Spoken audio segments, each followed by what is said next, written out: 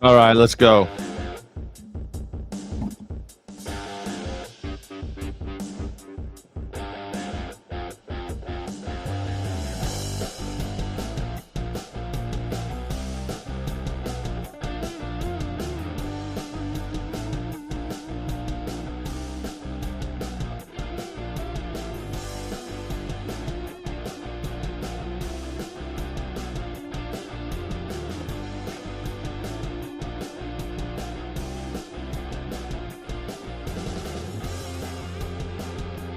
Woo!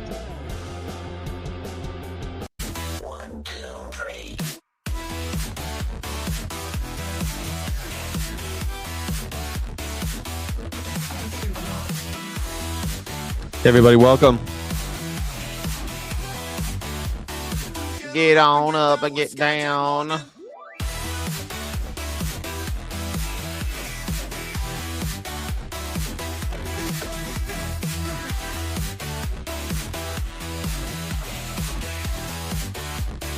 One, two, three.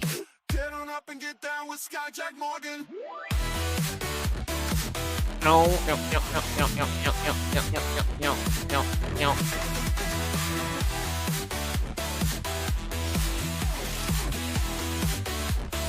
One, two, three. One, two, three. And the whole reason.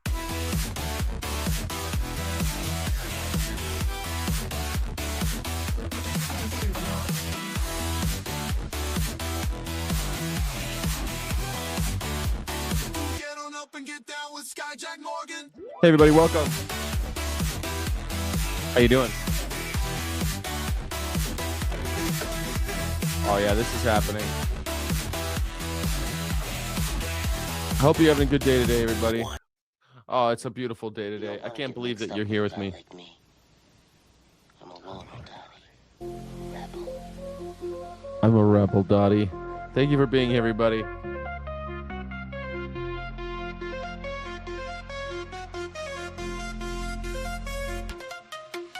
Sunrise on the On the horizon. horizon. Sky is blue, no denying. News with Skyjack Morgan. Answer the Bright and poll, early y'all. new dawn. Come on, polecats. How you doing, polecats? Glory. Get your morning some glory. Stay informed, Yes. stay tuned as Poured the myself a day cup of coffee real breaks fast. Good morning, headlines. With Skyjack Morgan, start your day just fine. Information for you, darling. Here we go, stylophone. Coffee in your cup used to fill you right up. Cleansing weather on the go.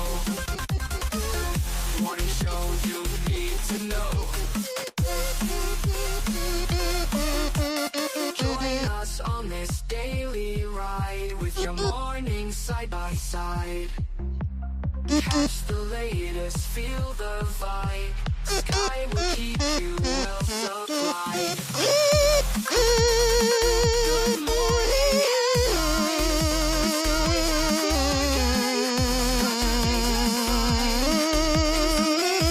for you, darling.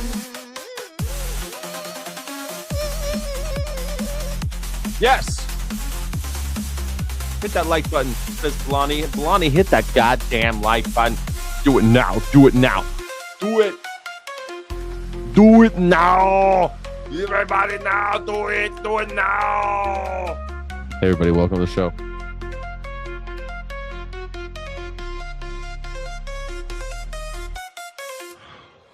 What a beautiful day.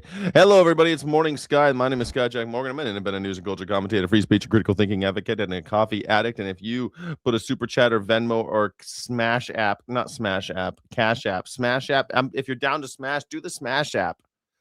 It's my new dating service. It's called the Smash app. All you got to do is go to Skyjack Morgan and smash the like button. Smash the like button. Hit that smash the like button. Go to Cash App, do Skyjack Morgan, drop a penny in the pot, or Venmo. We do Skyjack Morgan, same handle. Please support independent media, and I'll buy Melania coin. I'm going to spend all my money on Melania coin, As always, everybody knows that. Oh, you will not be bossed. You will not be bossed. Okay, dang it. My AC went out. Oh, your AC went out last night. Eesh. Isn't it like crazy hot up there in Indianers? Man, oh, isn't it hot up there in Indianers? I've been seeing heat waves in Illinois and Indianers. I just want to start off. This is not. I don't know if you guys saw this. This is so funny to me. Have you guys seen this shit? This cracks me up, man. Hold on a second. I gotta do this. This just, man. I saw this. Dude. Pauly Shore is doing an impersonation of Steve Miller, and he nails the mannerism. You know, I've been talking about this whole time. How Steve Miller's like, he's like a weird reptile person. Watched Pauly Shore in just a tiny it's so short. He nails it. Who knew Pauly Shore was this talented? That's all I'm saying. The reason why we put the Statue of Liberty here is to show the rest of the world, here in America, we got some beautiful babes. And another thing you might not know, Jim, is she's not holding a book. She's holding an iPad. And the whole reason why we put the Statue of Liberty here is to show the rest of the world, here in America, we got some beautiful babes. And another thing you might not know, Jim, is she's not holding a book. She's holding an iPad. And the whole reason why we put this, the fact that he does the neck cock thing that he does, the weird thing that Steve Miller's always doing with his neck. That's so funny. My God. Pauly Shore, where have you been? You know what, Pauly Shore? The weasel. Gotta get some babiage. Gotta get some linkage. The weasel.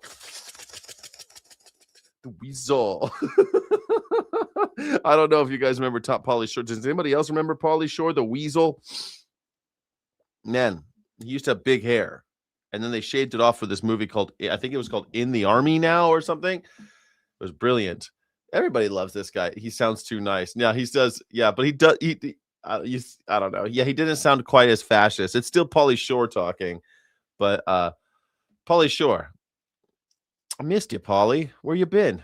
How did Pauly Shore end up not making movies? I thought we were gonna watch Pauly Shore movies until we all died, and then they just stopped. Remember the one with Brendan Fraser and Encino Man, or Biodome? Man, he had some bangers. Pauly Shore. Encino Man was my favorite as a kid. I thought that Pauly Shore was a genius.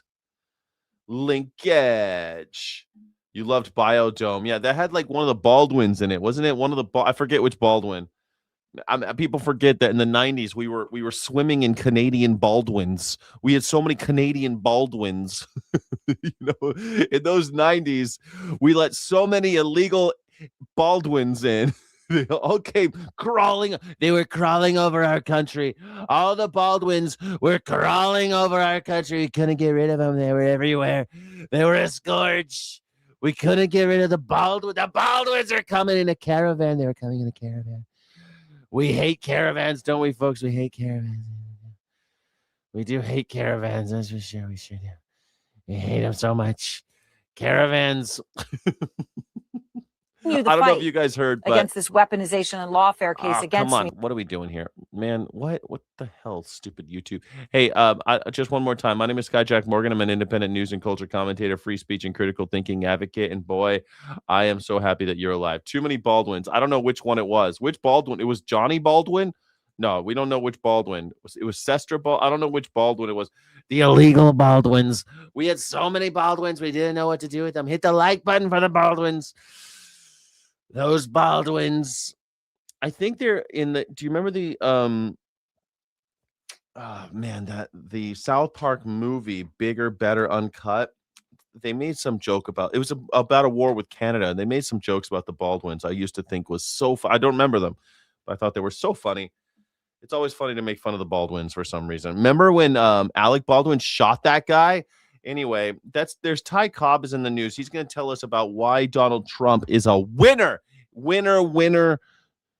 McDonald's dinner. Winner, Big Mac dinner for Ty, a lot to talk about here. Ty, first, let's start with the mustache, bro. We got to get rid of this thing. We got it. Ty, just I know you feel like you painted yourself in the corner. No one's going to know that your trademark is just get rid of it, man. Trust me. He's a guy who's had the mustache. You can survive without the mustache. Put the mustache on, take the mustache off.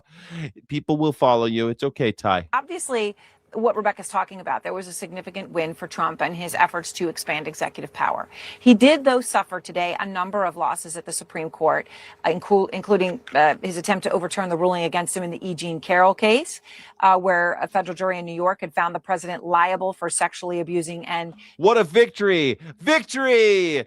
Our president's still considered a rapist. Woo! He couldn't overturn his rape conviction. Wow, America! Oh, America. Something to be proud of, America. Your president didn't get away with rape. Wait, did he go to jail? He did get away with rape, and he hasn't paid her yet 1 penny. I don't think he's paid 1 penny because he's still appealing the decision to the Supreme Court. The president has appealed. They can't call me these things. It's not fair. They treat me very unfairly, very unfairly. Do you think that MAGGers will finally... I mean, the Supreme Court now has his own judges have weighed in. And now maybe in my chat, I could stop hearing about how it was a kangaroo court and it was so untrue. Poor Donald Trump didn't rape nobody. Or they'll go back to saying it wasn't really rape. It was sexual abuse, assault, and defamation. Not rape. It was sexual abuse, assault, and defamation. The president's actually a good guy. After all, it wasn't rape. It was sexual abuse, assault, and defamation. God damn. She never smiles. I know. All right. It looks like 92% of you do not have faith in the Supreme Court. Okay. Let's see. What about is it okay to call DJT RPST? Is that okay to call him a ripst? defaming Carroll. And Trump responded today on social media saying, I will continue the fight against this weaponization and lawfare case against me, including the ridiculous claim of defamation, with all my power and strength. This case is really against the United States of America. We didn't rape E. Jean Carroll. Did you guys do it? I had nothing to do with it. This is not about America. This is not against the United States of America. I never touched E. Jean Carroll. You touched E. Jean Carroll. Don't make that about us. It's about all of us. You are the one who beat the hell. Well, I'm not going to. You're the one that grabbed her by the you-know-what. You're the one, DJT. And all it stands for, and should never be allowed to happen to another president. Another president. Every president should be allowed to rape. Can he do anything more about this? Nothing. He's going to write a $5.8 million check. Have to supplement the 5.5 that's already being held by the court. E. Jean Carroll will cash that check sometime in sometime in the near future. With regard to the her claims, keep in mind that this is one of 27 women. She doesn't even know the exact date. She doesn't even know the exact date. That must mean it never happened, right? It must mean it never happened because she doesn't know the exact date. The Supreme Court says it happened. The Supreme Court's like, nah, you're still a rapist, Donald. She doesn't know the date, though. But do you have a flag? Civil courts. Yeah, civil courts. You know why? Because there's a statute of limitations, so that they need to have it for criminal case. There's a statute of limitation for criminal, but not for civil. You understand? Because many women don't want to come out and ruin their whole lives by saying anything to the cops. Because who trusts cops? Nobody trusts cops. Because cops are untrustworthy. Do not trust cops. Don't talk to cops. So you got to do a civil case then. Because you can't talk to cops.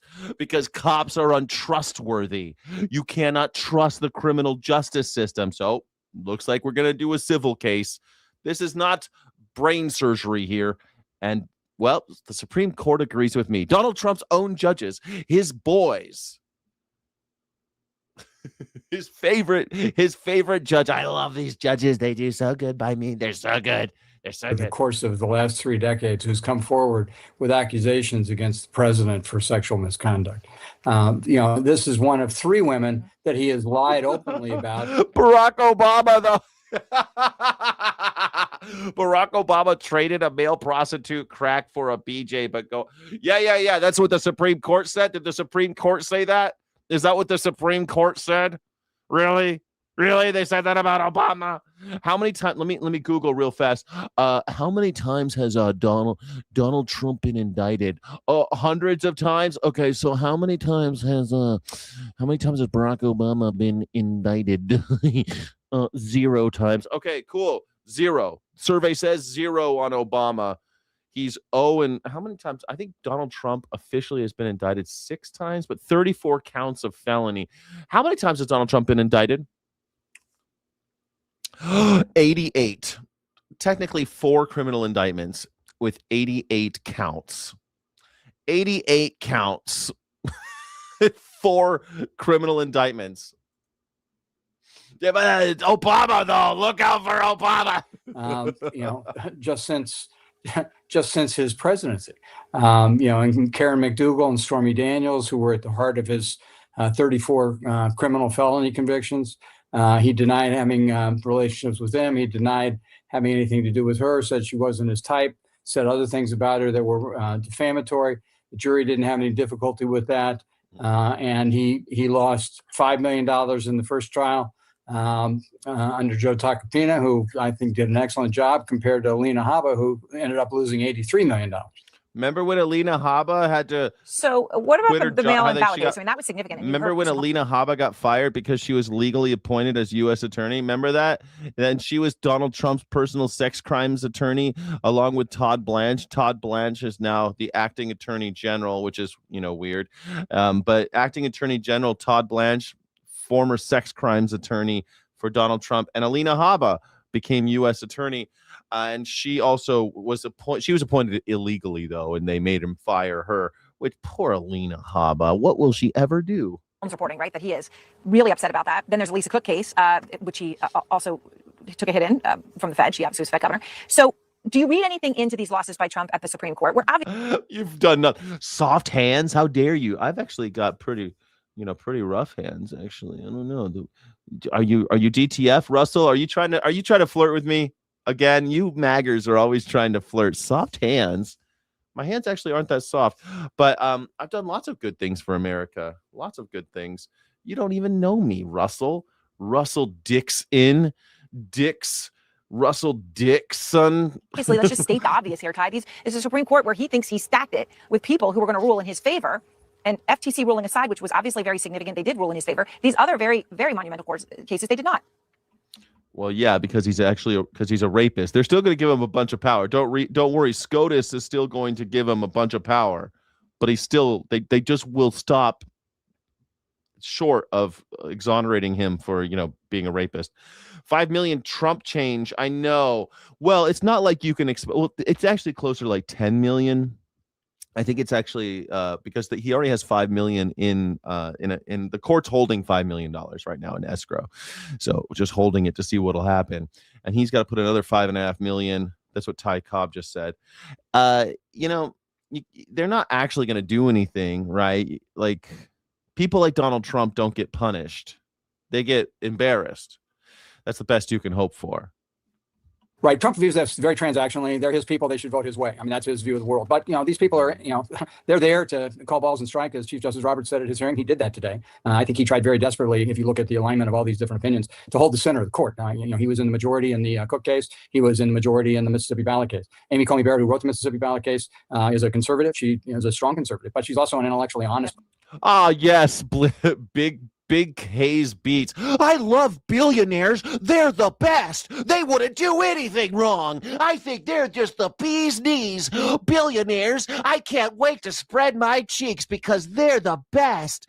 They're the cream of the crop. They're the best humans who ever lived. They would never do anything wrong. Billionaires, of course, all come from crime. That's how they got billions of dollars. By unjust means. And you're like, well, they would never rape anybody. They would never have it. Billionaires rape people all the time, you dumb piece of shit. You garbage human. Of course they do. Of course. They're a bunch of loser nerds who stole money. And people don't like them. And they think that they own the world. They think that we all work for them. They don't get off by normal means. They get off by punishing, owning, and beating people. That's their whole thing. That's their whole thing. Moron.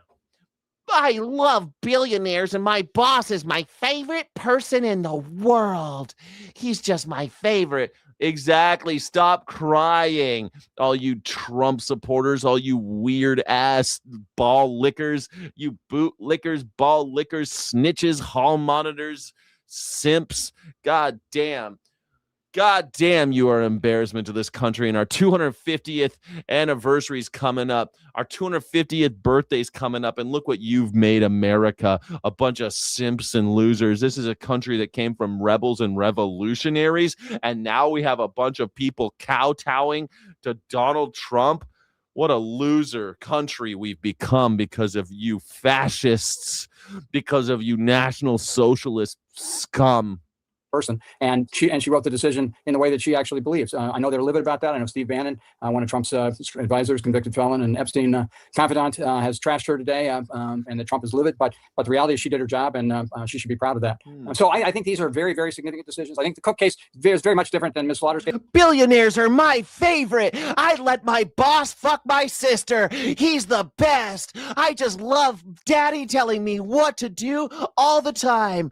People accuse billionaires all the time because you're billionaires. That's why, because they're so powerless. Yeah, it's so easy to pull one over on a billionaire.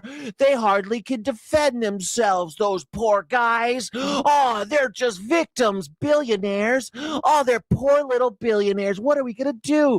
We got to protect them. Let's protect the billionaires. Those poor people over there, fuck them. They're poor.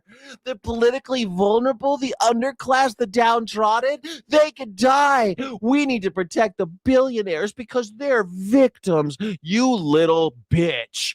Biggs beats bitch. That you should call yourself Big KZ bitch, because holy shit, you are clutching your pearls and holding water for people who have power. What a loser. What a loser. You come from a country that threw the tea in the bay, and they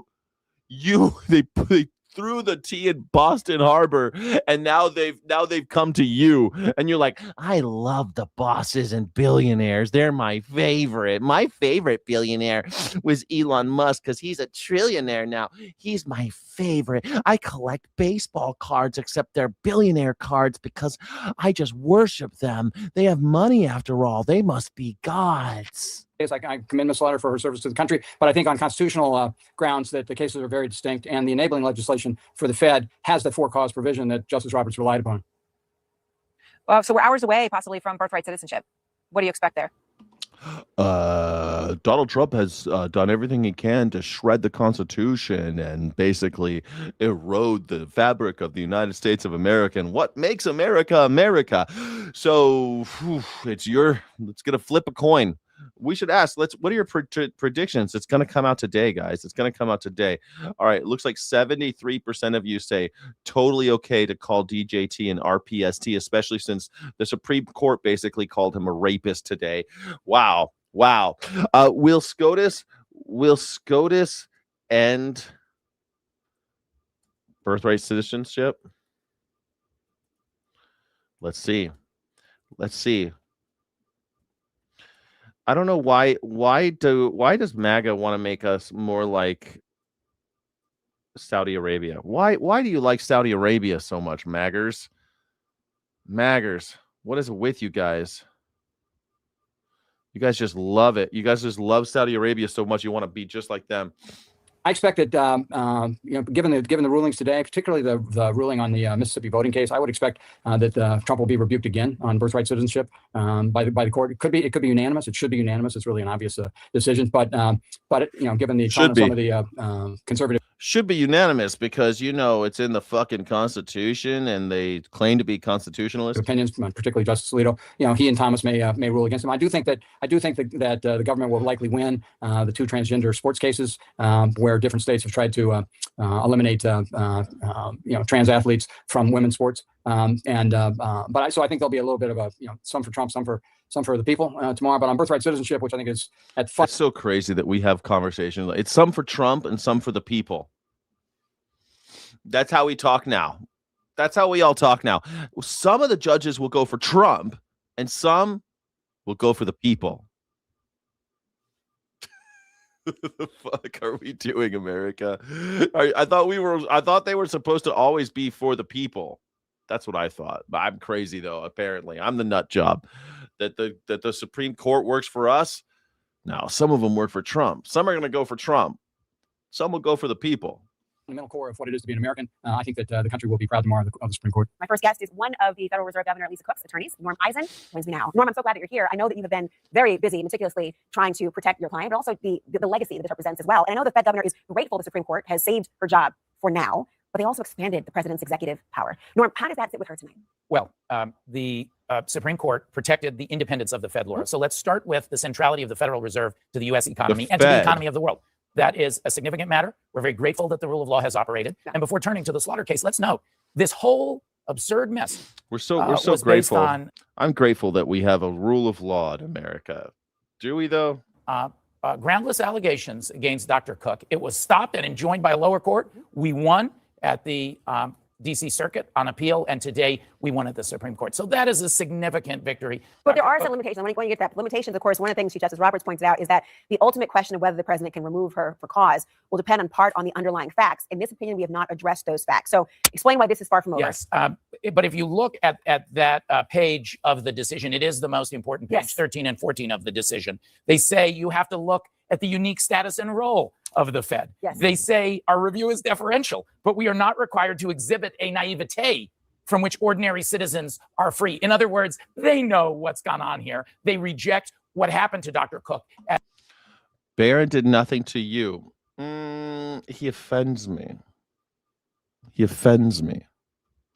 He is involved in selling military drones while his father perpetuates endless wars. His father encourages the war in Ukraine, the Balkans. He's going to continue. He continues to force the European countries to buy more drones. What do you know? His sons, Eric, Don, and Barron, are selling military drones. Ain't that a bitch? Can you believe it? That Donald Trump is forcing European countries and the Gulf countries to buy military drones. It just so happens that his kids are selling drones. Just so happens. Just what a coinky dink.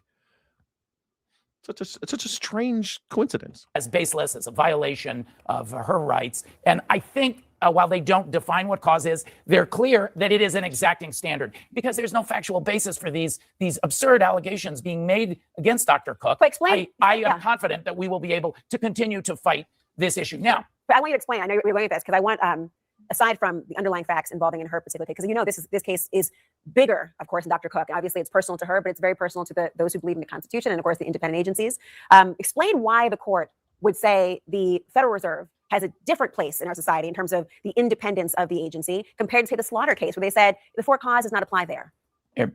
The court looked to the historical status. The majority are originalists. Mm-hmm. They looked to the historical status of the First Bank of the United States, the Second Bank, and the other financial institutions and the independence that they had historically. I do not agree with the distinction that they made. I think the independent agencies, which have been recognized for almost a century since Humphrey's executor as an essential part of American governance, they should have been accorded the same treatment of for cause removal. Congress has interpreted the role of the independent agencies, and they have said, we are going to give this Article 1 power, congressional power. We're going to authorize that for these independent agencies that operate within Article 2. I disagree with Slaughter, but protecting the independence of the Fed, the American economy, the world economy is very material. And if you look at Slaughter, they do say they are not reaching a wide variety of issues. Not all offices created by Congress necessarily come with the triggering executive power. So there may be exceptions for other offices created by Congress. There are some functions traditionally handled outside the executive. This rule may not apply there, and on and on. So don't give up hope. We have over 300 cases and matters that Democracy Defenders Fund in action. We're going to keep on fighting. Well, this guy's so optimistic. We're going to keep fighting. Don't you worry. Right up till they throw you in the ovens. We're going to keep fighting. Acting DNI, Bill Pulte believes you might have to keep fighting when it comes to your client because he believes that she will be indicted for mortgage fraud. You are adamant about the bogus nature of the underlying claims that triggered this lawsuit. And Stephanie, you get out. You're the one fucking up America. You get out. You're the one who wants to live in Taliban Afghanistan. Move to Taliban Afghanistan. You're the one who wants to live like El Salvador. Go hang out with Bukele. Get a bukkake from Bukele. Go get a bukkake from Bukele since you love sitting under your leaders with your mouth open and your tongue out. Go hang out in El Salvador and lick up his jizz because I'm so sick and tired of Americans licking jizz off of Donald Trump's boots. You make me sick. That's not the American way. You are anti-America. You're anti-United States. You don't like it? Move to Saudi Arabia. They got a king. He loves getting jizz licked off his boots. Oh, you don't like that? You don't like that? That's okay. Go to Qatar. Donald Trump loves Qatar. Go there. Go to Qatar. They'll treat you like a diamond. They love you. They'll treat you like a ruby. They'll think you're just the cat's pajamas over there. You should go so you can worship a king, so you can worship a dictator, so that you can really taste fascism for everything it's worth. Go. Stop trying to make America an evil dictatorship. Stop National Socialism. We don't like National Socialism in America. If you don't like democratic socialism, then go to a place that's already got National Socialism. Like, I don't know, Russia. Go to Putin's Russia. He'll love you down there. You can worship him. He won't let you touch him. He won't let you get anywhere near his boots, but he'll give you a boot surrogate to lick. You can lick his surrogate's boots. So go. You hate America so much. You hate America so much that you want to ruin our way of life. You want to ruin what we got going on here.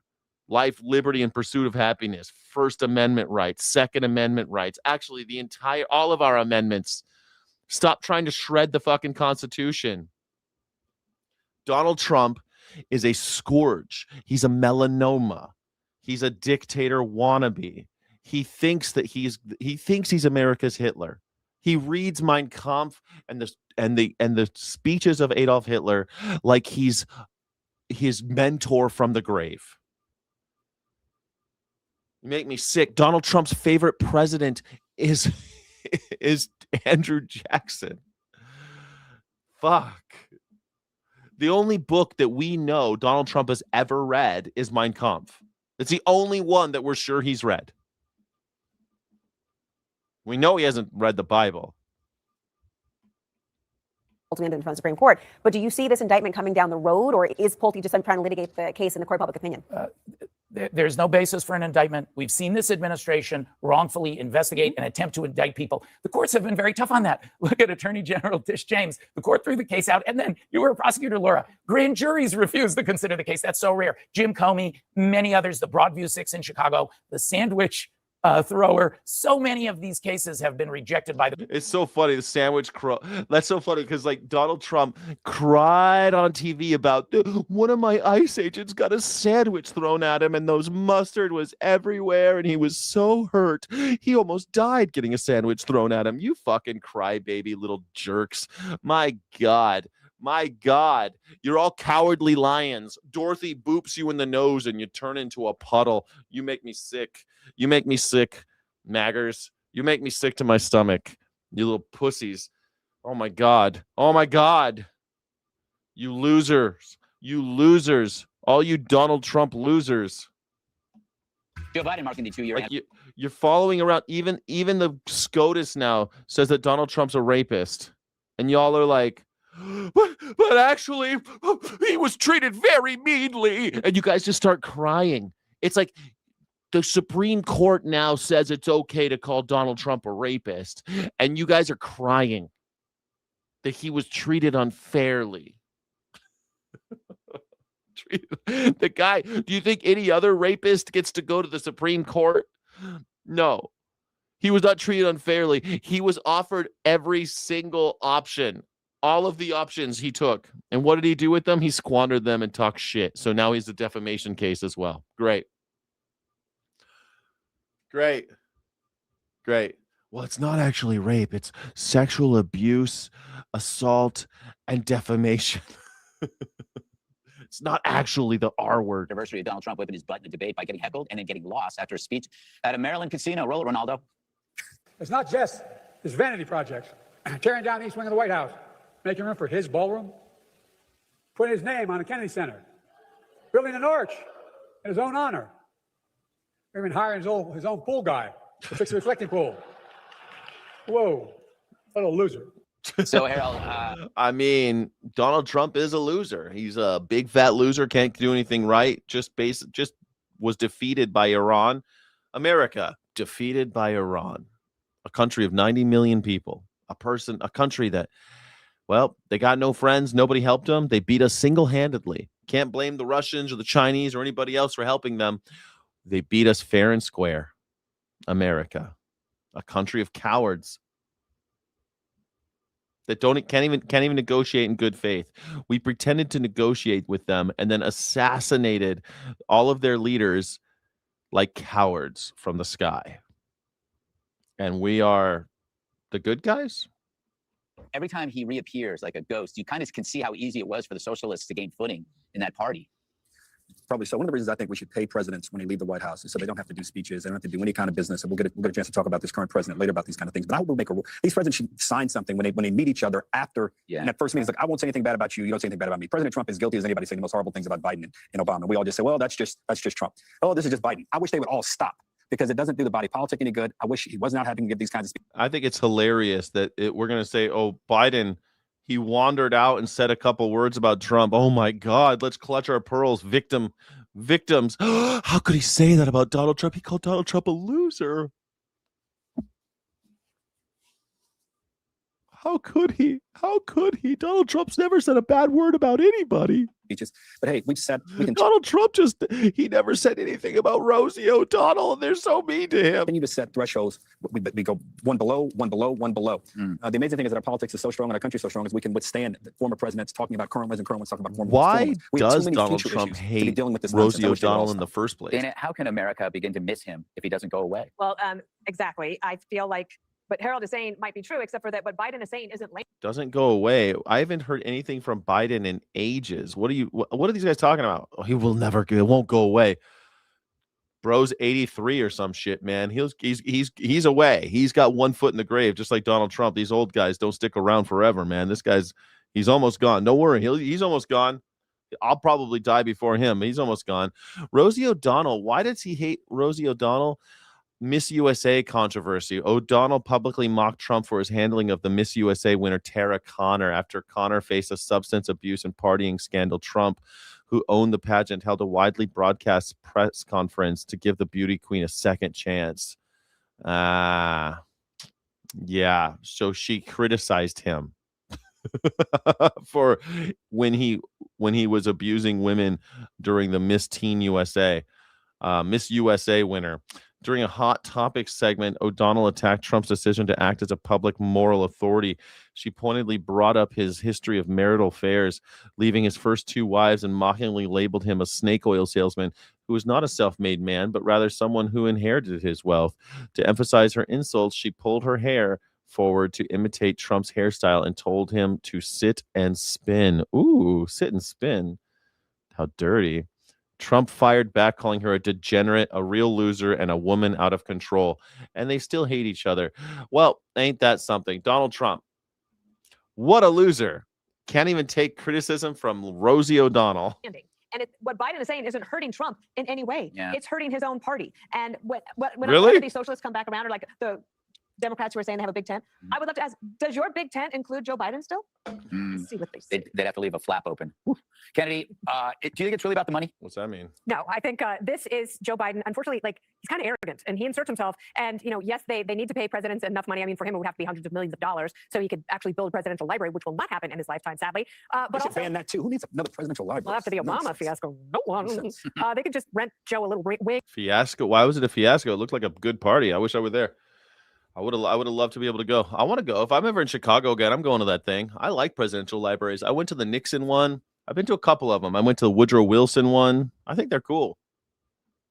Like a little snapshot of what happened back then. And if they're good, they also tell you the bad stuff that happened. So like with Nixon, they got the Watergate. You can listen to the Watergate tapes. It's kind of cool. Or a room, a WeWork space. Exactly right. But I have a feeling his minders leave him out there because this is the second time they've done it in a week and a half. So he falls off stage. Like, that is the only explanation, because they leave him out there and they all leave. And then he goes, "Where's my granddaughter?" Yeah, you know, Jesse, when you look at this, do you ever think to yourself, I wonder when I'll go away? I mean, you know when to go away? Yeah, when Greg Gutfeld is only funny when he's making fun of Jesse Waters for some reason. I don't know how to leave a stage. Literally, before you give a big speech, you know this, we all know this, they will tell you where you're going when you leave. Every time he finishes, he looks around like he can't. Yeah, because he's 84 years old. How old is he now? He's 3 years older than Donald, so he's 83. He's 83. I mean, if anything, you should be arguing that this is elder abuse, right? At 83, he shouldn't be giving speeches, but you know, the speech wasn't so bad. I mean, Donald Trump's a loser and he can't even get a pool resurfaced. I mean, not so bad. I mean, it's kind of a layup. It's really easy dunking on Trump at these days. An 83-year-old man can do it. Anybody can dunk on Trump these days. He's a loser, a rapist, convicted, fraudster, 4-time indicted, 88 accounts of crimes, felony counts. So, you know, we have a criminal in the White House. I mean, Remember, the guy told him to go that way. That's when I'll know. When the show is over, and I'll point to our director in here and I'll say, "Where do I go?" Doors that way. It's been there for 40 years. Be sure to like and subscribe. Why conservatives seem so ignorant. They fall. Why are conservatives so ignorant? I always wonder this. Like, how do they get there? Is it just Fox News? Is that all we can do? Is just Fox News? Is that why? All for obvious conspiracy theories. They say I did my own research after watching a YouTube video. There's a psychological reason for that. They don't know how we actually get facts. They don't know what the scientific method is. 72% of Americans are not scientifically literate. They can't open up the New York Times science section and then understand what's being said there. And the scientific method is the only reliable way to separate scientific facts from scientific fiction. So here's what the scientific method is. You observe something happening in the real world. You then form a guess to why that thing is happening in the real world. Your guess is called a hypothesis. Your job now is to test your hypothesis, your guess, with a lot of experiments and observations. Is it to test the hypothesis? I guess it's test the hypothesis, but you're trying to disprove the hypothesis, right? You're trying to show that your hypothesis is wrong as much as possible. To see if you can replicate what you observed earlier. What you're trying to do is disprove what you saw earlier, Yeah, not prove it. Yeah, you also let I other think that's scientists important. test your hypothesis as well. These scientists will be trying to disprove your hypothesis. They will try and tear your hypothesis. No proof. He was convicted, appealed, convicted. Supreme Court says he did it. Supreme Court says he did it. Sorry. Guilty. This is apart and prove it wrong. No proof. He was convicted. You know what? He was convicted. He keeps on trying to appeal. Keeps on ending up in the same position. Donald Trump's guilty. He's a convicted felon. He's an adjudicated rapist. No proof, though. Supreme Court wouldn't make it go away. Until the only conclusion left is that you're right. Then your hypothesis becomes a scientific theory. That's as close as we can get to facts in this world. That's how we figure out what's actually true. Not what feels true. What can be repeatedly proven to be true or false over and over again. But here's the problem. Only 28% of Americans are scientifically literate. 33% of Americans have no idea how the scientific method works. And here's where education comes in. 85% of people with a master's degree understand the scientific method. 76% of the people with college degree understand the scientific method. People with a high school degree or less, more than 50% of those people don't understand the scientific method. The less educated you are, the less likely you are to understand how we determine what's true and what's false. 62% of Americans don't have a college degree. And here's who they vote for. White voters without a college degree vote Republican by 2-1. 67% of them. I guess that's the thing. Like, don't go to college. You hear these people like Bill Maher and Tucker Carlson and stuff saying, "Don't go to college, don't go to college, don't go to college." I guess sometimes I think, hey, don't go to college unless you really can go to someplace awesome. I've said that before because I don't think it's worth it going to some backwater. But maybe I'm wrong. Maybe this guy's right. 62% of Americans don't have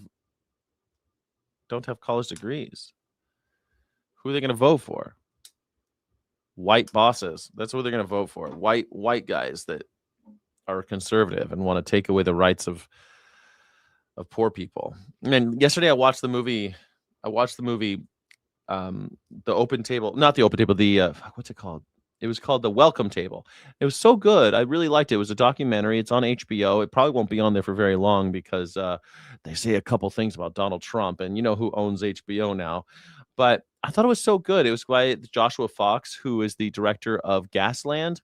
And they talked about how 1 in 3 human beings will lose their homes in the next 50 years due to climate change. 1 in 3 human beings will lose their home in the next 50 years due to climate change.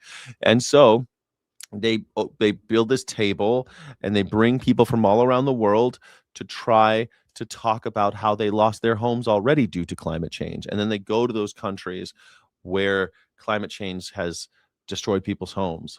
And it's pretty intense, man. It's pretty intense. Who ends up losing their homes? Who ends up disenfranchised and displaced?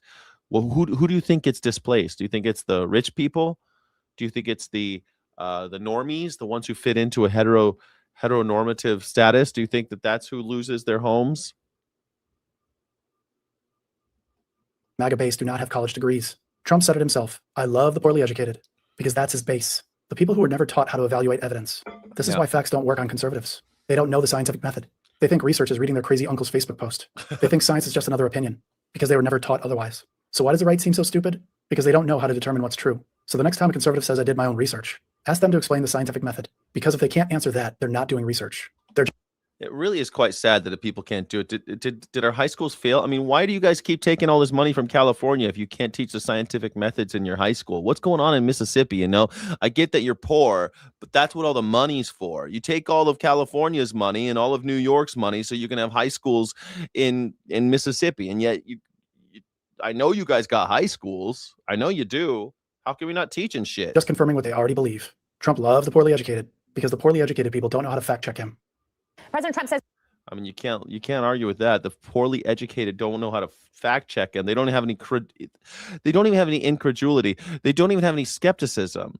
I mean, I constantly say, question authority. And when I say that, I don't just mean question your boss and question the president, but question anybody telling you anything with any degree of certainty. If someone is saying something with a great deal of confidence, your degree of incredulity should rise commensurately with that degree of confidence. The more confident they tell you something, the more you should be like, wait a second, is this true? Because you have evolved to believe something that's been told to you with confidence. That's evolution, and people use that against you. It's a brain hack. If somebody says something with a great deal of just very assertive person tells you to do something, your first inclination is to do it. It's just the way human beings are built. Well, I'm telling you, don't, or do it slowly. Slow down. Take a breath. Ask, is this fucker, is he being honest with me? Is this real?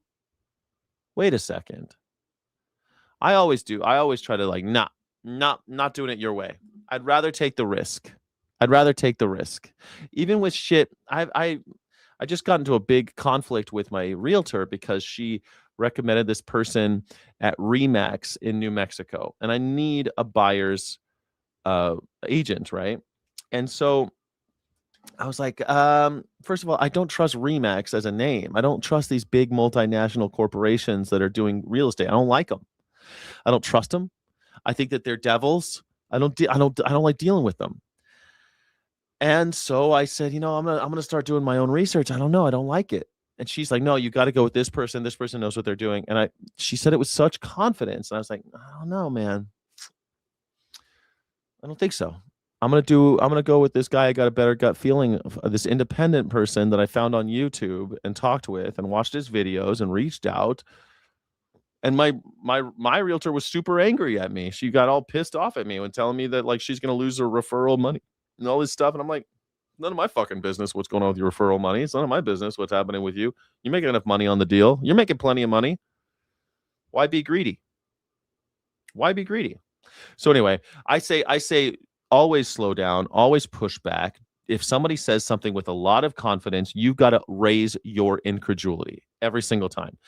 You must, or else you'll be taken for a fool. You'll be walked over. And it's not saying you have to be a dick and like flip people off and stuff. You just got to tell people matter of factly, no, I'm gonna do my own thing. Well, you're gonna be sorry. Yeah, all right. I guess I'll be sorry. I guess I'm gonna have to learn that lesson the hard way. I'd rather learn that lesson the hard way and I'll do it my way.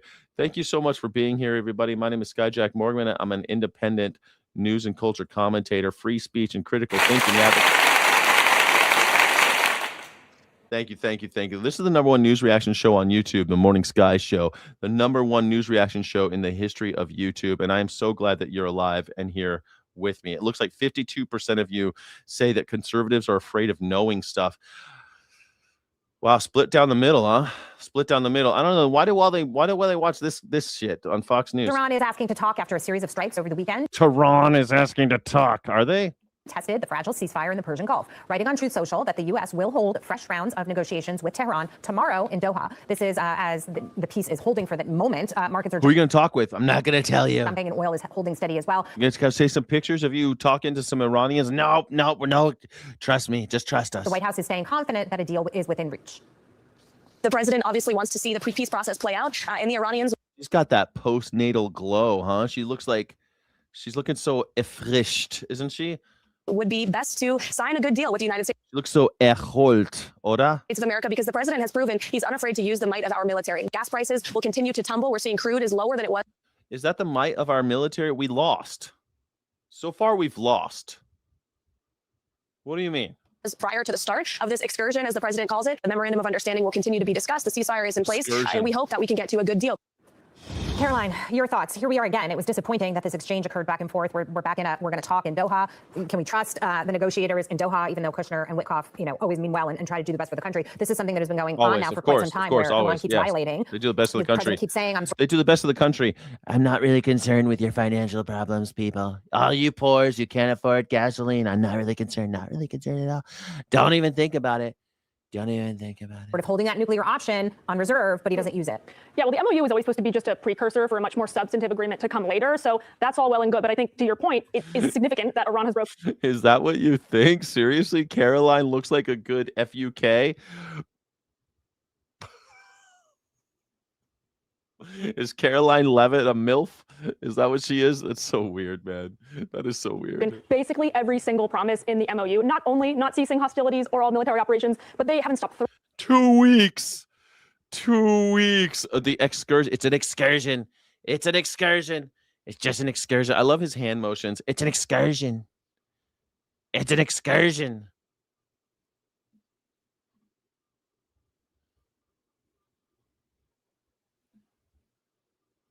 Threatening as well, and they're hanging that over our head. And I just do think there was an oversight in the original negotiation, which was to not really include Israel in the Lebanon situation, because obviously Hezbollah, one of the proxies of Iran, is going to continue to hit Israel hard. They're going to continue to send strikes, and Israel has no choice but to defend itself. And so then Iran can cite that as, oh, look, one of the U.S. allies is violating the Israel has no choice. terms of the MOU, even though they weren't initially included. But it's this tit-for-tat warfare that we see going on, and I do think it's interesting that Trump alluded in his Truth Social post, and it's hard to know what kind of commentary that he gives on there is really his true opinion on the matter. But there really are only two options, which is you give the bag away, you give a lot of concessions in exchange for peace, but then you have a lot of similarities with the Obama nuclear deal. Although I will say the criticisms of this MOU so far, especially from the left, are that this is essentially the same as what Obama did. Yeah. It's not in the sense of the context has fundamentally. Yeah, it's essentially what Obama did. I love that Fox News is finally waking up to that fact.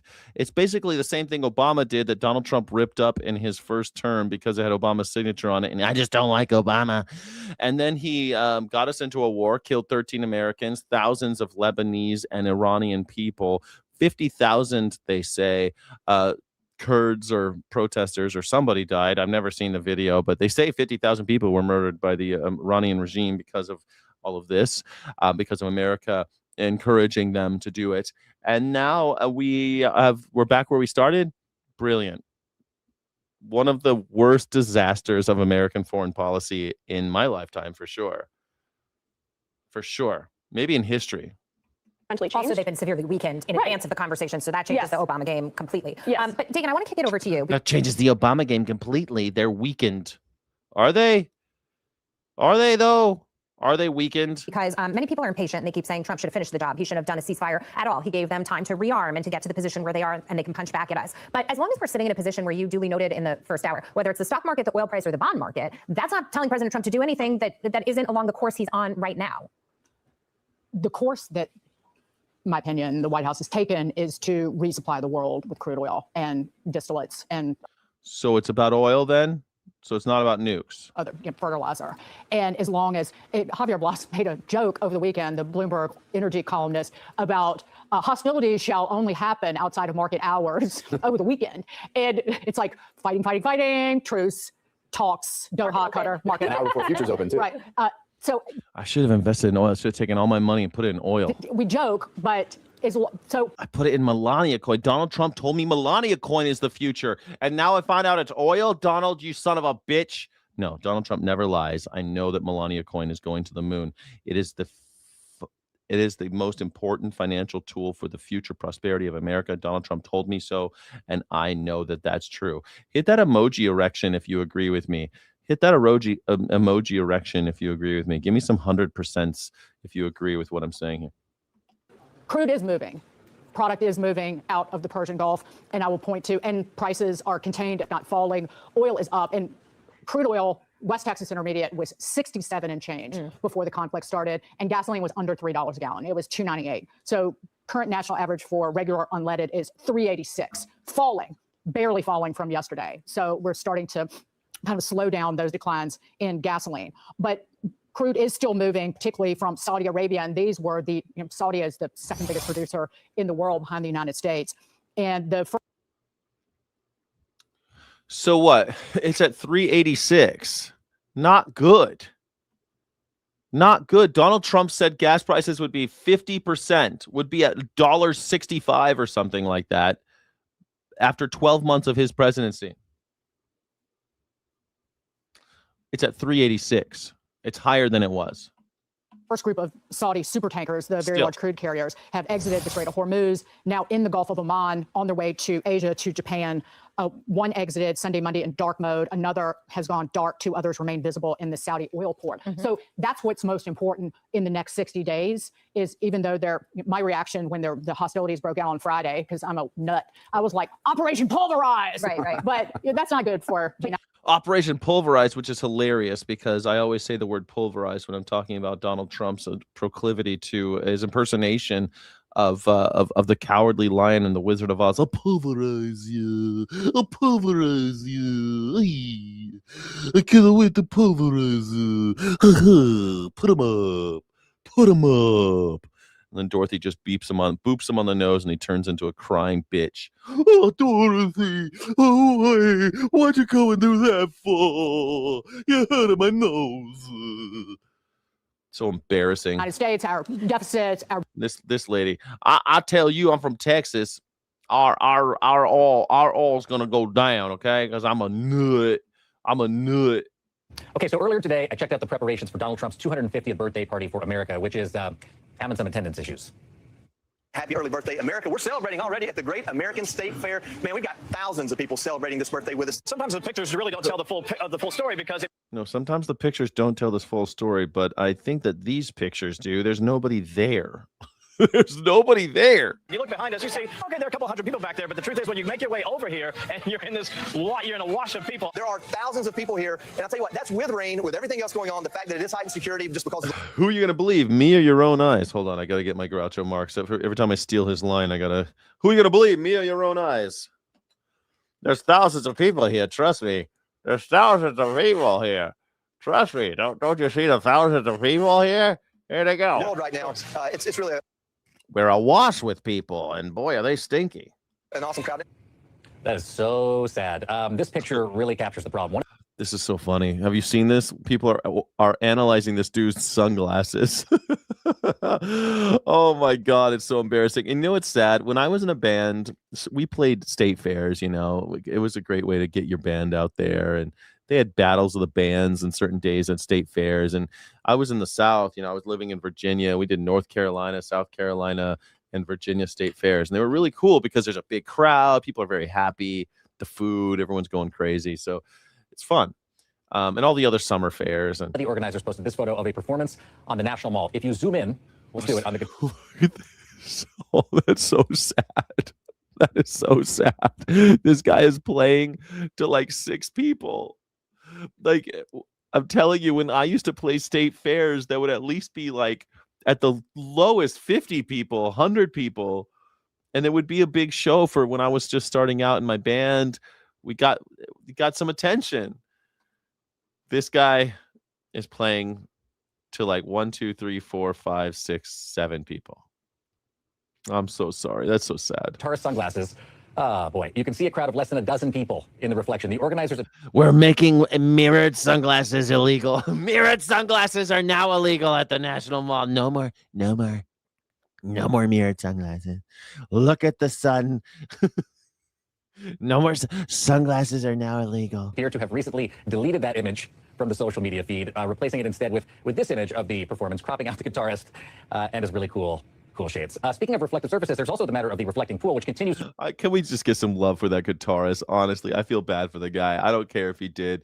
He just was like, man, maybe I'll get a little exposure, a nice gig. It's hard to get a paying gig as a guitarist, and he does this thing, America's birthday, I don't care about politics. I just want to get my paycheck and play my music and have a good time. This poor guy.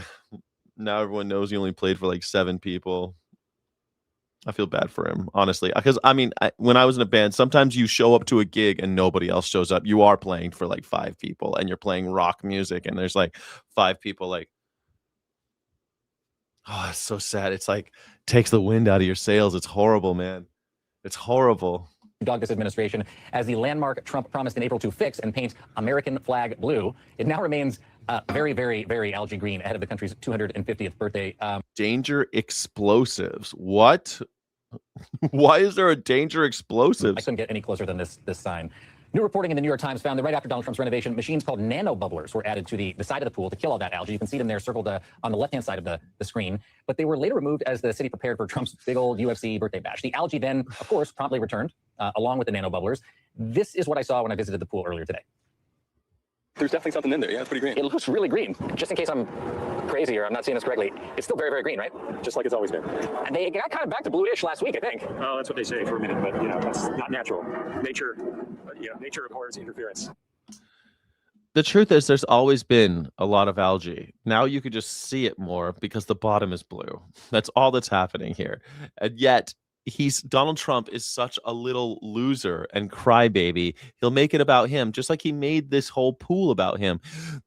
I've been to the pool dozens of times, and when you look at it, it looks like black and murky and some algae in there, and some little plants. It's not that big of a deal. Sometimes you even see little pollywogs or fish because birds come, and birds often have fish eggs on their feet. And so they got to deal with that. It's a big open body of water. The problem is Donald Trump can't just be like, we tried our best. We're going to hold them responsible. And, fucked it up. We're going to fix it. No, we're going to fix it for the American people. We got to have a nice pool. You can't just say something like that. No. He's got to make it. It was the vandals. Vandals. It's the vandals are putting algae in the water. The water. People are putting algae in the water. David Farenthold is an investigative reporter with the New York Times and has been covering Vandals are Antifa's collecting algae from other places and putting it in the water. Like, what the fuck are you talking about? Full debacle, and he joins me now. I hate to ask a Pulitzer Prize winner what nanobubblers are, but what are nanobubblers? Basically, it's a water purification device. It kills algae by using ozone gas. Okay, and so they were removed, and this is the main reason. You're not an environmental reporter, but I do feel like you have been there so closely and watching this so closely. That's why it turned back to green today? No, that's why it turned back to green a couple of weeks ago. Now everything's in place. The nanobubblers are supposed to be working. They ain't working, I can tell you, David. But the striking thing about this is Trump has posted all these memes of Biden and Obama sitting in kind of a green, fetid-looking pool to contrast to how he made the pool. And the pool in his ugly pictures of Biden and Obama looks like the pool in your photos today. Is the idea that these nanobubblers don't have to be a permanent... That's hella green. ...part of what's going on the National Mall? Well, they always were. The plan for the reflecting pool was always to get this nanobubble filtration technology and put it in a sort of hidden filtration building. That's sort of I'm so glad. I mean, I'm so glad. You know, when this all started, I said it's a dumb idea to paint it blue because you're just going to see the algae more, and that's exactly what happened. It ain't that big of a deal. It's not like Donald Trump. It's just stupid. He just wasted money doing something that anybody who's been there could tell him would happen. Anyone with any modicum of experience with this shit. Like, I'm not a fucking, my father was a general contractor. I'm not a general contractor, and I knew. I have a little tiny pond in my backyard. It's just a little one with fish in it. And I knew this. I grew up in California where people have swimming pools, and I knew this. Donald Trump should have known this. He's a fucking developer, supposedly. He's a guy who supposedly owns hundreds of pools, and he couldn't figure this shit out. This ain't brain surgery. This coming from a broke Elon Musk look like. Mario Contreras. Do you have a thing for Elon? Elon has spent millions of dollars trying to look like me, and I am flattered. Thank you. Elon Musk does not. This is all natural. I've had no work done. Elon Musk has spent a lot of money in gender affirming care to try to look like a real man. And I am proud to be his template. You know, he made a deal with me a long time ago. I had to send an NDA, but I don't respect NDAs. I'm an anarchist. I don't think NDAs are worth the paper they're written on. So Elon Musk had me sign an NDA that he's going to take pictures of me, full body. I had to get naked, and he wanted to look just like me. So he keeps spending all this money. He got himself a big penis implant, but penis implants ain't the real thing. My epic fury is strong, and he had to get a pump. You know what I mean? It's embarrassing for him. For me, it's flattering. I think it's great. Thank you. Thank you for noticing. Sometimes the pictures really don't tell the full story, because if you look behind us, you see, okay, there are a couple hundred people back there, but the truth is, when you make your way over here and you're in a wash of people. The leaks were fixed. The leaks were fixed like back in Obama era. The leaks were already fixed, and the thing still leaks. You're right, but they didn't fix shit. They put a shitty liner on it that didn't fix anything. It's falling apart. They didn't fix fuck all.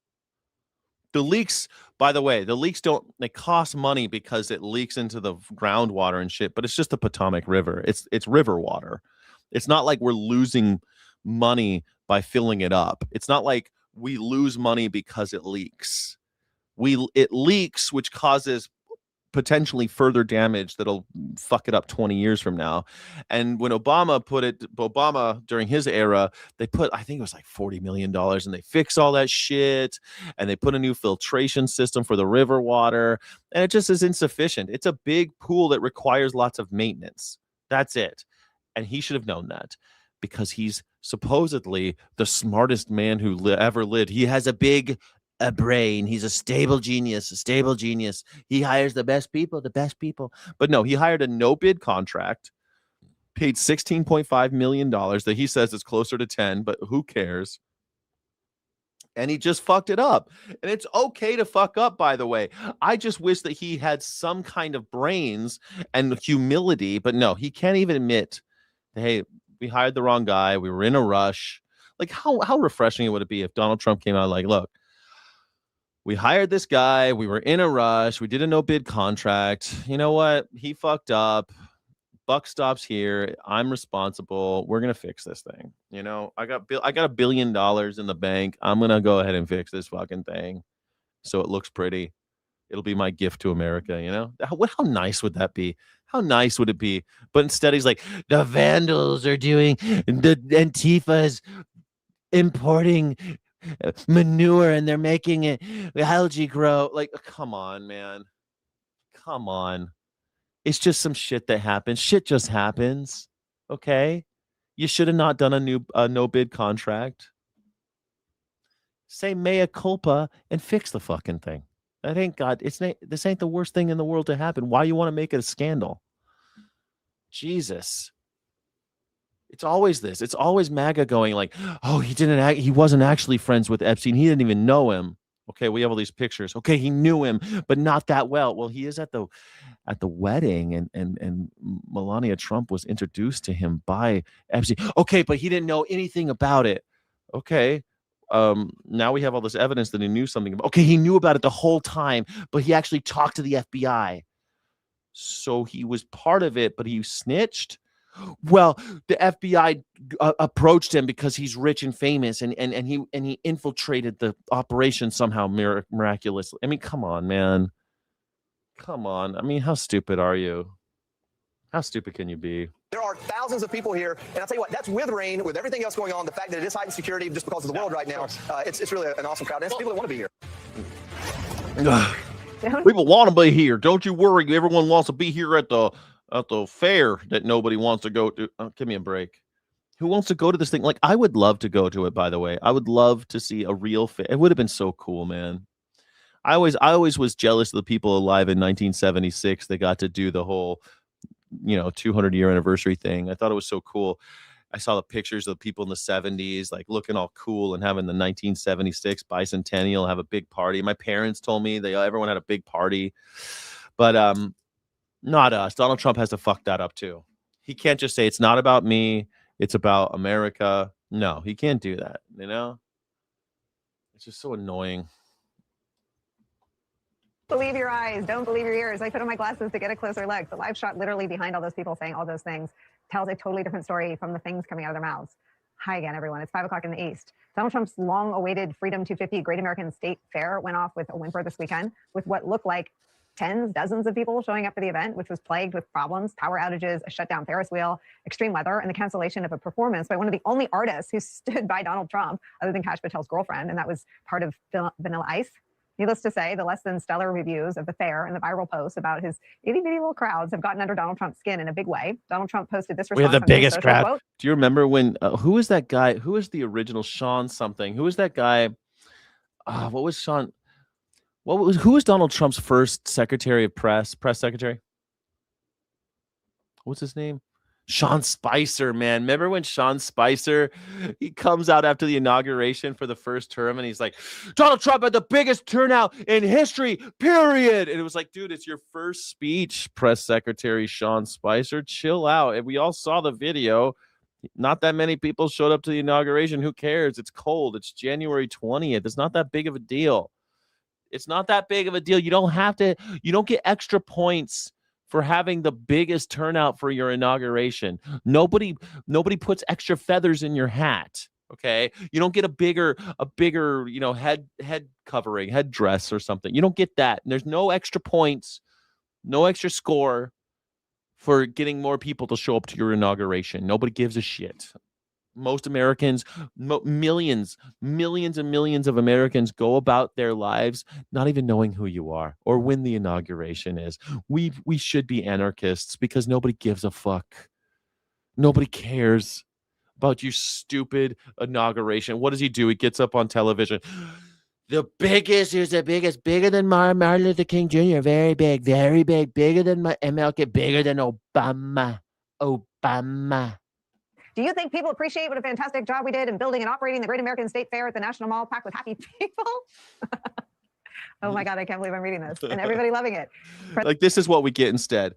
This is what we get. Ask yourself this simple. Do you think Obama or Sleepy Joe Biden could have done it?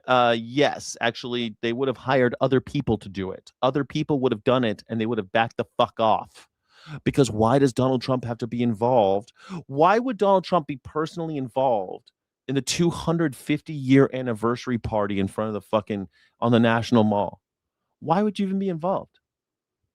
All you got to do is say it's going to be great, and these guys are going to handle it. It's going to be amazing. I got the best minds from the Disney Corporation. It's going to be like Disneyland for America. We're going to get the Disney fucks to do it. Like, how hard would that be? Hey, we got $100 million. We're going to throw at the Disney Corporation. They're going to do it awesome. And if they fail, everyone's going to be pissed off at Disney. That's all you would have to do. That's what everybody else does. That's everybody else does. If they fuck it up, it's Disney's fault, not Donald Trump's fault. But instead, Donald Trump wanted to make it, I do everything. I am the totalitarian ruler of America, and everything goes through me. Everything. I am responsible for all. Nobody, dude.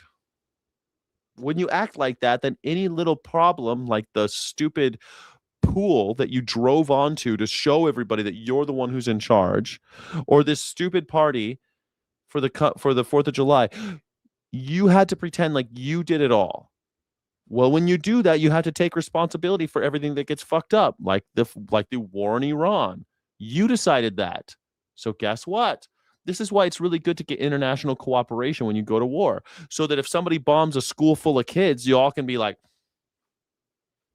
are you sure it was us? I mean, maybe it was the Germans. I don't know. Those Germans, they can't aim for shit. Maybe it was I don't know. That's why it's good not to go to war by yourself against a country unilaterally. Because then when you bomb a school full of kids, it's your fault, Donald Trump. You just murder a bunch of fucking kids. You can't just say, oh, these things happen in war. Oopsie daisy.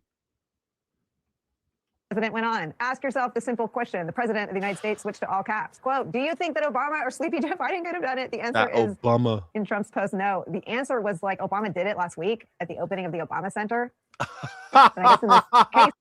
Obama did do it last week at the Obama Center, and I guarantee you he had very little to do with it because he's a manager. That's what you're supposed to do. You're supposed, dude, it's funny. I read Donald Trump's book years ago, and I remember the part that really stuck out to me. He said he went to Trump Tower and there was like a smudge on the door handle going into the building. And rather than talk to like the manager or whatever, he found out whose responsibility it was. Because here's how it should work. Because I've worked in lots of hotels. What normally happens is when the president walks in and he sees something fucked up in the lobby or whatever, he tells a VP, and the VP tells a manager or a director, and the director tells a manager, and the manager gets this dude to go clean that shit up. That's how that works. But instead, Donald Trump decided to go directly to a guy and like fucking dress him down and talk all this shit and be really mean to him and tell him to clean this fucking thing. And then he praises himself about how attention to detail is everything. No, bro. You're the CEO. You shouldn't be worried about the door handles. That's somebody else's job. Go tell your VP. Go tell the building manager. Asshole. And I remember thinking that like Donald Trump is a fucking asshole. Doesn't know how hospitality works at all. Doesn't know how buildings work. He doesn't know. So either the story was bullshit or Donald Trump is a truly vile human being. Which one do you think it is? Trump has a point. Obama has never in his life, like if Obama's motorcades draw bigger crowds for OTRs, trips that aren't even announced.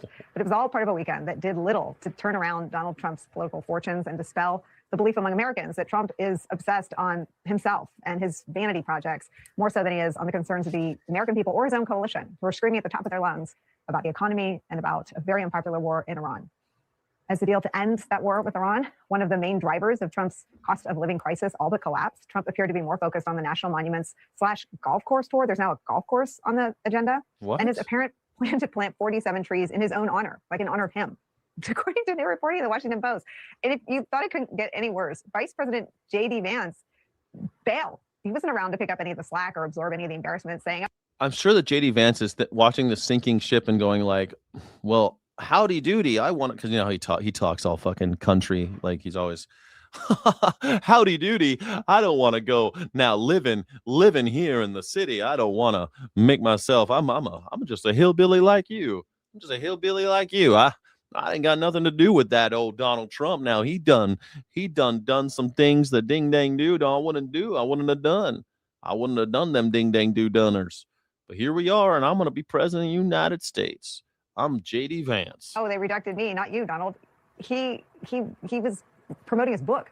He was on a book tour. This is all real. Donald Trump and his administration embarrassing themselves and our country by doubling and tripling down on self-aggrandizement as Americans can't afford to pay their bills and fill up their tanks with gas. It's where we start the hour with some of our most favorite reporters and friends. Scott MacFarlane's here. He's the chief Washington correspondent for Midas Touch, also joining us. New York Times investigative reporter David Fahrenthold is back with us. And Puck News senior political columnist and national affairs analyst John Heilman is here. Heilman, I'll start with you for some framing on this. Like, it doesn't read as real. I read this and I like, is this AI? Is this really what they're doing? And I thought about the book that I know you and I have been through, the regime change reporting, where one of the closest people to Donald Trump is this woman, Natalie Harp, who helps create this altered I can't wait reality to for read Donald that. Trump. But what is the I really want to read that book by about the regime change, called Regime Change, by Swan and that lady. I think it'd be great. I can't wait to read it. Mr. Maybelline. Maybe it's Maybelline. Maybe Vance is born with it. Maybe it's Maybelline. Let's welcome tonight's guest. If you want your Sky City Rebel, please consider becoming one. You get extra footage, extra streams, and extra love in the chat. We're going to do a secret stream after this. One of the Rebels only streams. Sky City Rebels, I love you. Thank you. As a sportscaster, she once had to go to rehab for her addiction to icy hot. Republican Minnesota Senate candidate Michelle Taboya. He's Irish and Colombian, making him the original Jack and Coke. Former Trump advisor Steve Cortez. She once used a Band-Aid as a corset. I wonder if she's such a skinny little legend, isn't she? What's her name? Something Timph. I love audiobooks. I wonder if did JD Vance record an audiobook for his new book Communion? Yes, he recorded it. Finding My Way Back to Faith. He recorded it. It's narrated by Vance for himself. It's 7 hours and 50 minutes. You should do it. She's cute. She's got her own little look. I don't know. She's funny because sometimes, like, she's a crazy conservative, but sometimes she makes fun of. I think the show's funny when they are making fun of each other. I really hate the show though because it's mostly just propaganda. But gotta watch it. New York Times bestselling author, Fox News contributor, Cat Timph. And he inspires his female fans to shed their inhibitions and their dentures. Former NWA World Champion, host of the Planet Tires podcast. Tyrus just looks like an ape, man. You know, Michelle, I enjoy those clips. There's so much there. The look on his face and going like, he never thought this would happen to him. Right. And plus, I love that the protester for once spoke in complete sentences. I used to like you. You were a pretty good candidate. Good on trans, but I'm very disappointed in you now. That was quite good, Greg. That was really good. Yeah. You know, the anti-Semitism in this country is so flippin' baffling and disturbing. That's number one. But I don't think it's in this country. I think it's in slivers of intelligentsia. Well, I would maybe not, that's true. Maybe yeah. that's true. That's like, you're right. I shouldn't paint with that broad of a brush. But where it does exist, Greg, it's baffling. Yeah. Particularly. Are you ready for them to turn on Israel yet? Because they will. Are you ready? Because it's about to happen. Wait for MAGAs to turn on Israel. It's already happening. You keep on hearing Donald Trump talking shit on Israel. He's friends with Qatar. Keeps talking about how much he loves Qatar. Keeps talking about how much he loves Saudi Arabia. He's even now talking about how much he loves Iran and wants them to keep their missiles. So wait for Donald Trump and the National Socialists to turn on Israel. It's happening. In this instance, I just want to echo something that you said earlier and really draw the line here for folks. Gaza does not treat queer people well, as you noted. It is a violent place, a dangerous place, an illegal place if you are in the LGBTQ community. Israel. Do Palestinians treat gay people unfairly or badly? They face challenges. Some activists advocate openly cultural and religious conservatism leads to widespread societal rejection. Legal protections are non-existent. Individuals frequently risk discrimination, harassment, and social stigma. Civil rights groups have documented instances where both Hamas and the Palestinian Authority have harassed, arrested, and mistreated suspected LGBTQ plus individuals. Sounds like here. Palestinian-led LGBTQ plus organizations exist, but they operate under constant threat, face bans on public events, and struggle to officially register as LGBTQ plus entities. Historically, Israel intelligence has used the threat of outing gay Palestinians to the conservative society to coerce them into becoming informants. This has fueled further stigma and distrust within local communities. Isn't that something? The Israeli forces have used gay people and just threatened them that if you don't do what we say and infiltrate Hamas and be a spy for us, then we'll tell everybody that you're gay. And so now they distrust gay people even more. Because if you're a gay, you're an Israeli spy. It's always a little bit more complicated, isn't it? On the other hand, treats the queer community very well. There's a rather large percentage of them. The gayest place in the Middle East. Honestly, it's the safest place. It is. It's the safest. Pictures. We own Israel, by the way. Do we? Is that true? We own Israel. It seems like we went to war in Iran because Israel said so. Maybe it's they jump and we say how high. Maybe it's they jump and we say how high. Maybe they tell us. Maybe the the tail is wagging the dog. I mean, after all, the largest percentage of the GDP of Israel is tech and AI. I wonder if our oligarchs have any money tied up in Israel. Do we own them, or do the broligarchs own them? And if the broligarchs own them and they own us, who's really in charge? Not us. Not us. Elon Musk is in charge. And he did it with our money. He took our money and he made trillions of dollars. And now he owns Israel. He and his friends, Peter Thiel, those guys, they all own it. Not us. It's the same. Vacation there. It's not that Israel owns us or we own Israel. It's that we both work. Our countries both work for the broligarchs. We are left out in the cold. The people of Israel, the people of the United States, the people of Palestine, the people of Iran, fucked. Because who's in charge is not our governments. They don't represent us. They represent the powerful, the moneyed. That's who they represent. Your president and your congressperson, more than likely, unless you got really lucky, does not even try to represent you. They represent the corporation or the broligarch or the rich families, the moneyed. You are left out in the cold. It's called corporatism or fascism. 3 times last year. I was doing research for my documentary. He was doing research. But like Tel Aviv in particular, Yeah. okay, very friendly. So that disconnect is mind-boggling to me. But you're right. What they're doing is they're just putting additional stripes on the flag, Yeah. and this flag eventually is going to be just a solid color of mishmash and mean absolutely nothing. But for the people who said, And yet you will still be offended by the rainbow. It's just going to be a lot of stripes, and it won't mean anything. I don't know. You seem like you're still really offended by it being supposedly for everybody. It's supposed to be for everybody. we're better than this, you'd like to think so, but I'm not seeing it. And I wish that we all held ourselves and everyone else around us to better standards than what we saw there. That was despicable, no matter what you think of Scott Wiener. Michelle, defending the wiener. Good for you. Steve, do you get the impression that, I look at Greta Thunberg, that, climate change was the thing that 100% consensus went away. They had to replace it with something, and it's Israel commits genocide. Palestinians. Is that the replacement, or is it just another thing another log they're throwing on the fire? I think the latter, another log. But first, I want to thank you for the Jack and Coke nickname. I like that. Thank you. But look, the Marxist purity Olympics always results in every. What these fucks with their they just throw Marxist in anytime they. What is Marxist about anything about what they're talking about? What is Marxist about? I wish that somebody at some point would just be like, "What do you mean Marxist?" I wish they would just say that. Just play dumb. What do you mean Marxist? What do you mean? Curious. I don't know what that is. Tell me what's Marxism? What do you mean? How is this Marxism? How are we even talking about Marxism?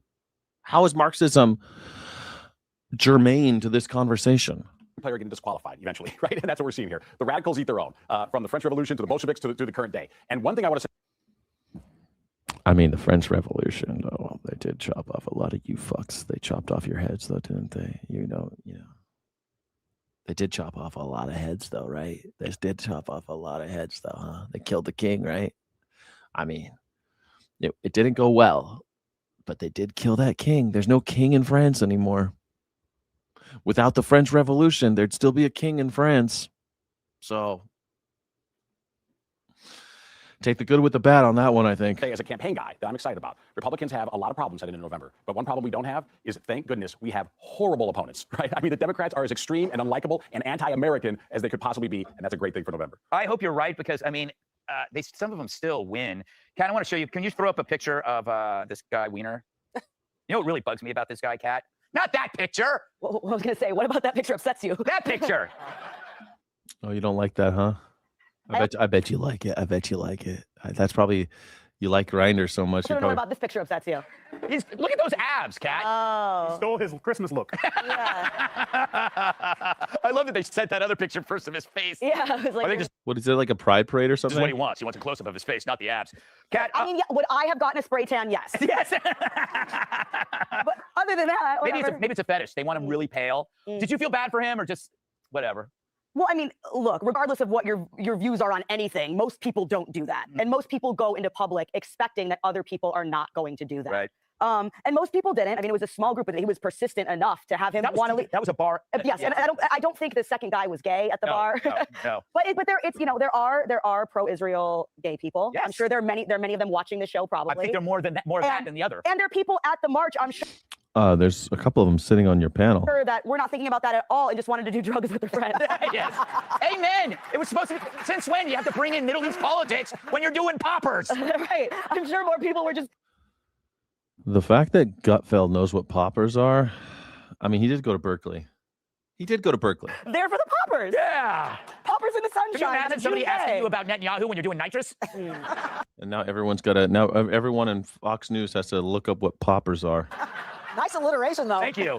My head put those two together. That was good. Tyrus, don't you love how they always keep adding a new grievance? Like, can you you just mastered this grievance and then they add another one, and if you don't, you know what they do? They replace the melting pot of people with the melting pot of grievance. Stupidity. Yeah. Be sure. I mean, I like the grievance thing, the grievance sandwich. It seems like everyone's doing this, except I don't really see the Democrats having more grievances, to be honest. I don't really see it. Like, I think that the Democrats, at least the social Democrats, they have a message, finally. I think you say if you disagree with the message, that's something, okay? That's all right. That's all right. You could disagree with the message of the social Democrats. But what is the message of Donald Trump? What is the message of corporate Democrats? What is the message of the Republican Party or the Nazi MAGA? What's their message? I think the message of Nazi MAGA is just same old message, right? That the immigrants are the devil and that anybody who's gay is evil unless you have $1 billion like Scott Bessent, you can be on the cabinet. But everybody's evil who's non-white, and if you're an immigrant, you're evil, and you're an animal. He calls them animals, non-human. He says that they're not human, that people coming over the border are not human. So that's the message from the Nazi Party, and then from MAGA. And then you have the Democrats who are like, oh, well, if we just get back to normal, we can keep taking money from Israel and keep doing the status quo and doing the things that we love to do and stick up for corporations a little less, but not for you. We're not going to stick up for you. We'll just stick up for corporations a little bit less. We'll give you a little bit more protections from them. Maybe we'll subsidize healthcare more with your tax dollars a little bit. Like, I don't know, like, not very inspiring, right? I don't know what people are upset about with the social Democrats. The social Democrats are saying, hey, you're already paying a shitload in taxes. We're going to take those taxes. We're going to tax the rich a little bit more. We don't want to increase any of your taxes. We want to take your money that we're already taking, and instead of giving it to military and stupid shit, we want to give it to so that you can have healthcare. We want to put your needs in front of corporate profit. We want to give you through your taxes. You're paying for it either way. So then, rather than give money to corporations, we want to give money to create a healthcare system for you, and give you childcare and free buses and shit. Like, I don't know. It seems pretty fucking standard. I mean, that's the message, right? That they want to take the money that you're already paying, tax the rich a little bit more, tiny bit more, and make sure that your needs are met before we even talk about corporate profit. Makes sense to me. That's the message. The Nazi Party, the Republican Party, I don't know. It's just to hold on tight. We don't like wars, but spread your cheeks for Donald Trump because we still like low taxes for millionaires and billionaires. Like, that's the Republican. I skipped them because they're basically a fart in the wind. The Republicans are pretty much all gone. And all we have left are MAGA, the Democrats, and the Social Democrats. That's all we got left. That's all we got left in America. And who do you want to do? I mean, shit, I'm going to go ahead and do a poll real fast. Just very quickly. Let's see where you guys are. Let's do a poll. And we'll say whose message resonates most. Okay? And it's going to be MAGA, Republicans, which I don't even think Republicans really exist anymore. And we have Democrat and Democratic Socialist, they call themselves these days. All right. You've got 4 options on this one. Which one resonates with you more? Which message resonates most?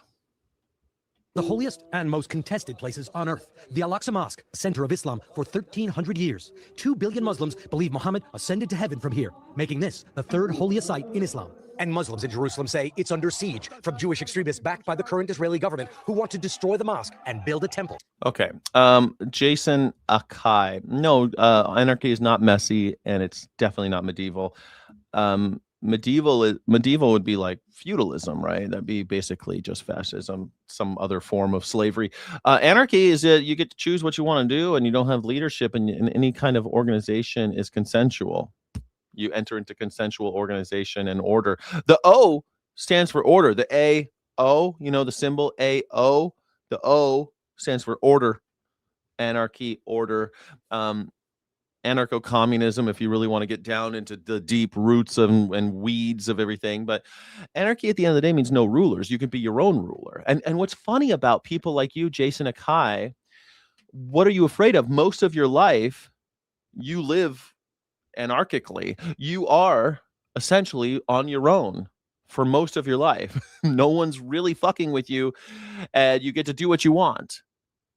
And then every time a cop fucks with you, or you have to go to the DMV and do your fucking thing and go and do all this shit, and they fine you, and you're doing all these things with your taxes, and you got to interact with the central government, ask them for permission to leave, pay the money to get a passport, get permission to go someplace. That's all anti-anarchic, right? That's fascist. That is uber control of the centralized state governments and stuff. You enjoy life more when you're an anarchist. So I don't know why you think it's messy, unless you think you yourself are messy. You have to do your own dishes, buddy. You got to kind of like take care of yourself, because you can be your own leader. Have faith in yourself. Have faith in yourself. Like I said, millions of Americans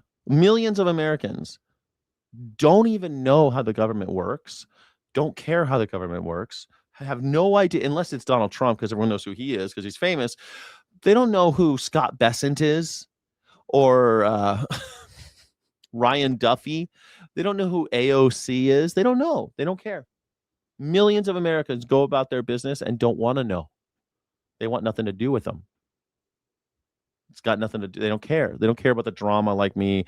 I want to rail against them. I hate the power hungry. I hate those who are limiting us and taking justice away from us, hindering us. I hate them.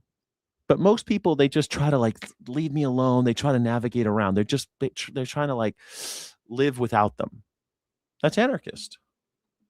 Most people are fucking anarchists. They just don't know it. In its place. They're supported by many evangelical Christians who believe in a prophecy that once the Jewish temple is built here, Jesus will return and bring the end of days. But over here, as we can see, is the mountain of God. The mountain of God known as Zion. Yehuda Glick is one of the leaders of the temple movement, pressing for more Jewish rights at Al-Aqsa. Oh yeah, Jewish rights. We want to tear down this mosque to build another stupid thing. I joined a group he was leading of mostly Christian tourists up to the mosque. To get there, we climb a ramp that goes over the Western Wall, the holiest site for Jews. They're still not allowed to openly pray inside the mosque complex, which Jews call the Temple Mount. Unfortunately, we cannot sing. Jews are allowed to sing. Muslims are allowed to sing. Unfortunately, tourists are not yet allowed to sing. One of our major battles is to change that situation. For Muslims, this isn't tourism. It's a provocation and a religious takeover. The Israeli government used to worry about upsetting centuries of a religious status quo and potentially sparking a global religious war. Violence has flared here before, when Israeli politicians and settlers have stormed the Al-Aqsa compound. Today, Israeli police maintain a heavy presence. So we read the prophecy of Zechariah. For Glick and his tour group, this is a walk through prophecy and scripture. Sing and rejoice, O daughter of Zion, for behold, I will come and dwell in your midst. The group imagines what this compound would be like without the mosques. I mean, isn't this kind of like going to Buckingham Palace and seeing how they do things all stupid? Have you ever been to Buckingham Palace? You see the changing of the guards, and they're all on their horses with their shiny helmets, and there's other guys with their big bearskin helmets, and they're all going, they shout a bunch of shit, and they do a little dance with their horses, and then they go, and then they do a little tour of the Hyde Park or whatever that park is called right there by the palace. And then, is it Buckingham? Whatever that stupid palace is called in London. And then they go around, they see that, and then you watch the changing of the guards, and you're like, this is all just pageantry. This is all stupid. This is all stupid. These guys with swords and the whole fucking thing. This is all just for the tourists, right? No, but they're actually military, and they're just doing this thing that they've always been doing because we always been doing this shit, so we got to do it. And they're doing a similar thing when you go to the Tower of London. You go to the Tower of London, they're doing a similar thing. They got the beef eaters there, and there's like the beef eater. They got these beef eaters with their stupid hats, and they're like, oh, we're the tower, the power, the tower. And they're just, isn't that the same thing? This idiot shit that they're doing in this mosque and the temple and like all these religions, man. You know, I like to say that religion isn't a cult, but the churches definitely are. Give me a break. Like, you guys are going to war because these buildings, God does not live in a building. God might not exist. He doesn't exist. But even if he did exist, he doesn't live in a building. Okay? But with a Jewish temple here instead. Miracle signs and wonders. Miracle signs and wonders. Miracle signs and wonders. Sydney Galbraith is a tourist from Canada. She describes herself as a Christian Zionist and a true believer. And what do you think should happen to the Muslim sites that are here? The Dome of the Rock? Burn them. The Al-Aqsa Mosque? You know, I think the Lord is going to do something so unusual that our minds can't conceive. If he were to tell us, we wouldn't understand. But we know that this is his land, and we're going to watch him push them out. He's going to totally drive them out because this is the place where he has, this is my land. Drive out the Muslims. Yeah. Do people not see women like this and know they're fucking crazy? If you met this guy, if you met this lady at a bar and she was like, God's land is right here, and he's gonna, our minds can't even comprehend what's gonna happen, but he's gonna drive all those Muslims out. Trust me, it's gonna happen. Like these terrorist eyes. Why? How come the religious zealot always has the same eyes? Like, what the hell is up with these people? What happens in your brain that your eyeballs end up like this? And you want that to happen? Yes. Yeah. This is the Lord. This is our place. But those are biblical prophecies. What about in practical terms? What about the Muslims who live here and who come here every day? Gonna go to the another place. I don't know. A better place, huh? They're gonna go to a better place, huh? Psychosis. Jen Bat says it's psychosis. My God. Judeo religions have only been here for 3,000 years, but humanity is 250,000 years. I mean, yeah, Judeo Christianity, the whole thing is the soulless eyes, man. The religious zealotry, man. It's hard. Josh G. It's amazing to me that there are so many people that believe in this invisible world and that God is going to put his finger down and kill all the Muslims. Can't wait. It's going to happen soon. God is coming. It's going to happen in my lifetime. Something's going to happen that we can't even imagine. I think I can imagine it. They're going to kill all the Muslims and burn down the building. I think that I can imagine that shit. I can imagine that really well. I think I can get that right. Speak up for Zion's sake. It's not the first trip here for Jerry Bowers from Texas. You're a pastor. Yeah. Why did you come here today? Why is it important for you to be in this spot? It's important to be in Israel itself. Israel. In order to support. Move to Israel. Move to Israel. Support this nation during time of war. And because we believe as Christians that this is going to be the eternal gathering place for all Christians at the end of time. Who do you think should control this spot? Do you think it should no longer be controlled by Muslim authorities? Do you think this should be controlled, run, dominated by the state of Israel? I believe that because there's going to be more freedom here if it's administrated by the state of Israel. More freedom? Not for the Muslims, right? More freedom for whom? The Al-Aqsa Mosque and the Golden Dome. Not for me. It's not going to be more freedom for me. Of the Rock are among the most recognizable symbols of Jerusalem. The Dome of the Rock stands over the rock, where, according to religious texts, God is said to have spared Abraham's son Isaac from his father's knife. Jews, Christians, and Muslims all tell the same story, with some variations. 3,000 years ago, the same rock is believed to have been at the center of the first Jewish temple, built during the reign of King Solomon the Wise. It was destroyed by the Babylonians in 587 BC and rebuilt by Jews after their return from exile decades later. Just some pissing rock? That's the big deal? They all want this pissing rock. Only to be destroyed again by the Roman Empire, which crushed a Jewish revolt in 70 AD. Like, look how much death and destruction is caused by this nonsense. Look how much death and destruction is caused by this Judeo-Christian nonsense. And by Judeo-Christian, I mean the Muslims too. I mean, that shit came around in the medieval era, right? The Dark Ages. Like, can't we just... I wish that people could just snap and wake up. You ever remember when you were in kindergarten and they had like nap time and you were the only kid? You woke up early. It happened to every kid at least once, where like you woke up and all the other kids were still asleep, and you're like, you really wanted to go play, and all the other kids were still sleeping, so you just had to kind of wait in the dark, and you're wide awake, and you're like, come on, let's go. I feel like that's how I feel in church. That's how I feel for all of you who really believe that there's some kind of cosmic battle between good and evil and the devil and the angels and all this bullshit, and that Israel and the Jews and the Christians and the Muslims, they're all going to have some holy battle. My God, man. Wake up. I wish I could wake you all up. I wish I could. The Jewish Western, or Wailing Wall, is the best preserved piece of the Second Temple Kiss the wall. Kiss the wall. complex still remaining, and it is the holiest place in Judaism. When Muslims conquered Jerusalem in the 8th century, they built the Al-Aqsa Mosque, and it has been under Muslim control ever since. But some Jews and Christians believe God has a plan to build a third temple, the final temple before Armageddon. Synagogue. Glick insists his intentions are peaceful. In the past, they told us if Jews would pray here, it's going to bring a third world war. It's not. Here we are. Changes are happening quickly.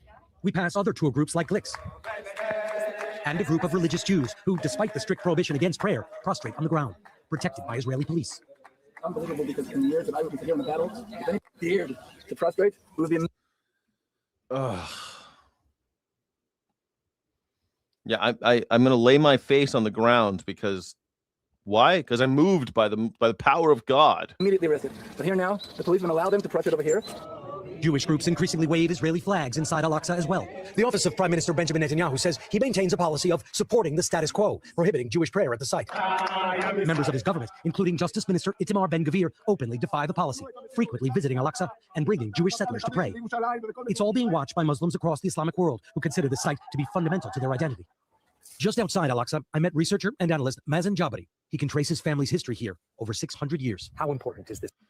My people been here 600 years. Well, my people been here for 601 years. To Palestinians and Muslims around the world. Yeah, me as a Palestinian, as I told you, living here, very close to this place, okay? I feel that this place is part of what I am. As a human, this is part of me, not just as a religion. How explosive is bullshit the situation here? How sensitive is this place? It is very sensitive and very dangerous. You are playing with fire when you want to change, the situation inside. And reality is, it means that you want, to bring more war. The Jordanian organization that manages the religious affairs of Al-Aqsa, called the Jerusalem Waqf, told us the frequent storming of the mosque by settlers has become a systematic policy supported by the Israeli authorities, adding that it implies an attempt at long-term settlement and imposing a new reality on the ground. The encroachment on Al-Aqsa is part of a larger pattern of occupation of Palestinian spaces. In the old city of Jerusalem alone, Palestinian families are increasingly displaced from their homes. Israeli flags hang from apartments taken over by settlers.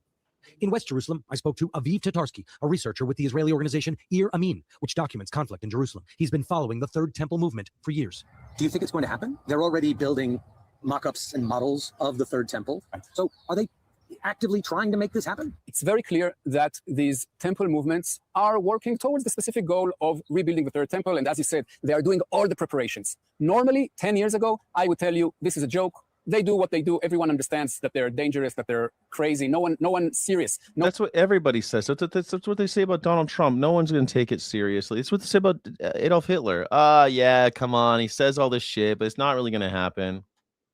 And then it happens, and people are like, we didn't think this shit was going to happen. Shocking. One in the Israeli government is going to let them do it. Today, we are in a completely different situation. Today, they are in the government, in the heart of the government. So yeah, they are working towards it. And as security deteriorates, this gives Israel more and more excuses to change things on the Al-Aqsa compound. At the end of the tour, I wondered if Glick will get his way. He is determined. In 2014, he was shot 4 times by a Palestinian gunman after speaking at a conference on the Temple Mount movement. He shows no signs of slowing down. Do you think your movement is winning, is gaining traction? Yeah, look, when I started 40 years ago, we had only maybe 100 Jews who ascended annually. Today we had 70,000. 70,000 per year. Jews, millions of tourists, and the numbers have grown, and the numbers are growing, and more and more. And what's interesting is when we were so few, it was full of violence.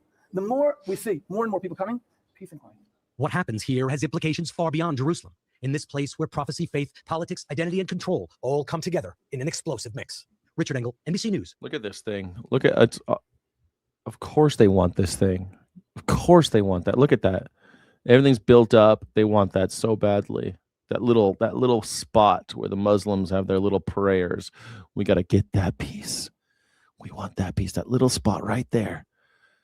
Got to have that little spot that's got a rock in there. That rock is magical. That's a magic rock. And that magic rock belongs to us. We want that magic rock. Well, it looks like the liberals can't take even a day off from their TDS to celebrate America's beautiful 250th anniversary. Democratic Arizona Senator Mark Kelly is blaming President Trump for the left's lack of enthusiasm for Uncle Sam's big birthday.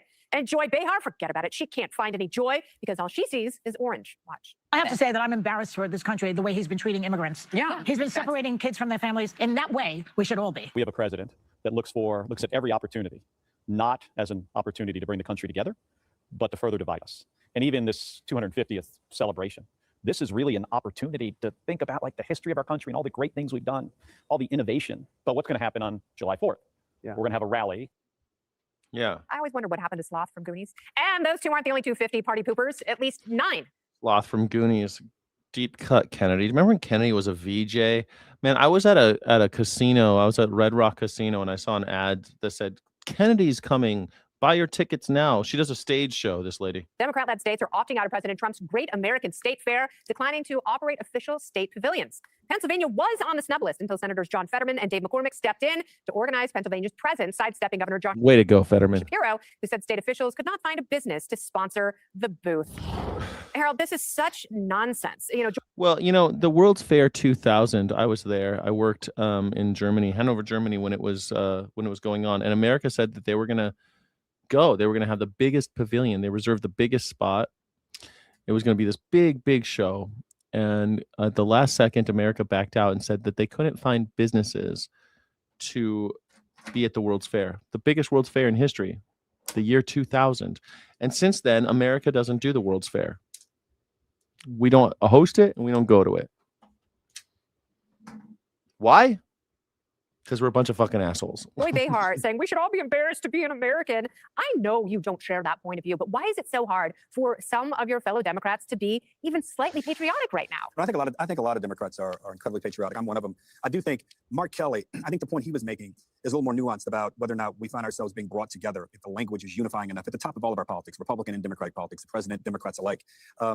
I'm proud to be an American, not because I view it narrowly as the Americans that are running the country today. It's the experiment that I celebrate. It's the experiment. Yeah, she was a VJ. Kennedy, remember her? Allowed me to, in my family. Now she's a Fox News pundit. Like to have the setbacks, the triumphs, the joys of being American. And in fact, I can't think of any other place in the world I want to live.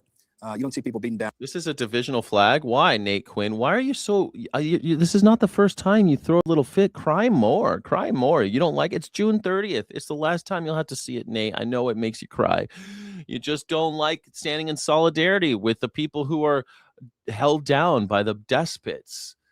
Sorry, this is June, buddy boy. It's June. Take it easy. It's all right, honey. It's all right, honey. You can cry. Wall is trying to get into China. Just get it all out. Just get it all out. Cry.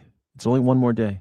They're trying to get here because they know the opportunity is here. Now, we have to continue to strive to make it better. And that's where I wish those who are not as optimistic, and there are many reasons not to be optimistic today, but those who are not as optimistic as many would like to be and patriotic as people want to be, think of the country. Think of what the country has gone through. Don't think of the individuals. Don't personalize this with whether you like President Trump or you don't like Democrats. Donald Trump made it about him. It's not like we all wanted to fucking do that. Donald Trump made this whole thing about him. He put the stupid arc. The arch that's there, it reminds me of the Stonehenge art. It reminds me of the Stonehenge in fucking in Spinal Tap. We are the greatest country in the world because we can all sit around and on our best days try to make the country better by being unified, or fighting with one another and still being able to call ourselves America and still being able to cling to the great things that this country strives to be. So, Jesse, if Kamala Harris were president right now, I would still be on my balcony singing the national anthem to the Whitney Houston 1990. She wouldn't have made it all about Kamala Harris. It's that simple. Kamala Harris wouldn't be like, it's my birthday. 91 Super Bowl version, which is the best of all time, maybe slightly inebriated, of course, just drunk on the joy of seeing this incredible anniversary. If Kamala Harris were president, I would be, again, screaming my head off for the U.S. men's national team. Right. They're going to play on Wednesday in the round of 32. I hope they win. Is it because President Trump is lording over a couple of massive milestones? Is that what really burns their back? Yeah, probably. I mean, if Kamala were president, we're still better than Canada. I mean, and Harold's right. We're the envy of the world. They want our wealth, our military, our sexy cable news hosts. Thank you. Our air conditioning, apparently. Yes. Mark Kelly is going to be senator longer than Donald Trump is president. Joy Behar has been on The View for like 17 presidencies. Have a little patience, okay? He's gone in 3 years, maybe. But you can't You can't have your patriotism ebb and flow depending on who's on the White House. It's fine. Biden was president. I was still almost getting arrested for shooting off fireworks. The funny thing about Democrats is that they say they're mad that Trump's treating illegals the way he is. They weren't proud of the way Biden was treating illegals. They were trying to hide that. They were flying them here at midnight. They didn't send reporters to the. Wait, so you like the way Biden? Wait, hold on a second. So now you like the way Biden was treating illegals? Is that what you like the way Biden was treating people? Is that what you're saying? Because I keep on hearing this whole time, Jesse Waters has been saying that Biden did nothing. So did Biden do something or did he not? Was it an open border or was it not? It was never an open border. So now he's telling you he doesn't even believe the shit he's saying, that it was an open border and Donald Trump closed it. That's total bullshit. Border. They did it all undercover. They lost 300,000 kids. Did they look for them? No. They are radically trying. How'd they lose 300,000 kids if they weren't doing anything? By the way, let me just fact check that really fast. Jesse Waters just said that Biden and his administration lost 300,000 kids in his processing of quote unquote illegals. Is there veracity to the statement? The claim that Biden lost 300,000 migrant children is based on a bureaucratic paperwork issue identified in the Associated Press fact check, not that 300,000 children are missing or victims of trafficking. And the source originates from August 2024 DHS Inspector General report, which found that from fiscal year 2019 to 2023, Immigration and Customs Enforcement failed to properly serve notices to appear in court to over 290,000 unaccompanied minors. The same report noted that additional 32,000 unaccompanied children were given court dates but never showed up. Paperwork versus disappearance. The report concluded ICE could not consistently monitor the whereabouts of these children because they were never scheduled for court dates, creating a massive paperwork gap. The American Immigration Council stresses that this is largely an administration and tracking failure, as ICE is not fundamentally a child welfare agency. Children who miss court dates face higher risks of exploitation or human trafficking. The subsequent administration has made it an active priority to locate and verify the safety of these children, actively auditing Senator Chuck Grassley's press release and investigating the past sponsor vetting process. Okay, so there is danger, but there is a paperwork issue, not that these children are actually lost. They're not actually lost. They just were never given notices to appear in court. Okay. And that 32,000 also were unaccompanied minors given court dates, but they never showed up to court, which why would you? But hey, okay. So sort of bullshit. I think that's one of the, if I were the Snopes, I'd say mostly lies, mostly a lie. Trying to fundamentally, Barack Obama, quote unquote, transform America by putting new people in it, by trying to arrest the president, by telling us what kind of cars to drive, what we can say, what we can't say, putting a cap on our what kind of cars to drive. Donald Trump says I can't buy one of those BYDs. Isn't the Chinese electric car called a BYD? Net worth. If I want to be a trillionaire, damn right I'll be a trillionaire. Don't try to stop me. You won't be a trillionaire. And so at the end of the day, they're mad at Trump and America for saying no. You can't. You have to steal money from the American people to be a trillionaire. America's not succumbing to all of their seditious schemes. That's why they're unhappy, and they're trying to make everybody else just as unhappy as they are. Yeah, but I was shocked at the states who didn't want to participate in this incredible fair honoring 250 Illinois, Connecticut, Maine, Massachusetts, North Carolina. An incredible fair. Come on, I thought you guys were rational. That's where NASCAR is. Oregon, Washington, bunch of colonies. It's interesting that several of those were of the 13 original colonies. And a great point. I was thinking back to when 17. I like how they're like several of the states that want nothing to do with this bullshit that Donald Trump is doing were the original colonies. Doesn't that tell you something? Sorry, when 1976 came around, I was only 4, but some of my earliest memories are from my dad trying to explain to us what a big deal it was. And we flew the flag every day. We went to Mount Rushmore for fireworks. And if you found one of those 1976 quarters, it was a big deal and it was exciting. It was wonderful. Do you think my dad thought that Jimmy Carter was a great president? I think the same thing. Wouldn't it be great? But Jimmy Carter didn't make the whole thing about him. It's not about Jimmy Carter didn't make it about him. He didn't try to put his own face on a fucking coin.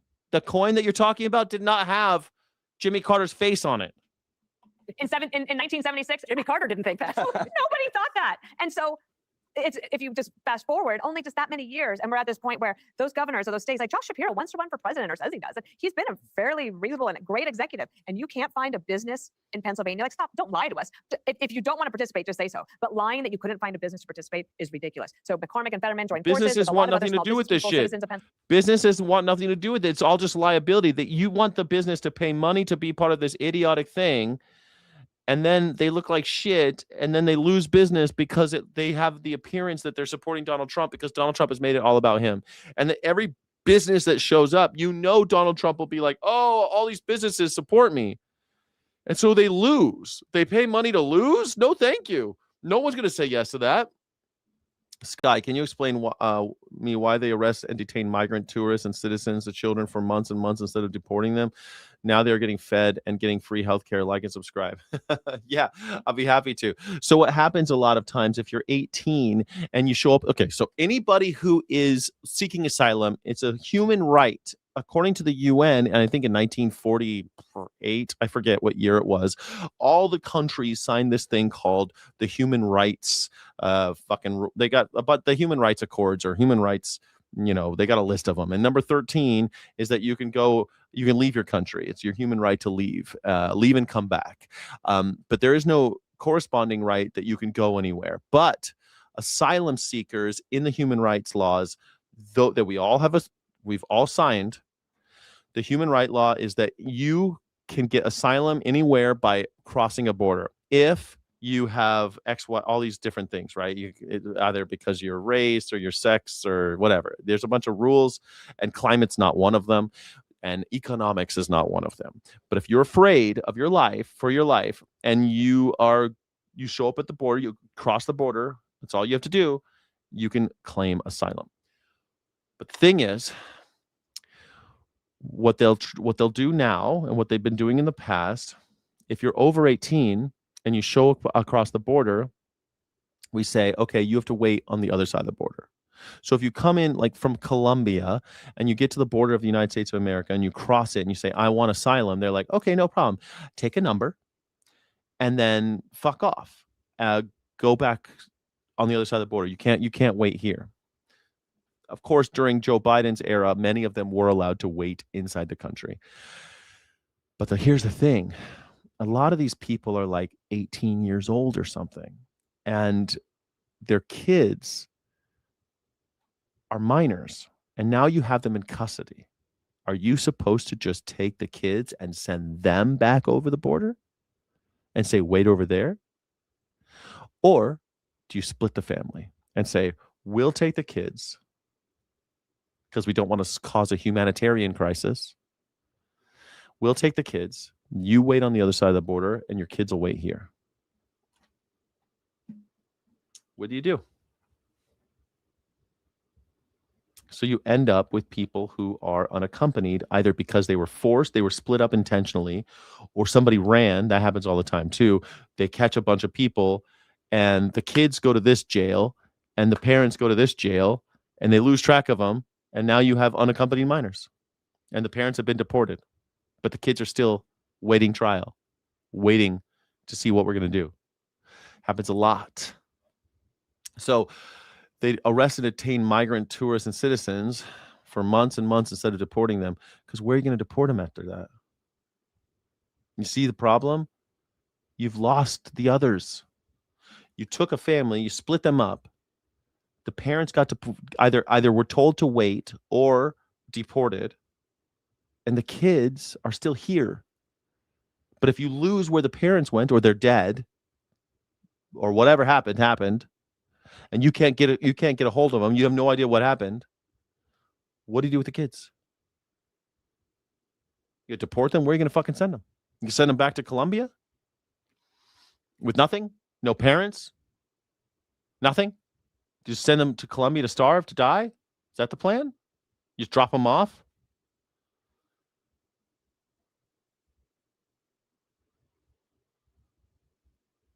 And it's a huge, huge, huge problem. It's a massive problem.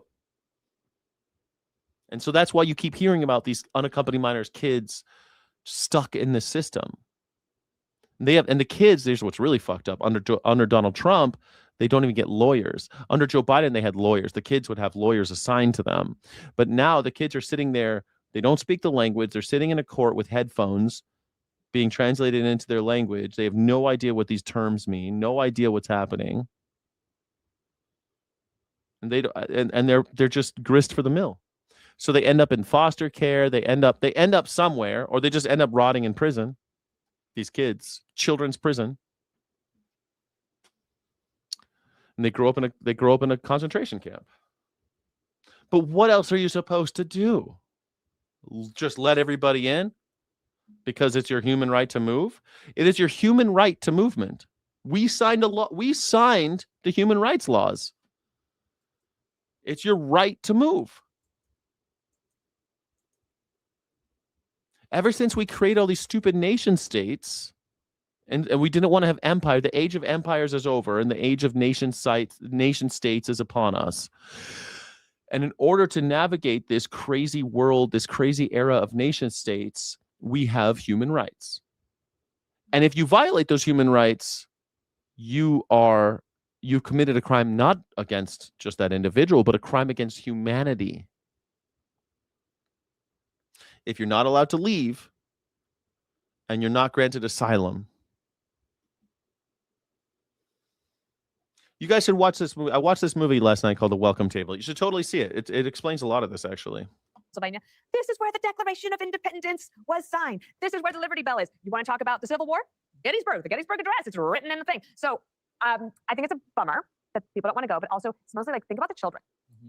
My memories. Think about the children. I love it when blonde Valley girl said, think about the children.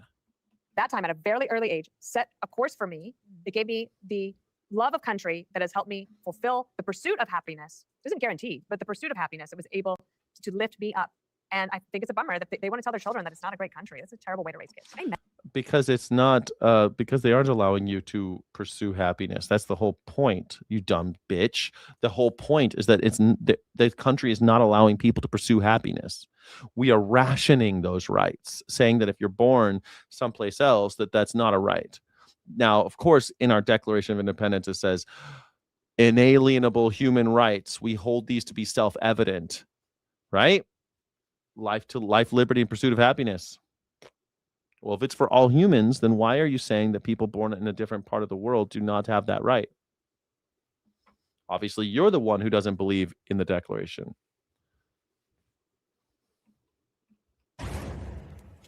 Each deeply reported account of self-dealing from the Trump White House seems to get more brazen than the one that came before it. The New York Times has now reviewed a number of federal filings and is out with an extraordinary piece of investigative reporting that details the latest way that Donald Trump's family and allies appear to be profiting off Donald Trump's policy decisions as president. It involves a $1 billion mining deal with Kazakhstan, and one that both Trump and Commerce Secretary Howard Lutnick's son stand to profit from. In a meeting last September, Donald Trump and Howard Lutnick secured a deal with the leader of Kazakhstan to give a little-known American company, now called Kaz Resources, access to one of the world's largest untapped reserves of tungsten. It's a crucial rare earth mineral. Here's where the apparent self-dealing comes in. According to the New York Times, weeks after that meeting, quote, investors with a firm called Dominari Securities, which is housed at Trump Tower in New York and partly owned by the president's two eldest sons, Donald Trump Jr. and Eric. Hit that like button, double tap the screen, please. Trump joined with other partners to take a 20% stake in the corporate entity related to the Kazakhstan project. Around the same time, Cantor Fitzgerald, an investment company controlled by Howard Lutnick's family and overseen by his sons, Brandon and Kyle Lutnick, helped one of the lead investors working with Dominari on the Kazakh deal raise $210 million in new capital for... It's so messed up. I mean, I read about this tungsten mine a while back, and look at these. They're all in Kazakhstan doing this. The Lutnick family, of course, the Lutnick family is super evil. They own Tethercoin, and these two clowns own USD1. They're crypto billionaires now, and they own counterfeit US dollars. Pretty messed up. ...related entity. Such rounds of fundraising typically net Cantor millions of dollars in fees. The deal was, quote, ultimately signed on November 6, 6 days after the investment involving the Trump sons and their partners, which was not publicly disclosed at the time. As the New York Times reports, this continues a pattern of self-enrichment in the second Trump administration that has few precedents in American history. When asked for statements, both the White House and the Commerce Department rejected any suggestion that the Trump administration was improperly mixing government actions with family business. Trump's sons both denied being involved in the specifics of the deal. Eric Trump claimed they were passive investors. A Cantor Fitzgerald spokesperson said that company's executives were not involved in discussions related to government funding. and Dominari Securities didn't respond to the Times request for comment. Joining our conversation is Donald Sherman, the president and CEO of Citizens for Responsibility and Ethics in Washington. Just so embarrassing. Well, and Fox 11, a father detained during a routine ICE check-in, but tonight he and his family are facing a painful uncertainty. We go live to Fox 11's Christopher Harder and Van Nuys with details. Here you go. Northridge father detained by ICE during routine check-in. Northridge is up the street from me. When I was a kid, I used to go to Northridge Skateland. Northridge, it's where the earthquake was. Christina, a 46-year-old man from Northridge is in ICE custody tonight, being held in Adelanto for 4 weeks now and counting, despite the fact that his family says he actually won his immigration case. It's heart-wrenching to see my country do this to us. The Raudas family of Northridge thought their battles with ICE ended in 2023 when a judge ruled the government could not deport Miguel Raudas to Nicaragua. But now they say the Trump administration has detained him and is trying to send him to a third country. It's tearing families apart. Isn't that cute? They're going to deport him to a different country, not his country, just some other country. For no reason. Miguel is not undocumented here. We already went through the whole process. We won his case, and they still detained him. The family tells us in 2016, Raudas was detained by ICE for 6 months, leaving his American-born wife to give birth to their twins without him. He was released on bond and fought a removal order for 7 years. That's pro-human, right? That's pro-rights, right? Life, liberty, and pursuit of happiness, right? That's what we're doing. You don't get to see the birth of your kids because you weren't born here. Until a judge agreed he would face political persecution in Nicaragua. But on May 29th, the 46-year-old was detained again at an immigration check-in and hasn't seen his daughters since. But they do not understand what's going on with our government or this administration. They're 9 years old. Raudas' attorney says ICE is arguing that although they can't deport him to Nicaragua, they can send him to a third country, a move that is usually only reserved for severe criminals. They tell us Raudas did have a DUI in 2015. Oh my God, he got a DUI? That it hasn't been brought up in this case, and he has no other criminal history. One of the big concerns with the third country removals is that that third country would just turn around and remove them to their country of origin, where the judge has found that it's more likely than not that they will suffer persecution or torture. The attorney says Raudas is being held illegally. She also says that a judge has temporarily barred the government from sending him out of California, and she hopes a judge will make that order permanent. We did reach out to Immigration and Customs Enforcement for comment. We were asked for more information and are still waiting to hear back. They kidnapped this guy. They kidnapped him and they put him in a concentration camp. How do you not see that this is a concentration camp? How is this different than what they did to the Jews? Oh, we're going to get you out of the country. Where are we going to put you? Yeah, fucking Poland. I don't know. We're going to send you someplace else, that's for sure. Not here. You know that one of the reasons why we have the human rights law that of asylum seekers is because Jewish people were fleeing Germany and we sent them back. We said, you're not allowed in. That's what we said. Italians too. You're not allowed in. And so they got slaughtered. They had to go back to Germany and they got slaughtered by the Nazis. We caused the Holocaust just as much as the Germans did. Because people ran. People knew what was going on. They ran. And we sent them someplace else.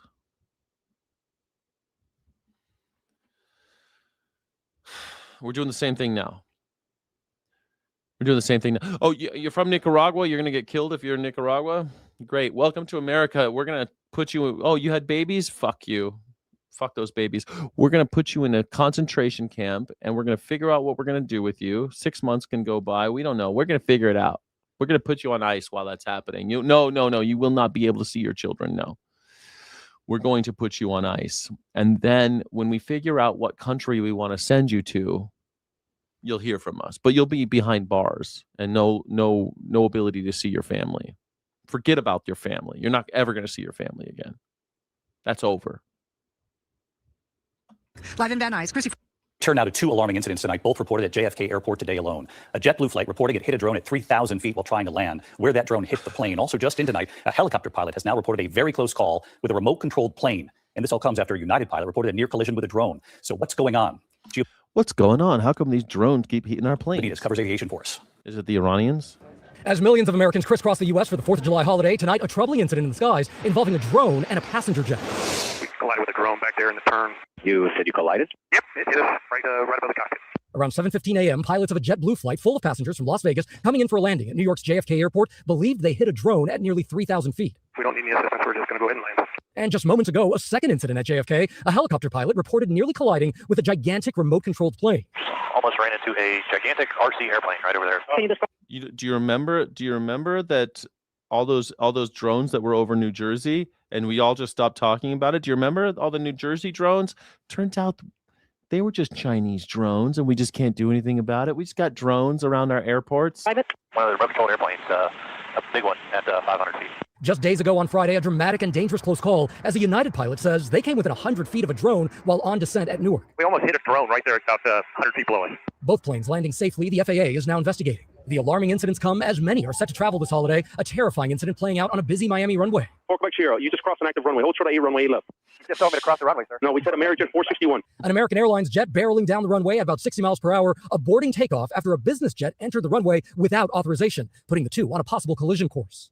And David, a reminder here, you cannot fly a drone near an airport. It is incredibly dangerous. It can literally bring down a plane. Thankfully, this plane landed safely, and in fact, they did not find any damage on it, David. Gio Benitez with us tonight. Gio, thank you. I mean, you guys ready for a bunch of planes to fall out of the sky? You guys ready for that? Think the government's looking out for you? On True Social, quote, "It is more important than ever to pass the Save America Act. No mail-in ballots except for illness, disability, military deployment, or travel." Karl Rove is standing by with his take on the political impact of these decisions. But first, to Fox News Sunday anchor and our chief legal correspondent, very busy today, Shannon Bream, reporting live from the Supreme Court, where the president also scored a very significant win that many presidents have wanted for quite some time. Hi, Shannon. But they still say he's a rapist. Hey, Martha, you're exactly right. So that big win the president is celebrating is what allows him to have the authority to dismiss, in this case, a member of the Federal Trade Commission, but that impacts a lot of other federal agencies. Writing for the majority, the Chief Justice John Roberts said this. He says, to discharge the duties of his trust, the president must have the assistance of officers he can trust. Neither Congress nor the courts may saddle him with those with whom he cannot work. Now, dissenting in the case, Justice Sotomayor said this. She warns, the result is a president who emerges after this decision now with far greater power than ever before. But the court did rein in the president's authority to dismiss Fed Board Governor Lisa Cook. They view the Fed differently, at least in the way that the president attempted to do it here via a letter posted on social media based on allegations of mortgage fraud that predate her appointment to the board. A majority of the justices finding that Cook deserved both notice and a chance to respond. They say short of that due process, the majority writes this, to allow them to do so, the president to remove a member of the Federal Reserve Board, he could do it at any time for any reason without any notice before and without any judicial check after. Now, Cook celebrated this win as a win for the independence of the Fed. The court didn't say the president cannot dismiss her, just not the way this went down. And the president has put out on social media, they're going to go after this again, likely within the contours of what the court laid out. You mentioned the decision that allows states also to count ballots after Election Day, a loss there for Republicans who challenged it tomorrow, the final day. Birthright citizenship and biologically born males banned. Birthright citizenship, and also female sports. We'll finally get the court's decision, 10 a.m. Eastern, Martha. So the courts did actually already rule on this. It looks like the Supreme Court is striking down Trump's order ending birthright citizenship. That one of the most important decisions in the history of the court, says Samuel Alito, is a serious mistake. Careful analysis of the text of the 14th Amendment and process that led to its adoption, Alito argued, shows it does not degrade the concept of the United States citizenship in this way. Instead, he contended the 14th Amendment confers citizenship in only those children who at birth owe allegiance solely to this country. Owe allegiance solely to this country. How do you determine that, you fuck, Samuel Alito? The executive order, of course, is seeking to end birthright citizenship. We ended it. We did it.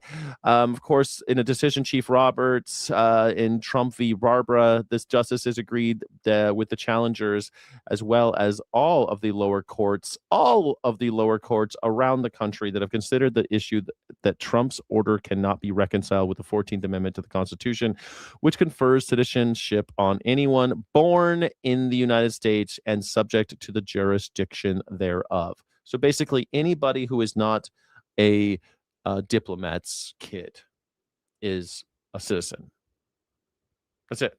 If you're a kid and you were born because your parents were, I don't know, ambassadors, you're not a citizen. But if you're born here, you're a citizen. Other than that, makes sense to me. One of the most important decisions in the history of the court, they're saying. As the Supreme Court's decision prohibiting universal injunctions, cases, challenges that merits of Trump's order continue in the lower courts. Issued preliminary injunction that blocked the government from enforcing the order against a class of babies born after February 20th, 25, who are or would be denied U.S. citizenship by order. U.S. District Judge Joseph LaPlante concluded that the executive order likely contradicts the text of the 14th Amendment and the century-old untouched precedent that interprets it. There you go. Of course, Donald Trump thinks that he has been wronged. What a victim he is. He's a victim, though. But don't worry, they also said that Donald Trump is cool with banning. No. Paywall. God damn it. Well, don't worry. Transgendered athletes still got fucked, but at least you got your citizenship. Hey, you got your citizenship. Significant decision. Shannon, thank you so much. Shannon Bream at the Supreme Court as usual. With that, we bring in Karl Rove, former White House Deputy Chief of Staff for President George W. Bush and a Fox News contributor. I can't believe this guy's still alive. God damn it, Karl Rove. Karl, great to have you with us today. You know, I want to Karl first get your Rove. reaction to the significance of what's being called the slaughter decision, because presidents going all the way back to the Bush administration, where you served, wanted to rein in the ability of administrative agencies external to the electoral process that can regulate companies, can crack down on individuals and businesses. I just want to put this up on the screen so people get a sense of how many agencies there are that are sort of self-governed and independent. So before FDR took office, You heard California sucks? Who told you that? we had 10 to 15, small handful of these federal agencies. Now there are 448 of them. We're a bigger country. And this decision is going to really allow the executive branch to determine the fate of them in many ways. So, Karl. Well, yeah, now the executive branch can determine if you have fealty to the United States government or fealty to Donald Trump himself. And if you do not have loyalty to Donald Trump himself, you're fired, which is scary. It's scary that that's the future. Which we're doing very well. There'll be a meeting on that tomorrow in Doha. And they're going to Qatar. I think they've already left, or they're just about. Qatar, we love Qatar. We love Qatar. Is the best Qatari. The guitarists. I feel like playing guitar right now. I want to fucking. I think I need to quit doing this so long on the news, man. I just want to play guitar right now. I gotta buy boxes and start packing. I'm leaving the state. I'm leaving California for good, probably for good. I got nobody left. My family's all dead. Family's all dead. It's just me now. Got to leave California. What am I doing here? Getting ready to leave. So we'll see how that goes. But we're doing very well on that front. But the meeting in Doha is going to be perhaps important, perhaps not. We're going to find out. But we're winning militarily. It's almost won militarily, I would say. And it's really very simple. It's the denuclearization of Iran. We don't. Oh yeah, it's about It's about the nukes, guys. Want them to have a nuclear weapon, and they're not going to have a nuclear weapon. They've agreed to that, in all fairness. This is something that's very exciting to me.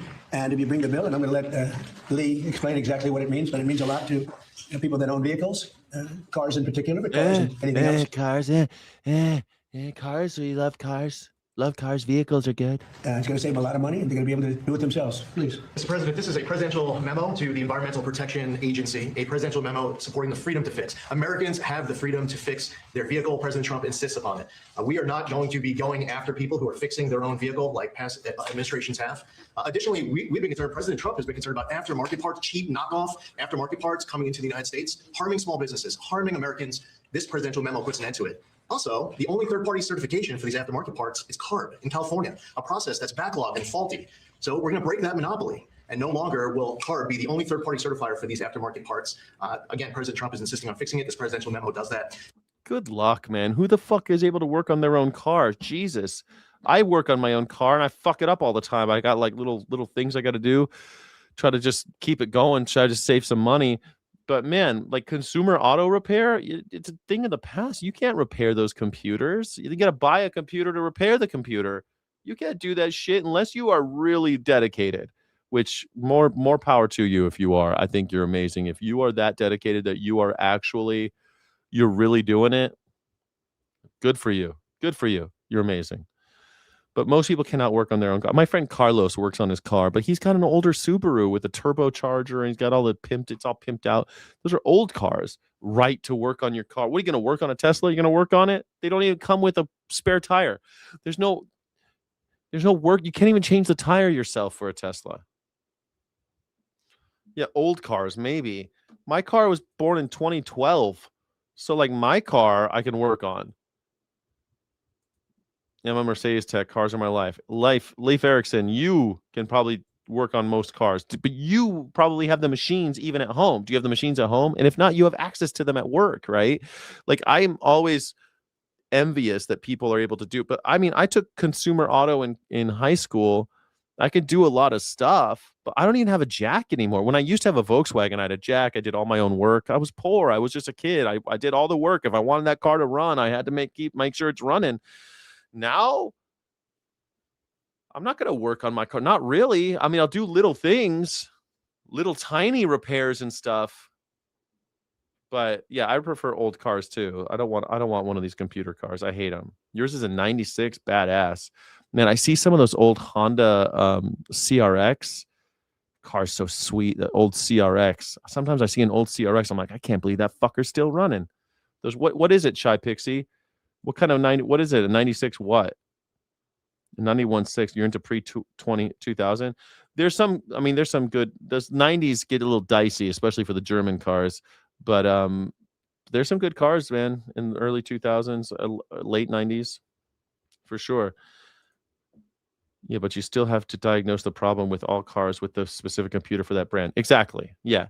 Like you could do, like I could do an oil change, but why? It costs like $40 to do an oil change or $50 to do an oil change. You might as well just take it in and just hope that, you know, it's only every 5,000 miles or whatever, right? 6,000 miles. A Dodge Ram, a 90s Dodge Ram.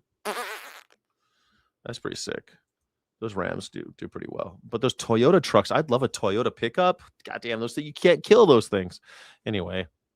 A crushing blow for Trump at the Supreme Court. In a major loss for the president, the Supreme Court today shutting down his efforts to meddle in the upcoming election. 2 of the conservative justices joining the liberal justices to allow states to continue counting mail-in ballots that are postmarked by... It's a big deal, right? Like, so I don't know. I think it's a big deal this stuff with the courts. I think that's it's such an important thing that these courts are coming out and doing this, making sure that we have our right to vote, to have the birthright citizenship. I did want to just look at one more thing. Iraq launches a major anti-corruption raid. I kind of wanted to watch that. I do think I'm going to speed up this. I need to watch just a couple more videos before we're done. So let's do the Iraq one. Iraq's new prime minister has launched a sweeping anti-corruption crackdown, with Iraqi media reporting that dozens of politicians and senior officials were detained in overnight raids. Now, authorities say the operations are aimed at fighting suspected corruption across state institutions. This campaign is only the beginning. The issue of corruption is not over. We continue to fight it. Anyone who has public funds must return the funds to their owners. The people's money must return to the people. Well, with me here is Min Al-Arabi, editor-in-chief at The National and real Iraq expert. I regularly ask you to join me on this show when there is news out of Iraq. And it is such an important country when we look not just at the country for its people, but the wider region. Leif Erikson says Toyota is no longer what they once were. Yeah, that's probably true. But those 90s, like those older Toyota trucks, also that FJ, man, that FJ is so fucking cool. I loved it. Now the 4Runner is fine, I guess. I don't know. I like the CRV better. But you know, they just everything's just gotten bigger. But I used to love that FJ. It's such a cool car. Those things run forever. About today, but let's just start with what we've seen over the last 48 hours. What's your take on these arrests, the seizure of millions of dollars in cash and gold and properties? Who is this new prime minister, and what's he up to? So, corruption is Iraq's biggest problem. We talk about militias. Militias wouldn't exist if they weren't able to siphon off money. Electricity, 23 years after the war, to remove Saddam Hussein, still is a huge problem for people. It all goes down to corruption. And so, for any prime minister coming in, I love the shots. I love the shots of them with their AK-47s. So I don't know. Will give pledges of tackling corruption. And we've had the previous prime ministers, Mohammed Shia Sudani, Mustafa Kadhimi, and those before him, all make small moves to tackle corruption.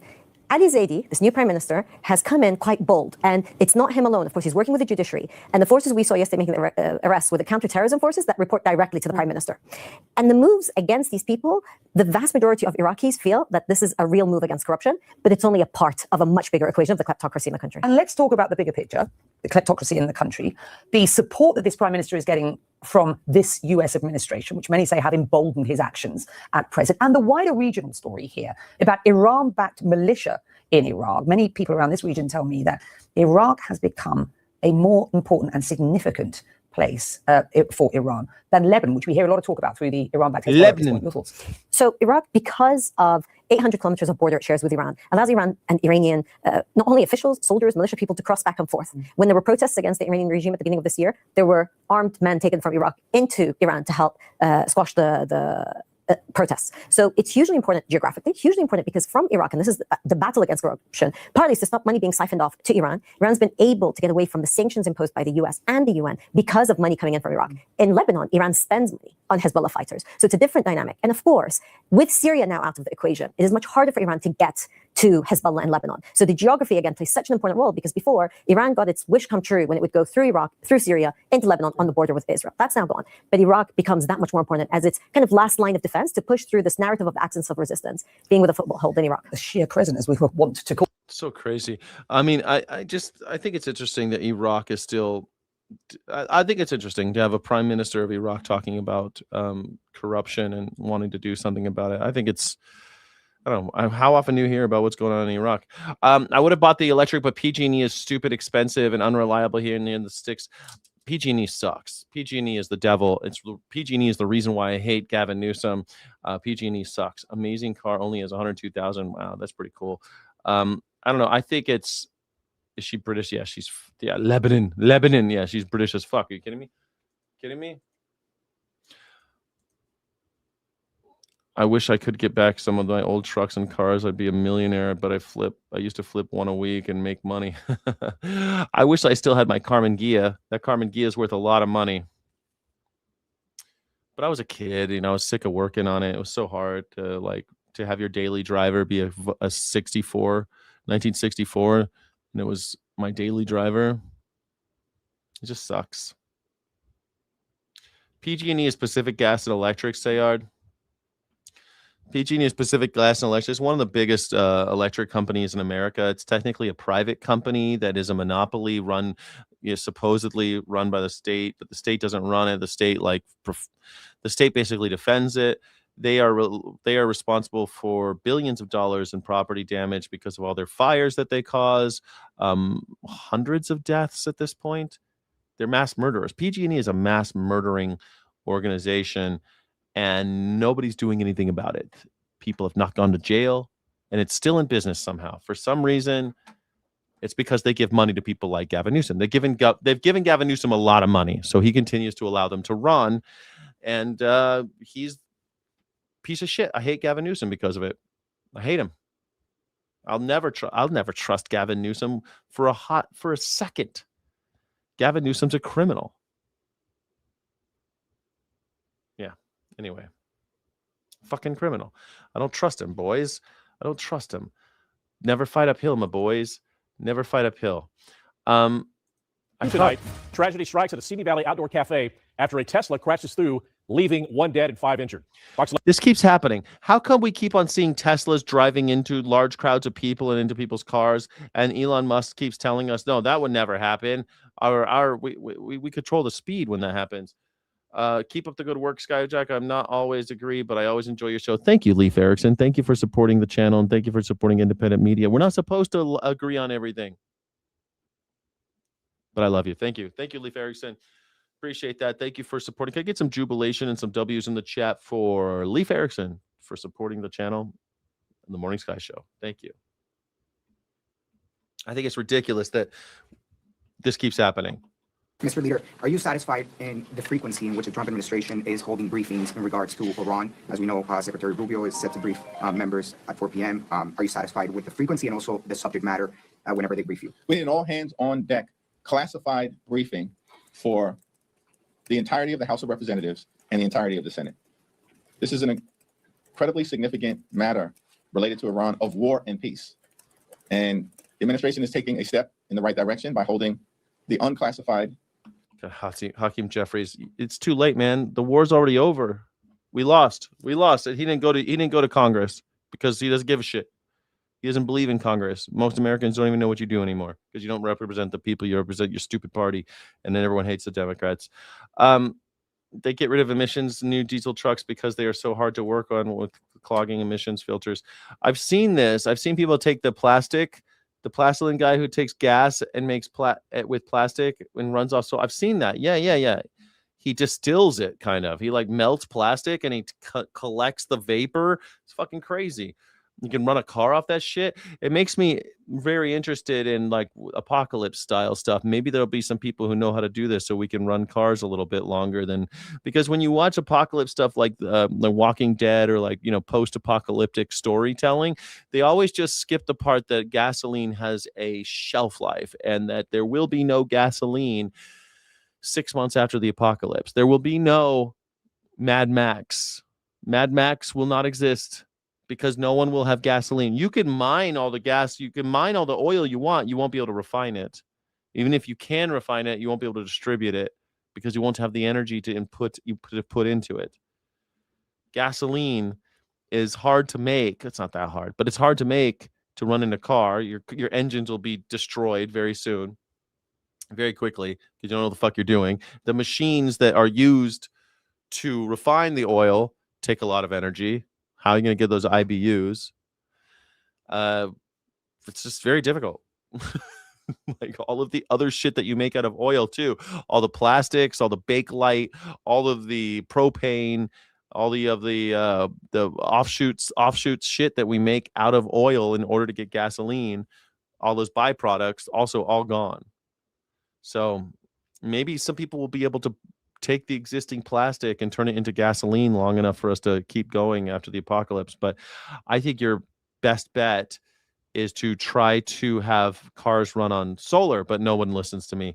It's crazy to me that I am living in a world where cars don't have solar panels. I can't fucking believe that I'm living in 2026 and cars don't have solar panels. Like every once in a while you see one with a solar panel,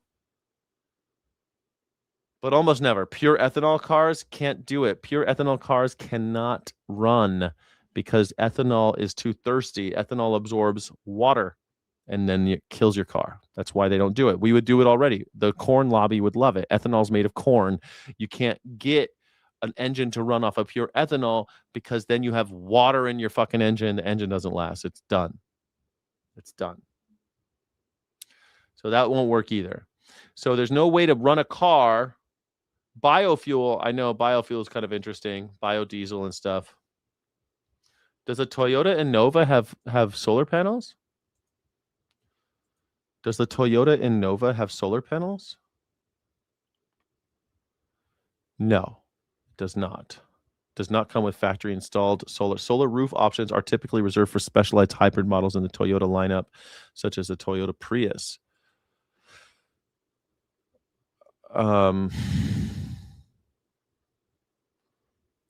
Are there any mass market cars that offer solar panels or run on solar?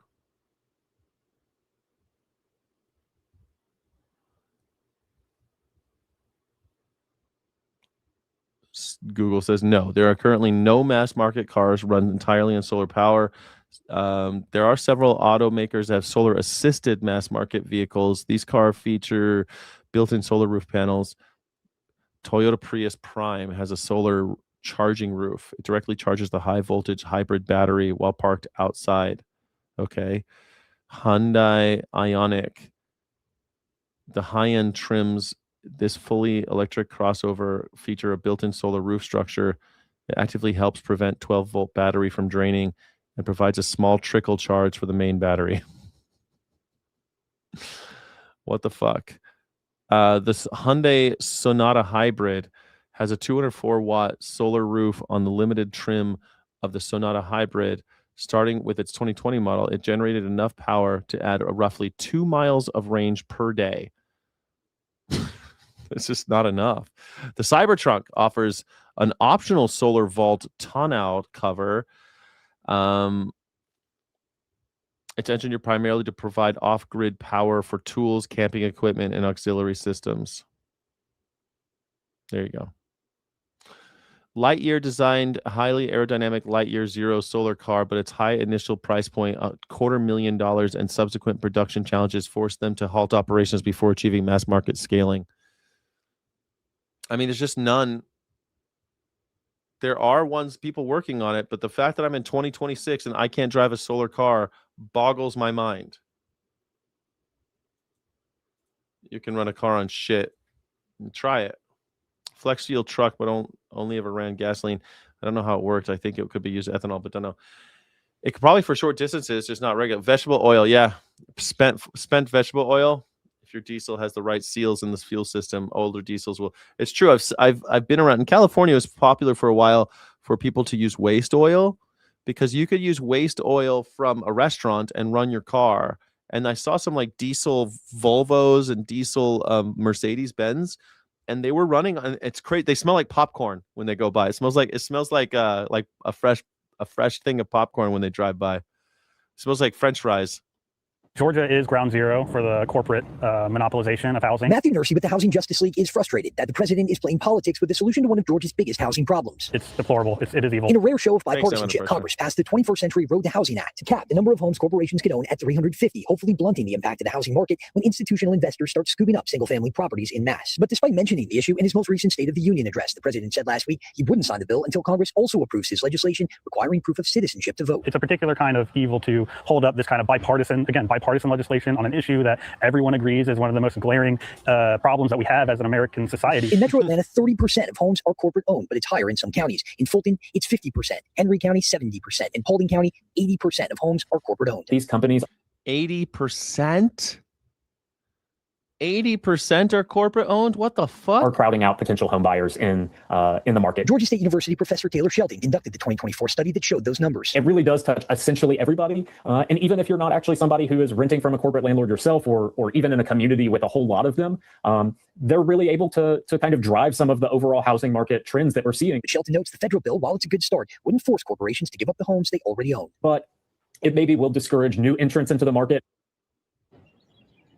All right, so three things are going to happen. One of them, at least, Trump could, of course, veto this bill. That is the biggest fear of housing advocates that we spoke to today, getting back to square one if he does that. He could also sign the bill into law, which he has not indicated he will, of course, do just yet. Or he could take no action on this at all, and it would default to going into law on July 10th. We'll just have to wait and see what happens. July 10th. I bet he does nothing because he's a coward.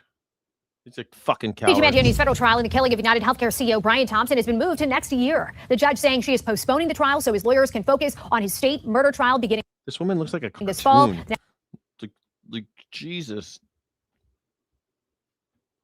She looks like a cartoon character. National News Desk, Jeff Harris joining us again. Another case where we're going to have to wait. We know that the judge also shared some other dates today regarding his federal trial. Break down what we know. So we now know that jury selection in Mangioni's federal murder trial will begin on January 5th instead of October 13th, followed by opening statements and testimony on January 25th instead of the previously scheduled date of November 4th. Now, while the federal trial was supposed to begin this fall, there were scheduling conflicts with his state murder trial, which is expected to begin on September 8th. In that case, Mangioni faces a second-degree murder charge and several counts related to criminal possession of a weapon. The judge saying just today that it's, quote, simply impossible to get through the jury selection process in the federal case while Mangioni and his lawyers are occupied with his state case. So I'm surprised by the delay. However, there has been all this talk now in state court because remember, there's a federal trial and a state trial both going to happen here. And the state trial really needs to happen first, given the way New York law works in terms of those two jurisdictions fighting with each other a little bit. Now, the judge today also focusing on how to select an impartial jury, considering this case has gotten so much media coverage and also public interest, saying written questionnaires will be given to prospective jurors before in-person questioning is set to begin. I hope he goes free. I hope he goes free. January 5th, the federal case is being moved. Not a big deal. I thought everything was going to get delayed, but it looks like the state case is still going just fine. Thanks, Darren. But I want him to go free. They should just cancel. Let's just cancel. Let him go. It's officially feeling like summer outside, but with dangerous heat settling into the region, the National Weather Service is reminding people to take precautions as the weather and then that humidity continues to climb. And Melody Hankins has more now in the studio. The National Weather Service says it's the heat index or feel-like temperatures that determine when heat alerts are issued. Officials say once those values climb into the triple digits, the risk of heat-related illnesses increase.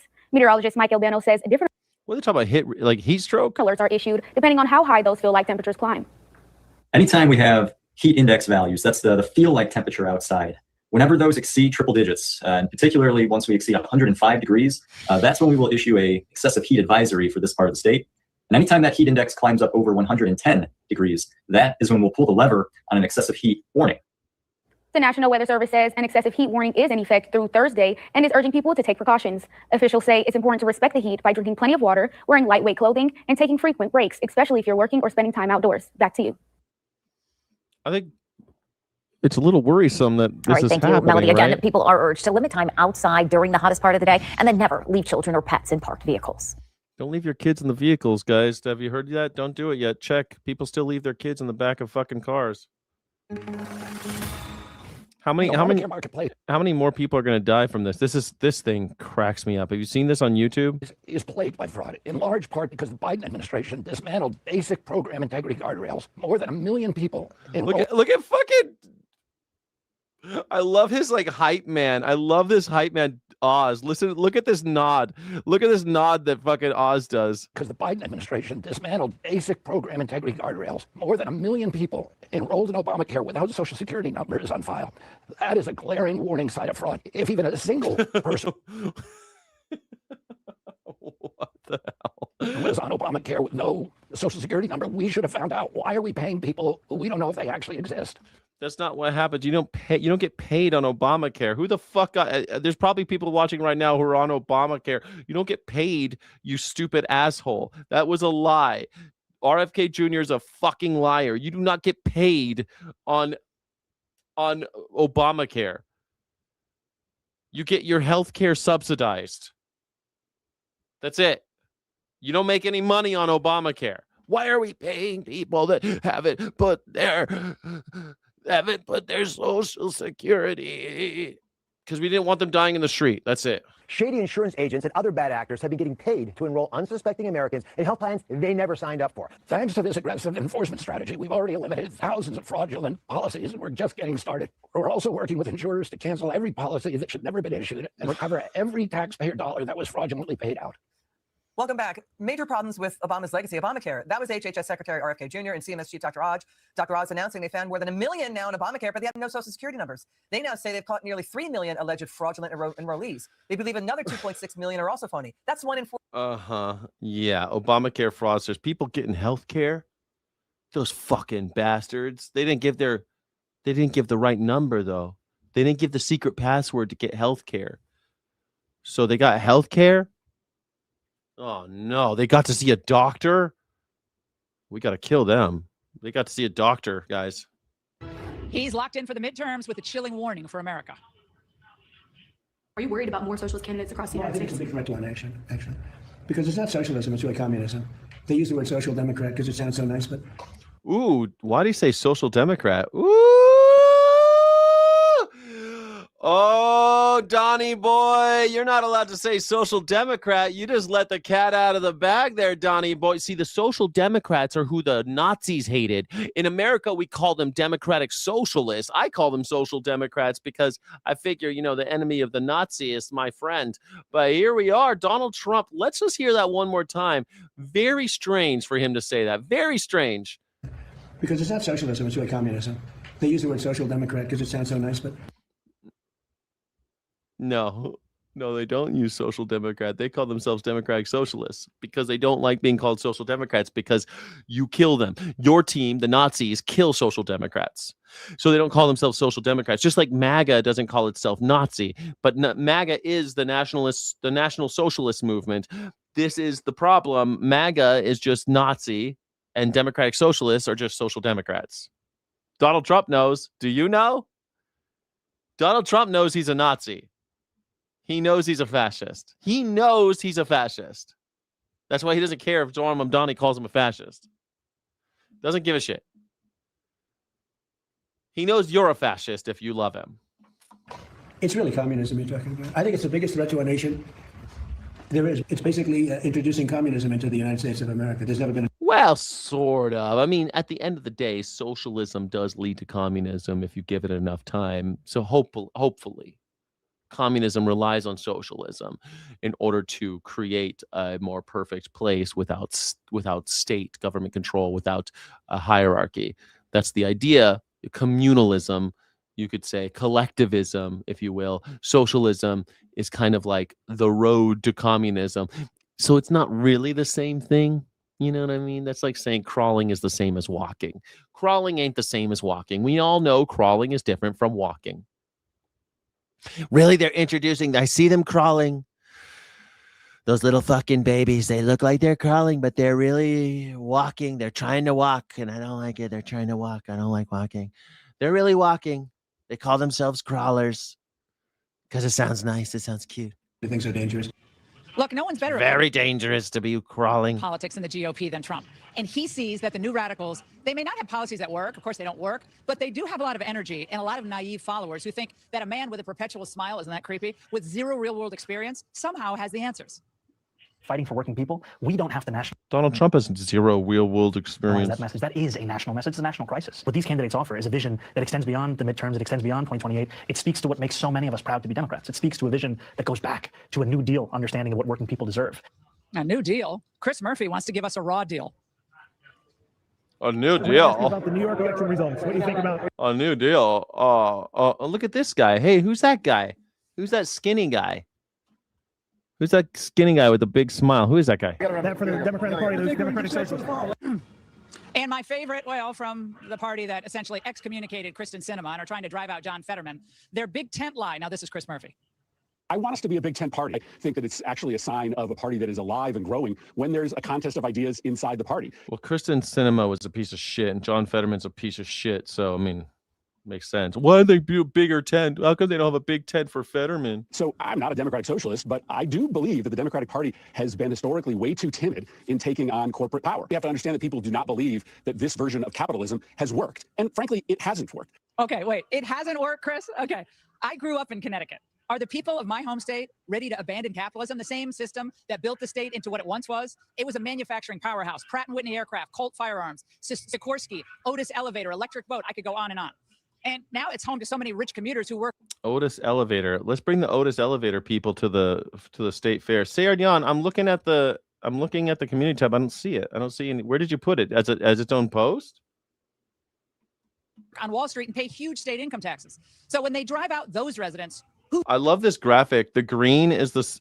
I don't get. The Democrats are going down. Oh, and the communists are going up. I see what that is. Okay, now I see how that works. who's going to be left to tax, Chris?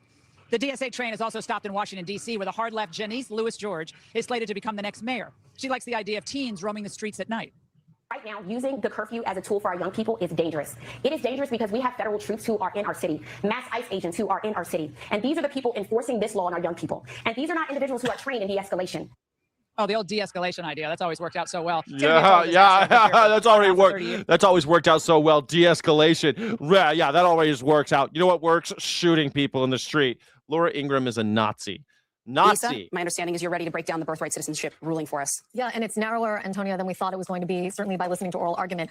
There are 5 justices who have voted to say that the 14th Amendment's citizenship clause protects birthright citizenship as we have long understood it. It should have been unanimous. 5-4. A 6th justice, Justice Kavanaugh, joins the opinion in part, but not in whole. Let me read to you his stunning first paragraph. He says that the executive order that's at issue here establishes new exceptions to birthright citizenship for children born to foreign citizens unlawfully or temporarily in the country. That the court today holds that the order violates the 14th Amendment. I respectfully disagree with the court's constitutional holding. In my view, the executive order doesn't violate the 14th Amendment, but it does contravene a federal statute. And then Justice Kavanaugh goes out of his way to say, consistent with the 14th Amendment, Congress could amend that statute or otherwise enact new legislation establishing exceptions to birthright citizenship for children born to foreign citizens unlawfully or temporarily in the country, but Congress has not yet done so. In other words, 5 justices saying the Constitution is the Constitution is the Constitution, and Justice Kavanaugh saying, yeah, I agree with them in terms of the state of federal law, but if Congress wants to change this, that's up to Congress. And so let me make a larger point about Justice Kavanaugh. But they always do that. People like Kavanaugh, he wants to say that, oh, well, I'm still your boy, Donnie. That's what he's doing. He's winking to Donald Trump saying, I still got you, Donald, but you got to push Congress to pass a law. Kavanaugh today, we often talk about the Roberts Court. After today, this term at least will be a big, thumb on the scale, fist on the table for Brett Kavanaugh, who has issued multiple majority opinions today and also is really the big deciding vote here, right? By concurring in the judgment, but also leaving for another day whether Congress can make a different decision. You can see how in a court composed a little bit differently, because it is only a 5-4 decision on the constitutional ground, how this could have gone very differently, despite the fact that after oral argument, many of us thought this might be a 7-2 decision. And instead, what you've got is only 5 justices saying constitutionally, birthright citizenship is the law of the land, a 6th saying it's the law of the land, but only because of federal statute. And then you've got 3 other justices saying no. They would side with the president here and say that the executive order is perfectly consistent with the Constitution of the United States because, I believe, of this phrase in the middle of the citizenship clause saying subject to the jurisdiction thereof. That was the argument that the Solicitor General made at oral argument, saying that it doesn't cover people who are not permanently domiciled in this country, making an argument that Wong Kim Ark, this 120-plus year precedent, did not settle for all time, whether somebody born in this country was in fact a citizen, but was intended to be always a very narrower ruling based on the fact that Wong Kim Ark's parents had settled in California, that they they always intended to remain there. They had no allegiance to their home country. And John Sauer sort of using that to drive a wedge into that citizenship clause of the 14th Amendment that previously courts did not understand to exist. Fallon Gallagher, if you're still there outside of the Supreme Court, I'm wondering if you can give us some color here, because as Lisa just described, I mean, for months now, people have been both pretty publicly and behind the scenes expecting something closer to a 7-2 decision here. How shocked are people where you are? Yeah, they're not shocked, but not as much reaction as I would have imagined here for such a big decision, especially one that we knew was coming today. I actually would say that I heard louder cheers when we actually got the transgender athlete ban. But again, like you said, this is narrower, a narrower split than we had anticipated. After arguments, it seemed like there was no question that the Supreme Court was going to hold up birthright citizenship. It was just a matter of how broadly, whether that was going to be 7-2 or 8-1. So a 6-3, really more of what seems to be a 5.5, 3.5, if you look at the Kavanaugh split, is a much closer ruling than we would have imagined. But again, this is still a big loss for the president, overturning one of his signature executive orders that he signed on his first day in office, upholding birthright citizenship. And as you know, this has been enshrined in our country for a very long time. We had the 14th Amendment, of course, after the Civil War, but then the Supreme Court itself upheld this precedent in 1898 with that case, Wong Kim-ark, where it said that if you are born on U.S. soil, you have birthright citizenship. And so that remains to be the case here. As far as the reaction here, Antonia, I would not be surprised if this starts to build throughout the day as word spreads. Decisions are a little bit less buzzy than they used to be in the pre-COVID times because you don't have to actually run them out in the same way. So this is one where I think the crowd will gradually build here because this is, at the end of the day, still a win for birthright citizenship. Catherine, given what we've seen Kavanaugh do today, what does that signal to you about what may be to come here? Well, I think it's important to say who the 5 justices are who said the Fourth Amendment means what it says. Roberts, Barrett, Sotomayor, Jackson, and Kagan. And we can expect, which was happened in the Terrace case, the president might have some words to say about Justice Barrett and Justice Roberts. But as Lisa pointed out, Kavanaugh could have went the other way. And instead of it being, 6 votes. But it's thankfully the decision came out right, but it's shocking. I was one of those I said to Lisa, it should be 9-0, but it'll probably be 7-2. Well, shocking. So we have Gorsuch, Alito, and Thomas, who basically have said, you can have an executive order that changes the Constitution. It's 194 pages. I'm not as fast a reader as Lisa is, but I'll be interesting to see their rationale. Yeah, I would love to come back to one of the two of you in a minute to get an understanding from those 3 of what their explanation is here. I'll tell you what it's not. Okay. Okay. I mean, one of the things that's surprising to me here is that at oral argument, and I was listening to it again this morning, Justice Alito essentially recognized a really pragmatic concern. And he basically told this list. All right. I'm going to go ahead and keep going. Our colleague Fallon Gallagher is outside of the Supreme Court. I'm going to bring you back in, Fallon. Tell us. Even as the Supreme Court today effectively told Trump he has to pay E. Jean Carroll for sexually abusing her. Even as the Supreme Court today told Trump to back off. I got it to work. Sorry, I was trying to get this thing to work on the community tab. It looks like they were filtering you, so I turned off all the moderation. You only have to now be a member. You have to be a subscriber for 1 day before you can post in the community tab. Trying to mess with people voting by mail. Even as the Supreme Court today restricted the government, the police, from grabbing your cell phone data with no warrant and no probable cause just because of where you physically were when you had your phone on you. Even as the court today told Trump to back off trying to fire Lisa Cook from the Fed Board of Governors. I read the dissent earlier. I read the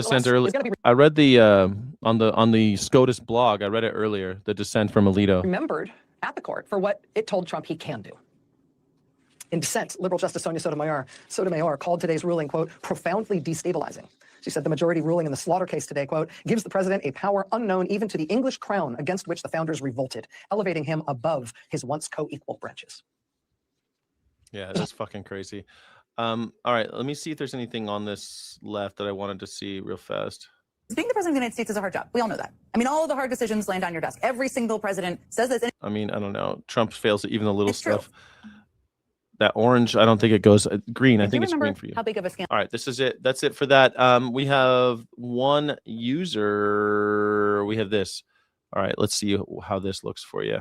Nearly dies every day of his life, whether it's picking up rattlesnakes, eating roadkill, or pumping his body full of things that would make most people's hearts explode in their chest cavity. He never looks or sounds like a guy who's going to survive for all that much longer, which honestly makes him truly the perfect Health and Human Services head for this deeply unserious administration. What the fuck? What is he doing? What are they? Well, they're heavy sex stuff. So what were they?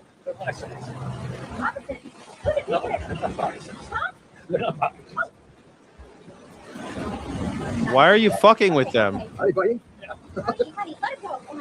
Jesus, they're out there huge. Mr. Secretary, as you know, mercury exposure can have significant harmful effects on kids, including permanent cognitive deficits, lowered IQ, poor memory, language delays. During your career as an environmental lawyer, no, I've never seen him with the snakes. You brought lawsuits targeting coal-burning utilities, specifically over their mercury emissions. When President Trump tried to roll back mercury wastewater rule during his first term, you went to the EPA's own public hearing to fight it, warning that allowing more power plant pollution into waterways would poison people through mercury-contaminated fish, a problem you said you experienced personally. You said at the time, and I'm quoting you directly, "It's really troublesome for those of us who will suffer from your irresponsibility." Given your long history of advocacy on this issue, do you still believe, as you've argued for decades, that mercury emissions from coal plants harm kids? I do. Terrific. In February of this year, the Trump administration finalized the repeal of the mercury and air toxic standards. As a result, coal-burning power plants are now allowed to emit more than twice as much mercury as they were before. Just last week, the Trump administration proposed to weaken a rule that monitors and protects groundwater from coal ash, a waste product that contains heavy metals like mercury and lead. How are these actions consistent with your agenda to make our children healthy again? Those are actions that are not taken by my agency, and I am not familiar with exactly what's happening at EPA, so I would have to ask Lee Zeldin about that. So you are just a fool that's here to what? To shill for Donald Trump? Is that what you're there to do? This has been a major news story. You're the Secretary of Health and Human Services. You made a career out of fighting mercury pollution. Are you telling me that you don't have an opinion about this mercury rule? Well, I don't think any mercury is good, and that's one of the reasons we're holding up the Gavi grants, because they're giving mercury vaccines that are banned in Europe and the United States. Secretary, 161 million kids in on this Africa. mercury rule. This is your administration making this decision. Are you critical of it? Why have you stayed silent on this? You should call Lee Zeldin here and ask him about those. Ask somebody else. I got nothing to do with it. That's not in my. I have a $2.3 trillion agency. I've got. You had in your testimony. You wrote. I was not part of the hearings. I was not part of that decision. I'm not going to comment on it because I don't know anything about it. It sounds like pretty convenient amnesia to me, because you wrote a report where you talked about the damage of air and water pollution. Mercury is absolutely, it's the most powerful neurotoxin that we know of in the universe.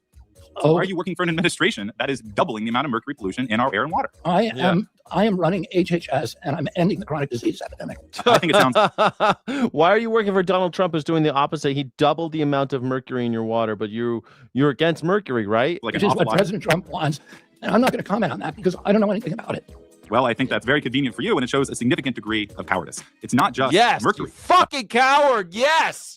President Trump in July 2025 granted 50 chemical plants. Why don't you ask me something that I'm in charge of instead of other things? Are you not in charge of healthcare and human services? Yeah, HHS. And you wrote a report about how we want to make sure that our kids. What you're asking me about is not a decision that's being made by my agency. Why don't you ask me about something, and I won't ask you about something that's happening in the United States Senate. Sir, I'm happy to talk about what's going on in the United States Senate. I'd be happy to talk about the damages that mercury pollution did. I think it's pretty disturbing. I'm telling you what I know, which is mercury is a toxin. We should be minimizing the exposures to that in the environment. I don't know anything about the particular. Running this agency is a big job, and it's pretty consuming. Well, so I don't get into what the other agencies are doing. I think this sounds like a pretty simple story. Why don't you ask me something that's happening in my agency? I think you asked me about a decision that I've made. You wrote a report. You wrote a report talking about what we need to do. The decision you're making is to continue to work for somebody that's doing the opposite, that's literally murdering children in your report. Your report says that mercury is the worst known neurotoxin in the universe. Universe, he says. But you're still working for Donald Trump, who's actively doubling the amount of mercury put into our rivers, streams, oceans, into our drinking water, where our children play. So why are you still working for the guy? You fucking murderer? Yeah. So it shows that you're a hypocrite. I've admitted it. You're talking in circles. I've said. I think it's pretty disturbing to me that you don't want to talk about a doubling of mercury. I don't want to talk about. You've been a career about this. I don't want to talk about a regulation or a policy that I don't know anything about. Well, I hope you learn about it, because this is a big deal, and you spent your entire career advocating to lower mercury pollution, which I think is really admirable. Let me just say, I think y'all are talking over each other. You definitely, the Secretary's acknowledged he has some issues about that, but obviously he cannot speak of the EPA. So y'all are both really agreeing, but won't agree. So, well, let me close, Mr. Chair. But we did that in partner because we run ARPA. So that for me was a decision that I had something to do with. I don't have anything, and I can tell you this: President Trump, when he gave me this job, he made a condition precedent, and he was very open about it. He said, "I want you to stay away from energy policy." And I agreed to do that. So I don't comment on energy policy. I comment and work. I've got enough to do in my agency to This make isn't an energy issue, sir. This is a healthcare issue. And just in closing, I think this sounds like a pretty simple story to me. An administration that took $219 million from the oil and gas industry in 2024, and in exchange, doubled the amount of mercury pollution in our air and water. And so what I don't understand is how you can spend your entire career talking about this issue, and then the first minute that you get power to do something about it, you take off the mask and become an apologist for an administration that is increasing mercury more than any other administration. I'm shocked that you'd come to this meeting and not have a You're a fucking apologist for a murderer. That's what exactly right, you coward. single question to ask me about my agency. I have plenty of questions, sir. Well, go ahead. Whether you want to answer. All right, time has expired, Mr. Moore.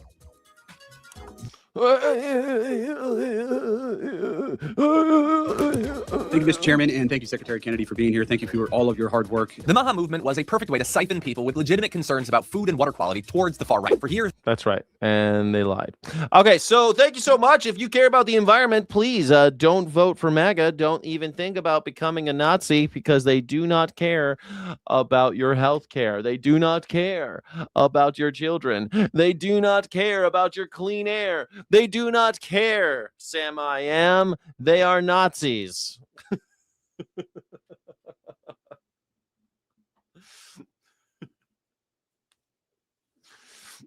Yeah. Anyway, thank you everyone for joining. My name is Skyjack Morgan. I'm an independent news and culture commentator, free speech and critical thinking advocate. Hopefully you liked and subscribed already. Thank you to Sayard and Leaf for supporting this channel today. I appreciate you very much. I'm going to go play some guitar and relax a little bit. Thank you all for being here. I really do appreciate you. Your sad MAGA isn't around now. You got to keep them around. You got to keep threatening them when they're here. You have I've got microplastics in my Epic Fury. Oh, man. Man, Wayne hates Trump. Well, that's everybody hates Trump, man. Anyone with half a brain hates Trump. The toxic chemical deregulations are crazy, even for this administration. Yeah. What are we going to do about it? I mean, seriously, I'll talk about it on the other side, but I'm seriously turning into a homesteader, an urban homes. I've asked my AI multiple times, like, if I stay here versus if I go to New Mexico, what's better for me as if in the next 25 years, the way the environment's going. And they're like, get as far away from the shit, get as far away from the coast as you can. Get as far away enough as you can from any place where your house will burn down. There will be wildfires and it will affect the air quality, but you can offset that by having filters on your house, solar panels, a cistern, a vegetable garden. You can make it through pretty well. You could do pretty well with that. Pretty well. Start saving water. Get some solar panels. Get some bullets. Collect some ammunition. And start thinking about the future, because it's gonna get rough. It's gonna get bad. And you guys are like, it's not gonna fix itself. No one's doing anything about it, and no one's gonna do anything about it. You can't escape the climate. You can't escape pollution. The only thing you could do is try to mitigate its effects on you. That's it. I don't think people realize anymore that, like, I don't think people realize how bad it's going to get, how bad it already is. People are dying, losing their homes. And just because it hasn't happened here as much, it's happening more and more. Thank God I'm in the UK and it's bad enough here. Wayne, the UK is not going to be able to escape. The borders do not care. The borders cannot stop climate change. It will not stop it. Microplastic took 15% of the size of my penis. What the fuck? Mine doubled it. My doubled. The microplastics in my penis doubled the size. I don't know. It affects different people differently, I think. You know, Wayne. I know you know, Wayne. Look into permaculture.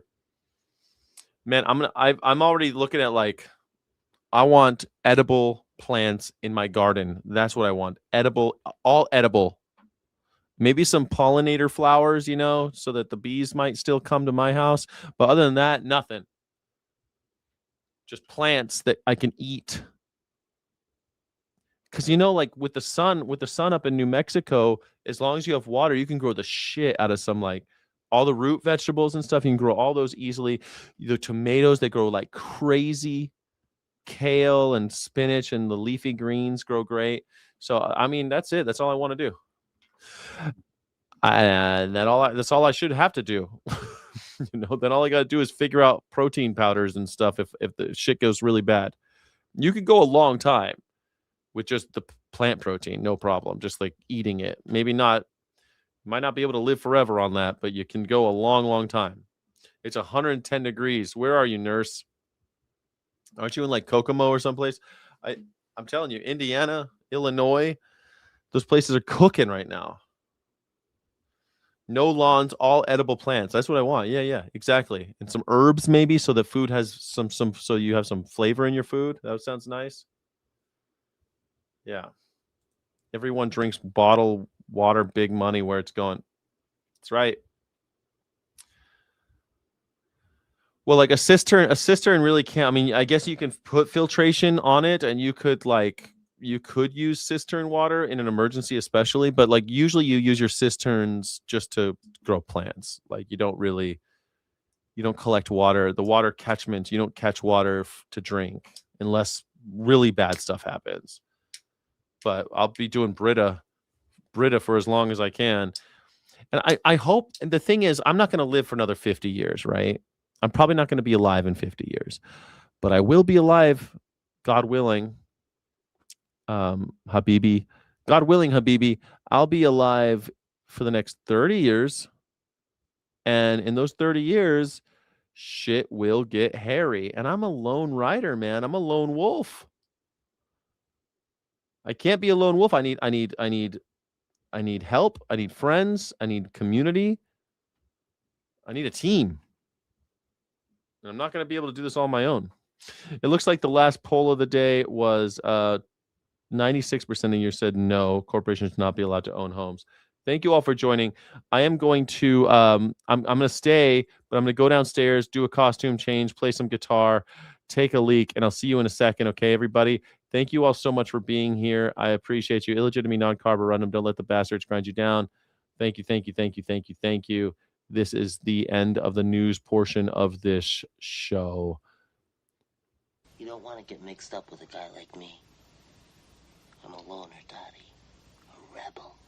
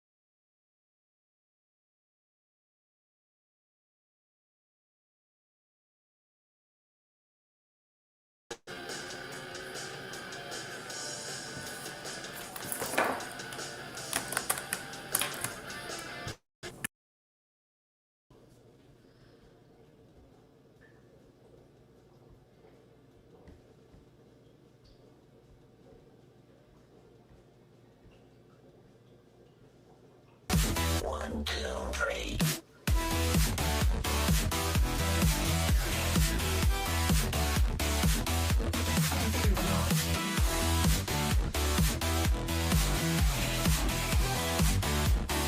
Get on up and get down with Skyjack Morgan.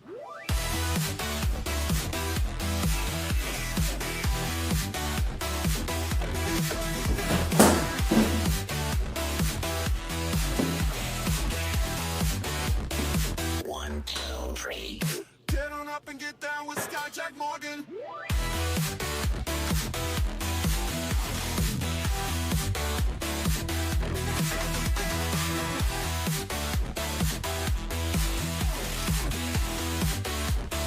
One, two, three.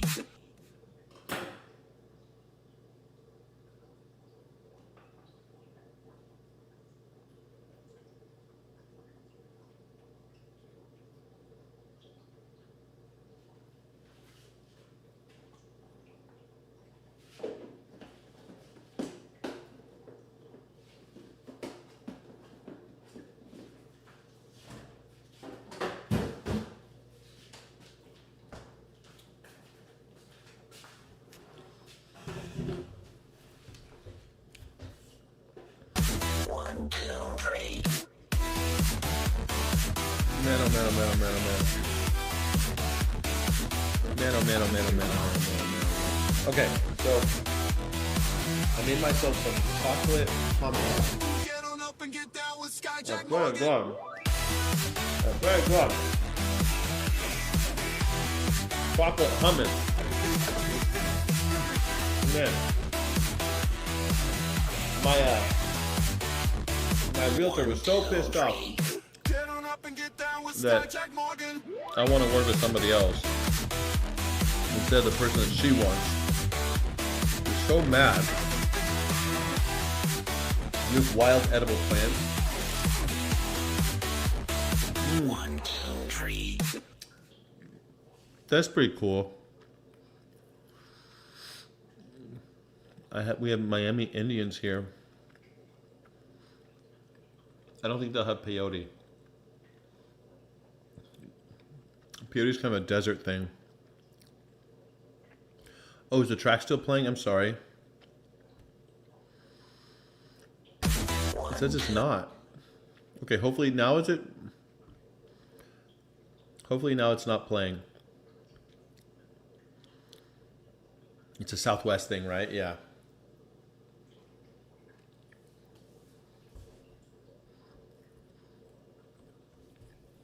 Biggest issue with politics, I'm too blinded by party. And they hold on that for a decade.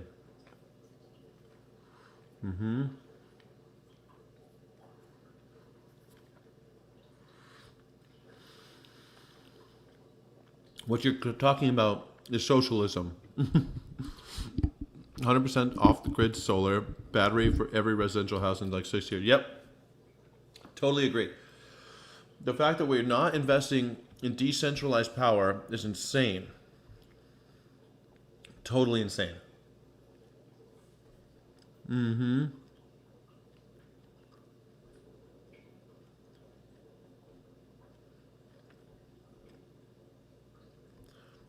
Peyote's like a little bud. Like a little bud. Have you ever seen the Hunter S. Thompson? His logo has peyote on it.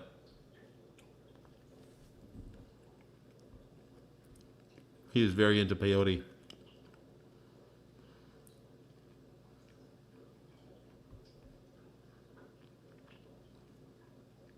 You just end up on smack.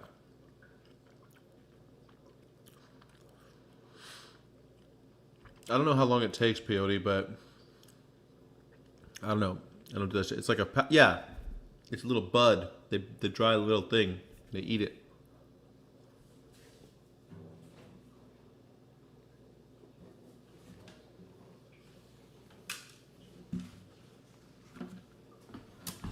Right now here,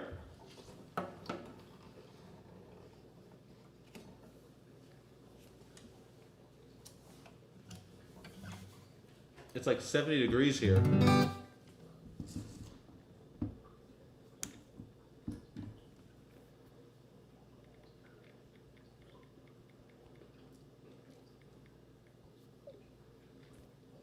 Mm-hmm. Yeah, baby. Is Navia still here? Yesterday she requested a song and I played it. But I think she was gone. Navia, are you here? It's like 70 degrees here. I'm lucky to live here. I'm pretty spoiled. But what are you gonna do it? What are you gonna do, you know?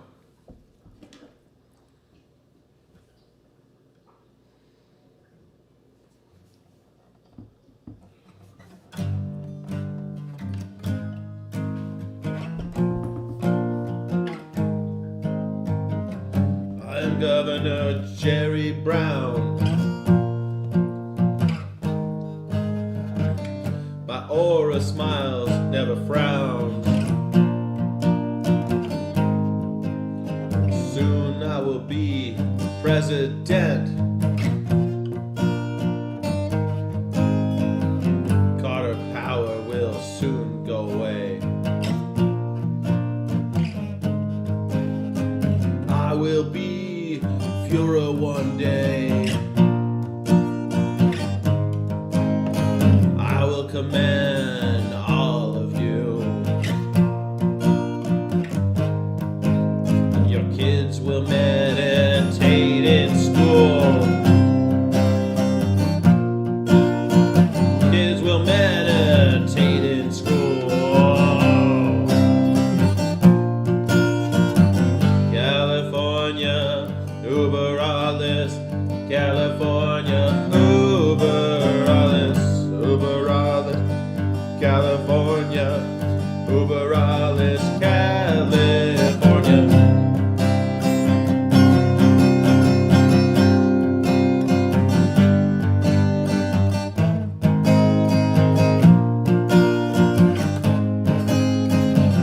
Zen fascists will control you. 100% natural. You will jog for the master race. And always have the happy face. Close your eyes, can't happen here.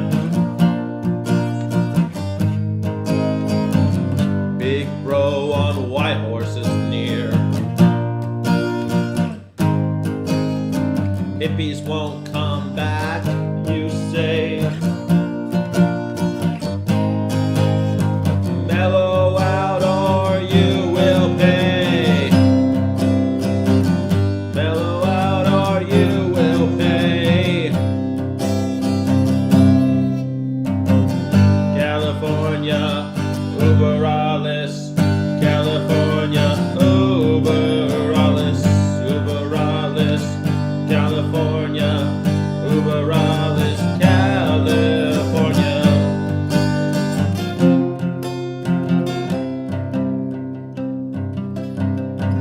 Now it's 1984. Knock, knock at your front door. Suede and denim, secret police. Come for you and your uncool niece. Come quietly to the camp. You'd look nice as a drawstring lamp. Don't worry it's only a shower. For your clothes, here's a pretty flower. Die on organic poison gas. Serpent's egg already hatched. You will croak, you little clown, when you mess with President Brown. When you mess with President Brown. California, Uber alles. California, Uber alles. Uber alles. California, Uber alles. California.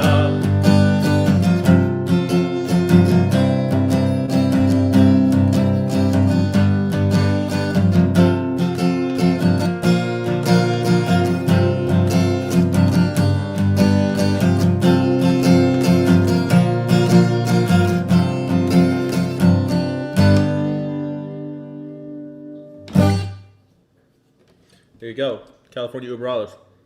I hope you like that. Navia's not here, huh? You're a drug war veteran. Nice. It's currently 58 degrees with a high of 64 degrees and a low of 49 overnight. It's like that here. Oh, you're lucky, Leif Erikson. In the summer, I've seen it all from The Dead to The Walking Dead.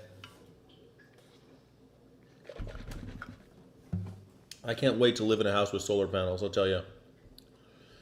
Yeah, definitely. I can't wait to live in a house with solar panels for sure. Vegetal Sparks, Disneyland, California. Sparks, Disneyland, California. Veg in the Woods, what does that mean? What is Sparks, Disneyland, California? What does that mean? What does that mean? I don't know what that means. Sparks, Disneyland, California. What are you trying to say?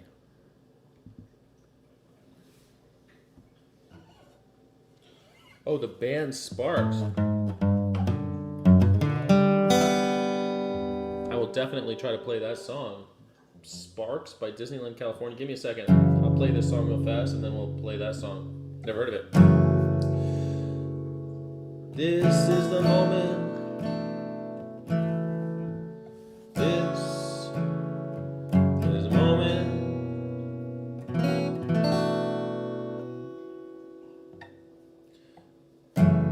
This is the moment. Let you know that you told her that you loved her, but you don't. You touched her skin, then you think that she is beautiful, but she don't mean a thing to me. Yeah, she is beautiful, but she don't mean a thing to me.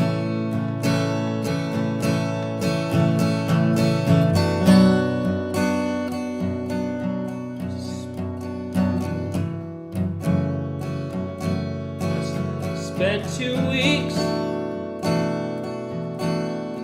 Silver Lake, the California sun is stating down my face.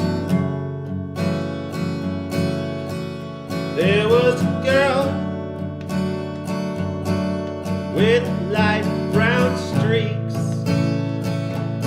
and she was beautiful, but she didn't mean a thing to me. Yeah, she was beautiful, but she didn't mean a thing to me. I wanted to believe in all the words that I was speaking as we moved together in the dark.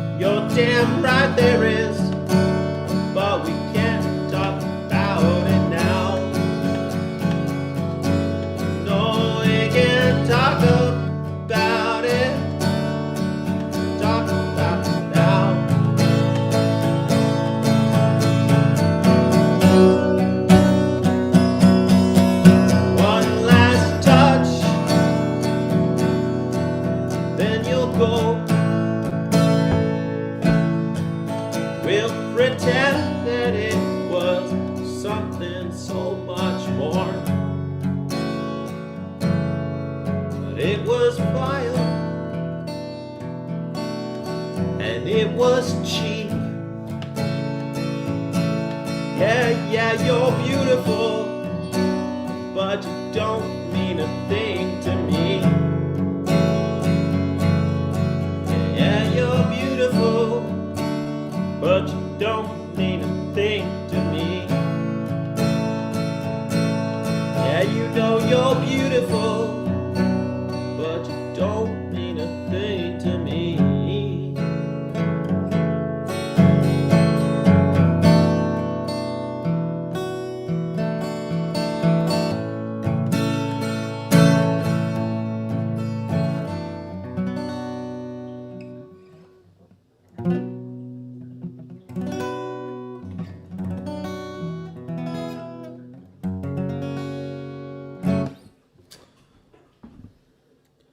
Sparks, Disneyland, California. I can't wait to learn about that song. Never heard about that song, Veg in the Woods. Sparks, Disneyland, California.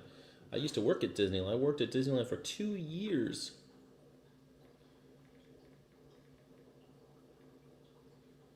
Sparks. Sparks. Is it actually called Disneyland, California? Sparks, artists. Sparks. Sparks. This town ain't big enough. What the heck? Sparks.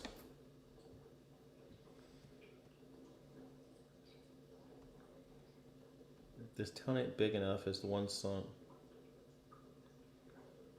This town ain't big enough is supposed to us. I can only find one Sparks song. Oh, Tits. Girl from Germany. Never Turn Your Back. When I'm With You. Something for the Something, Amateur Hour, Sherlock's Home, Falling in Love, Achoo, Begin, Profile England, Slow Boat Change, Pineapple Mustache. I don't see anything with the word Disneyland though.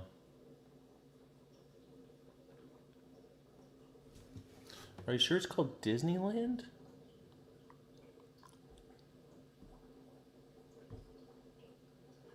Are you sure that's the name of the song? Sextown, USA. I'll Google it real fast because I don't think... Do This Town Ain't Big Enough?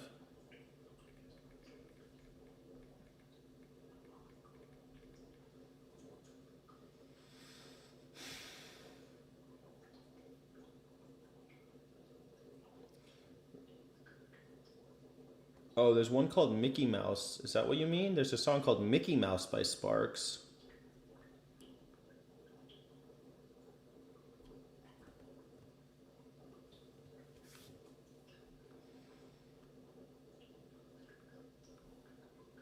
Hold on, my realtor just sent me.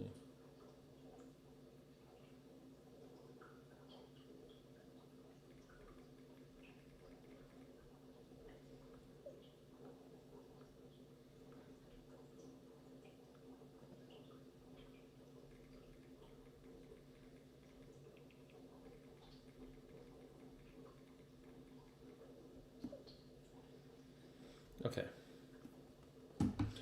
This town ain't big enough for the both of us. A song I've never heard.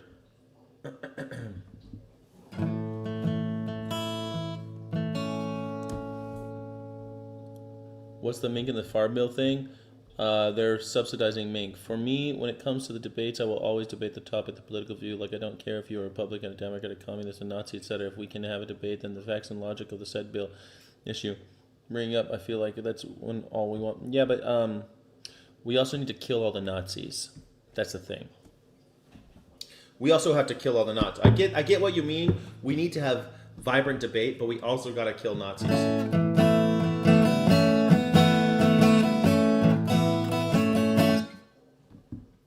Is it fast or slow? This town ain't big enough for the both of us by Sparks. Here we go.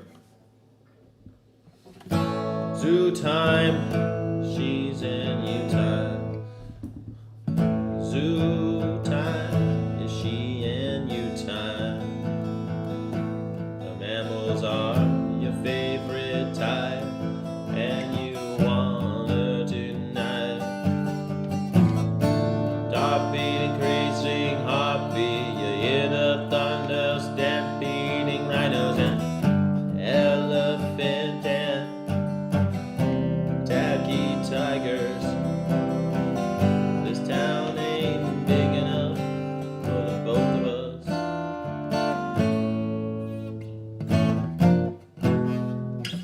This is not a good tab. Hold on a second. There's a bunch of broken shit in this one. Let's try this one.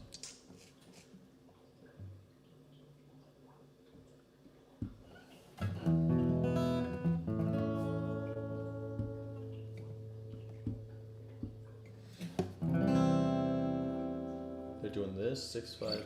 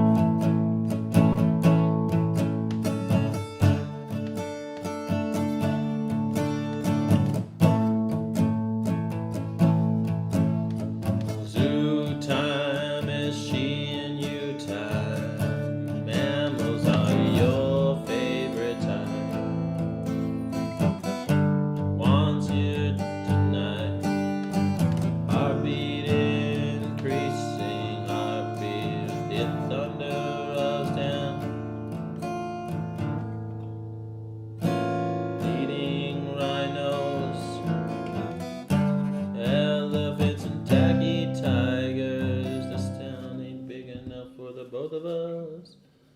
And Amy was gonna leave.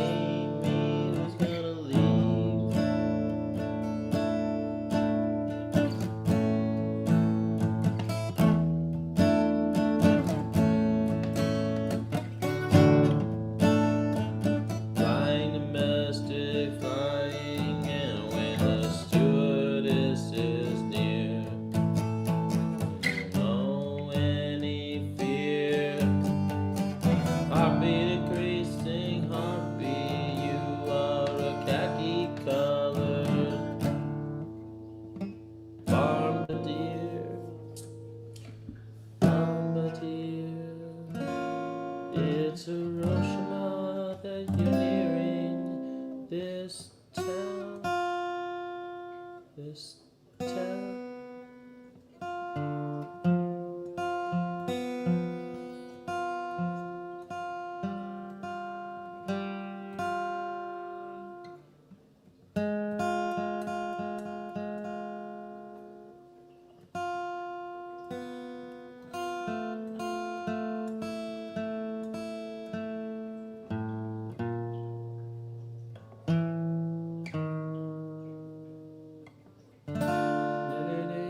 Who's gonna leave?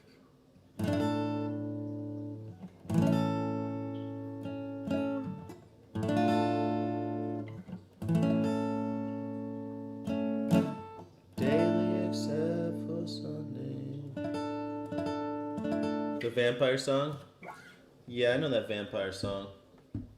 Hold on, I'm gonna try to find the Mickey Mouse song, cause this Bombardier song, I don't know, this Tiny Big of Sparks, Mickey Mouse.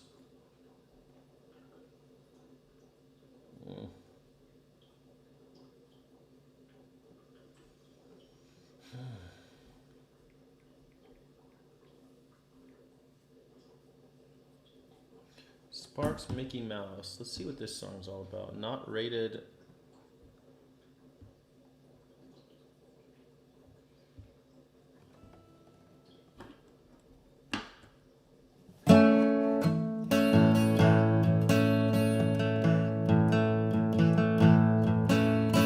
Can you raise both your hands and clap 'em? Can you say, sure, I'll always try?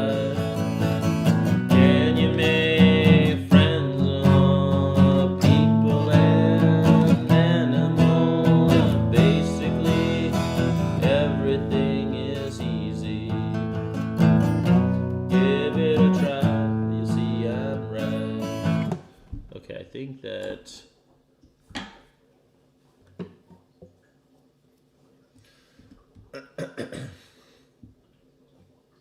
I think I got this.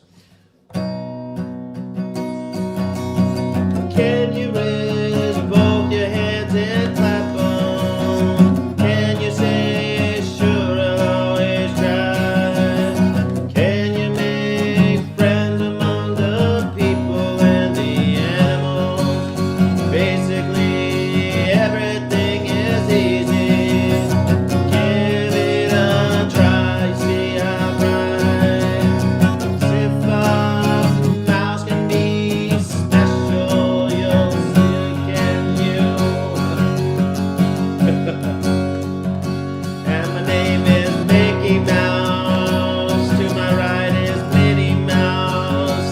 And we own a little place in Disneyland, California.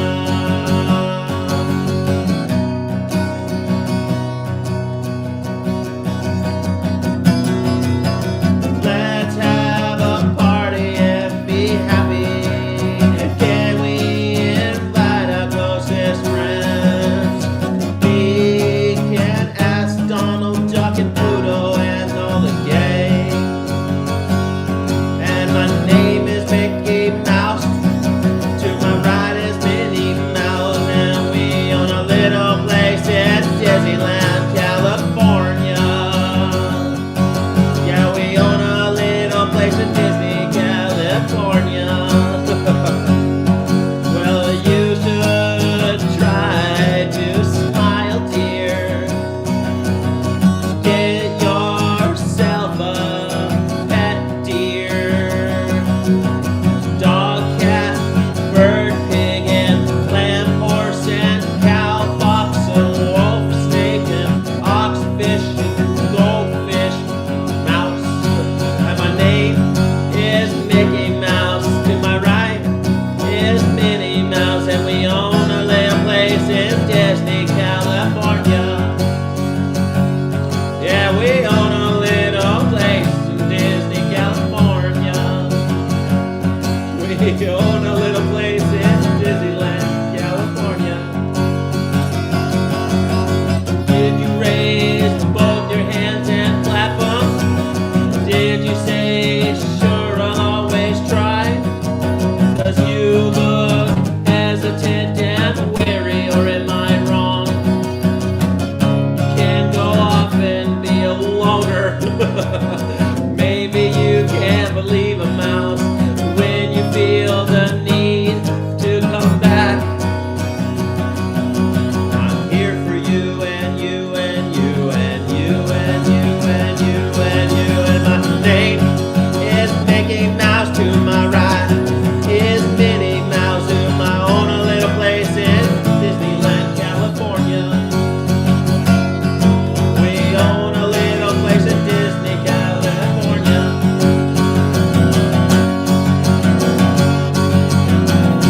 My name is Mickey Mouse. To my right is Minnie Mouse. We own a little place in Disneyland, California. A little place in Disneyland, California.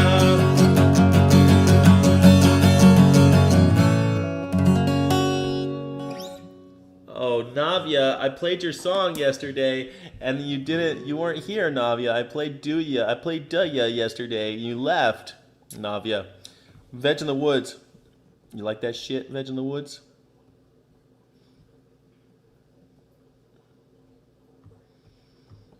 Yeah. I thought that was pretty good. That was a fun song.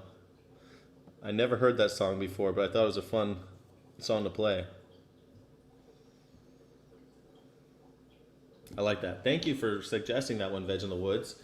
Hold on a second. Let's find out.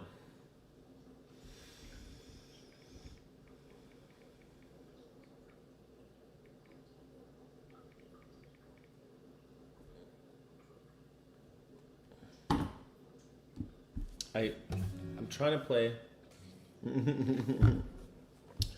Thank you, Veg in the Woods. I'm glad you liked it.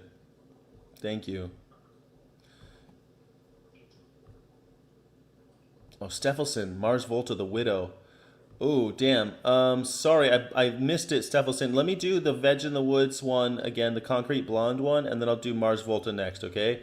Mars Volta, fuck, that's gonna be a hard one. What's that song where, like, I heard your favorite band is Mars Volta. Oh, what is this? Oh, come on.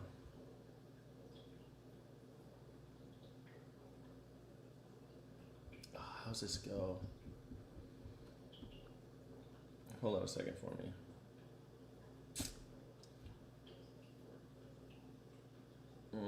It's all power chords. Hold on a second. I just want to play a bunch of fucking power chords. Well, I guess I can.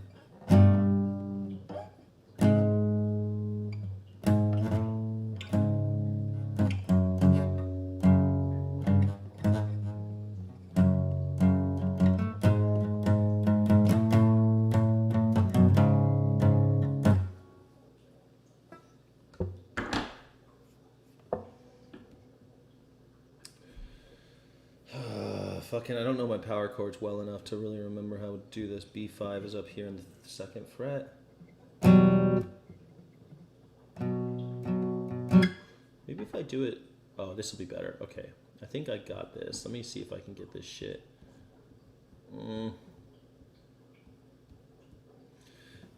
There's a crack in the mirror. Bloodstain.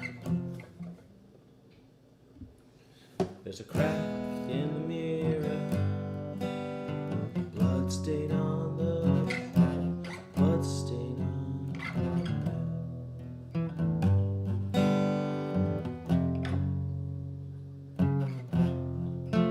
There's a crack in the mirror and a bloodstain on, and bloodstain on the bed, bloodstain on, bloodstain on.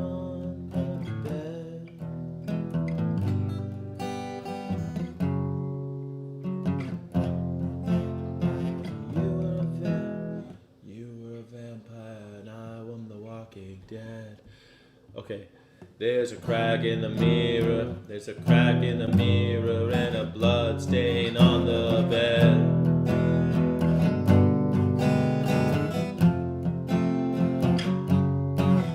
There's a crack in the mirror. Okay, I think I got this. Oh, man, it's been 100 years since I've even heard. I remember this song. Oh, there's a crack in the mirror and a blood stain on my bed. There's a crack in the mirror and a blood stain on my bed. Oh, you were a vampire, baby, I'm the walking dead. Oh, you were a vampire, baby, I'm the walking dead. Ooh, we got it, we got it, we got it. And I've got the ways and means to New Orleans, and down by the river where it's warm and green, and I have a drink, walk around, and I got a lot to think about. Oh, yeah.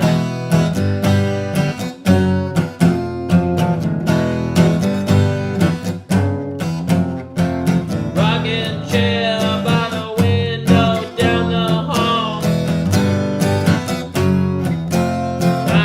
Something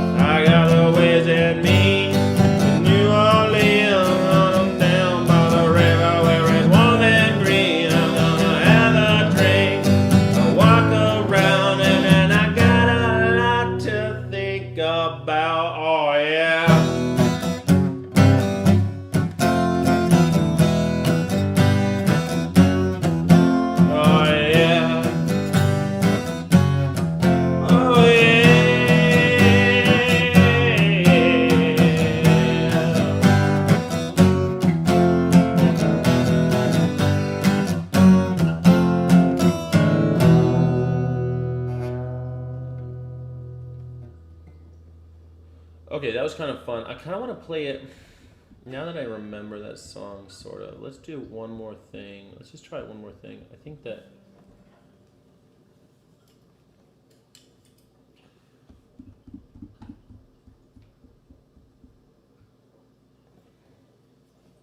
Okay, let's slow it down a little bit. Oh, there's a crack in the mirror and a blood stain on my bed.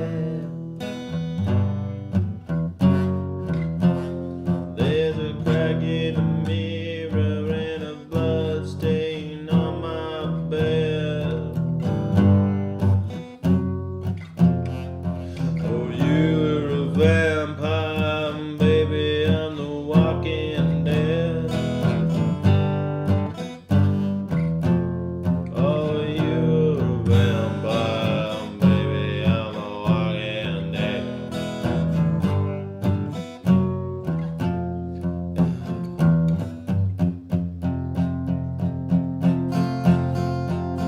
I got the wind me in New Orleans, going down by the river where it's warm and green. I'm gonna have a drink, walk around, yeah, I got a lot to think about, oh yeah.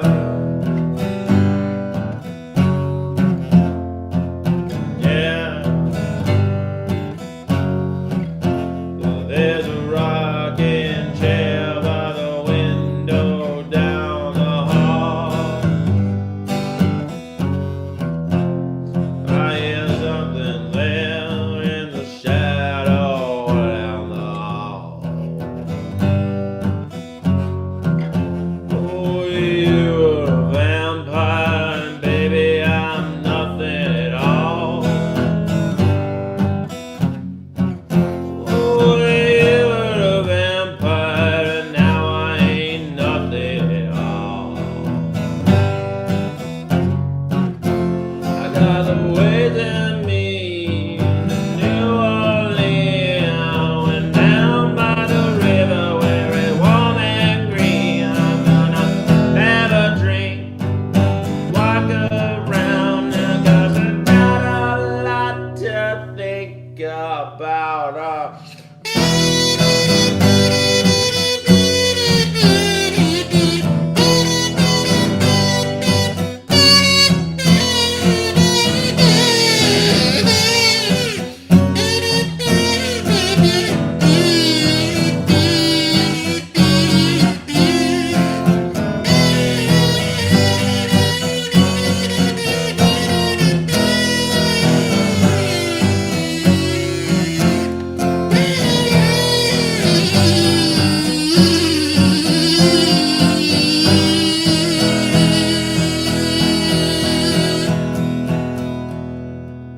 They used to dance in the garden in the middle of the night. Oh, dancing out in the garden in the middle of the night. Oh, you were a vampire, and I may never see the light. Oh, you're a vampire, and I won't ever see the light. I got the ways in me to New Orleans, and down by the river where it's warm and green. I'm gonna have a drink and walk around, and then I got a lot to think about. Oh yeah.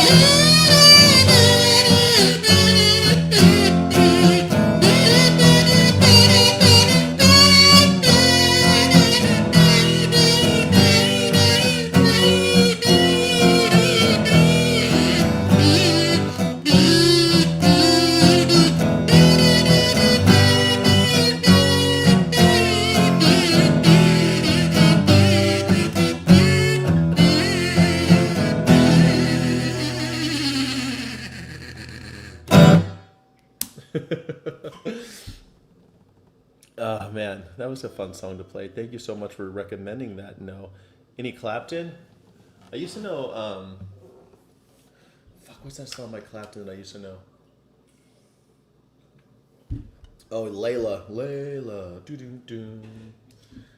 He always has fucked up tunings, but I'm gonna save that song because that's a good song for Halloween. Once we do the Halloween show, I'm gonna remember that song from the Vampire. Nice suggestion, Navia. I'll try something from Clapton in a second ago.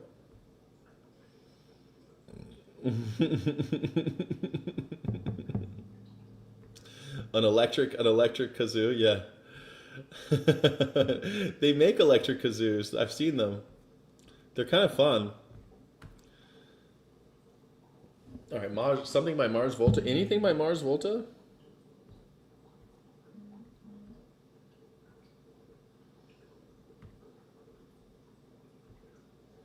Oh, The Widow by Mars Volta.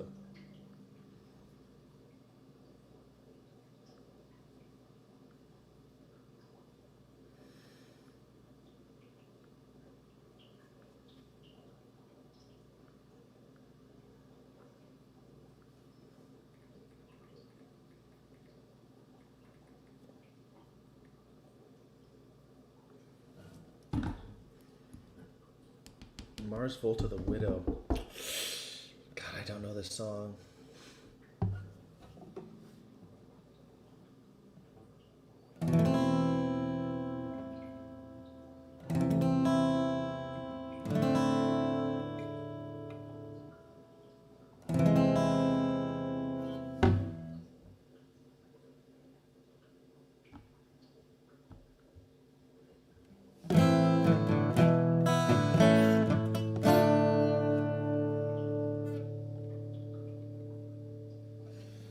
He's got fasting black lungs made of close splinter shards, the kind that will talk.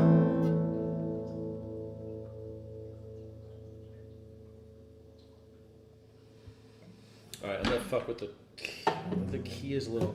I got fasting black. He's got fasting black lungs made of close splinter shards. They're the kind that will talk through the wheezing of AM every night and every boy, and every time he makes me warm. Free without an answer, free from all the shame. Must I hide? He'll never say no.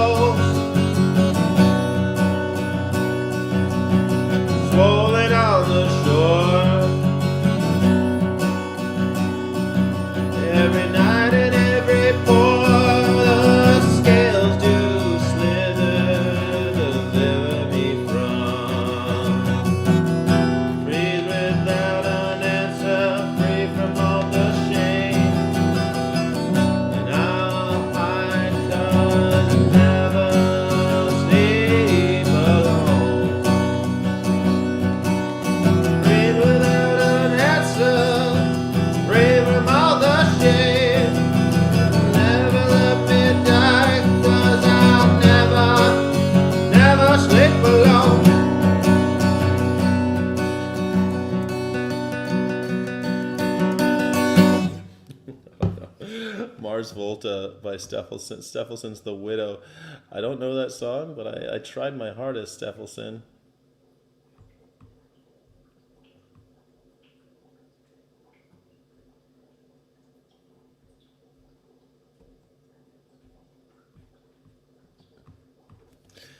I don't know that song.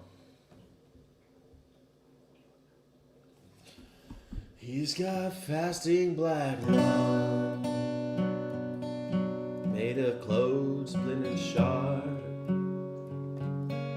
They're the kind that will talk through a wheezing of coughs. And I hear him every night, every pore, every time talks makes me warm. I hear him every night, in every pore, and every time he just makes me warm. Breeze without an answer, free from all the shame. Must I hide?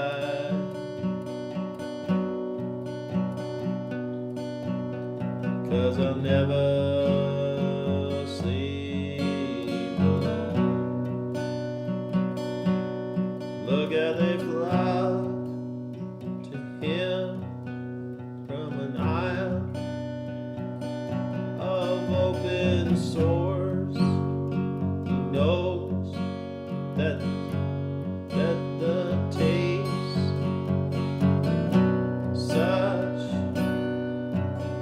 such to die for. I hear him every night on every street. The scale that do slither deliver me from. Freeze without an answer, free from all the shame. Then I'll hide 'cause I'll never sleep alone.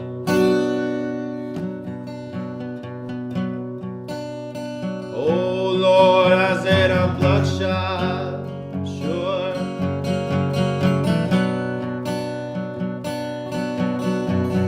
Pale runs the gold,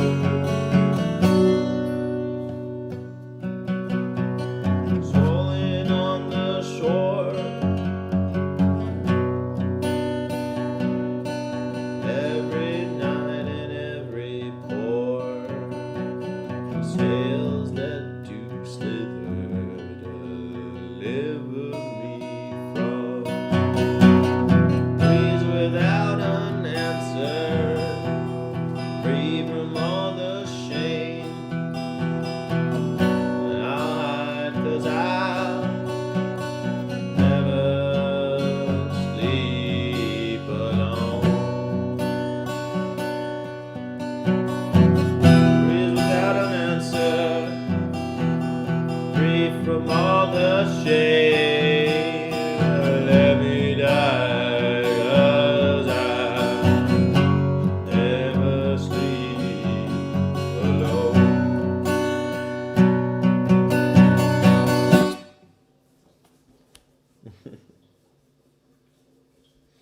Man, there was a punk folk song where it's like a girl talking to a guy and she wants to make sure that his favorite band is Mars Volta, something like that. What song is that? Let's see if Google knows what song by that. It'd be pretty cool if Google knew what I'm talking about. The song you are thinking of is I Listened by the post-punk band Apes of the State. The specific lyrics from the track is, I don't know your favorite song, but it's probably by Mars Volta, because you said you really liked them when we talked, Flesh, and I listened. Fuck. Yes, Apes of the State, I Listened.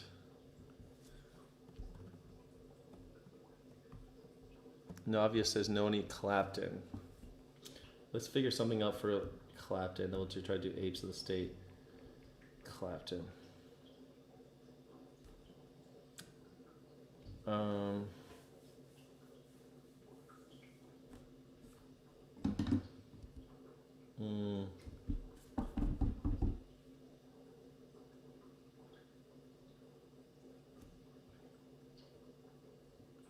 Okay, let's try it out.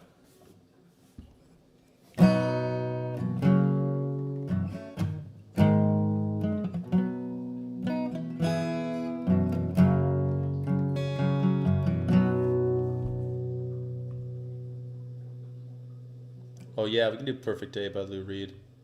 Give me a second though. Navi, we gotta get Navia's song. Would you know my name?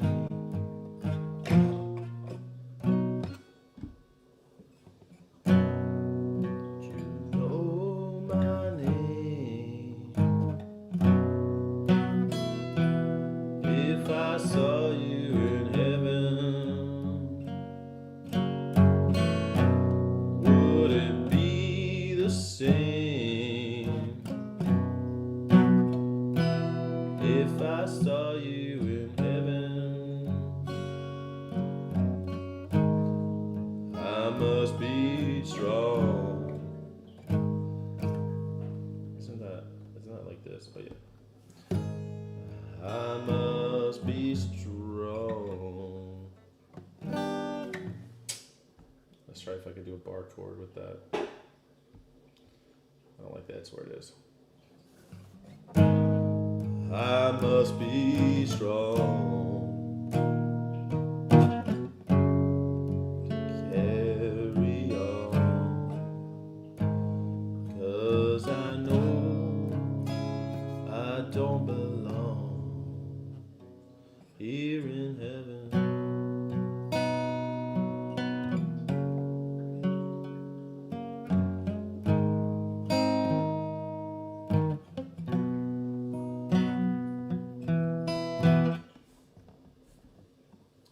Alright, we're gonna try this.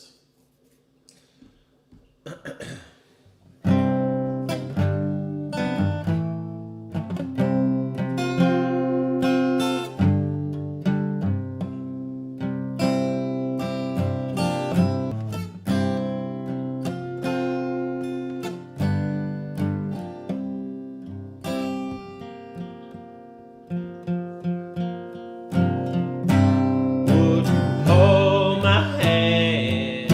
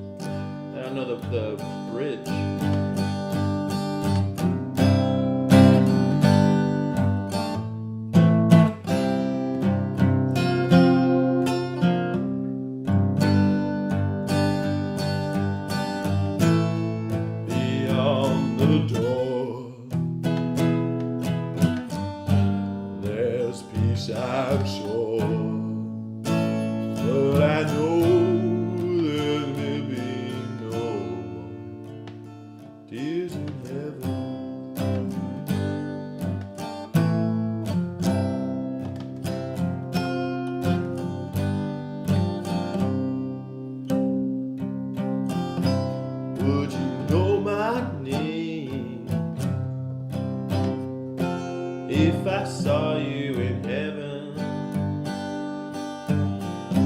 would you be the same?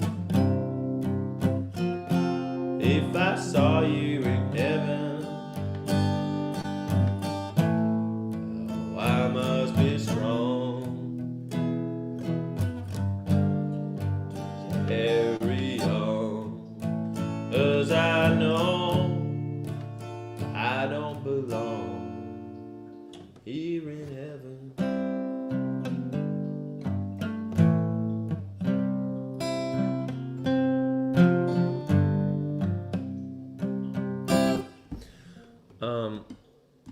I feel like I kind of want to let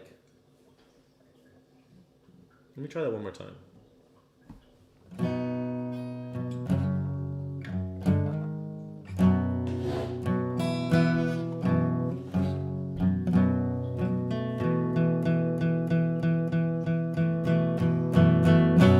Would you know my name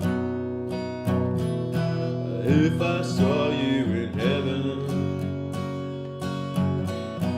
Would it be the same if I saw you in heaven? I must be strong to carry on, 'cause I know I don't belong here in heaven.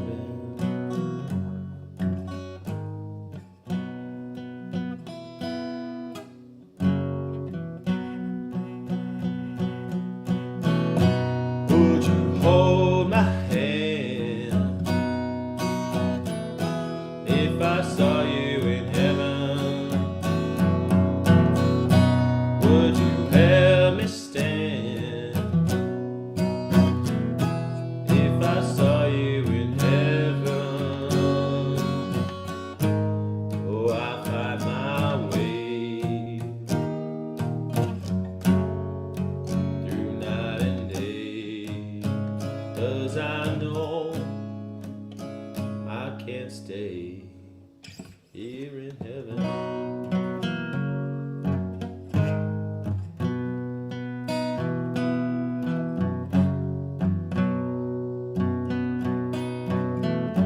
Time can bring you down, time can bend your knee, time can break your heart, have you beg and plead.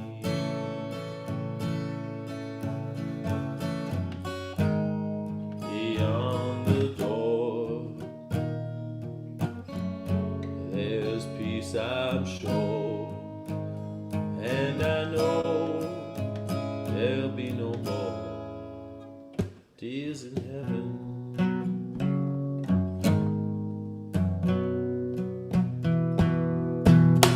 Oh, shit.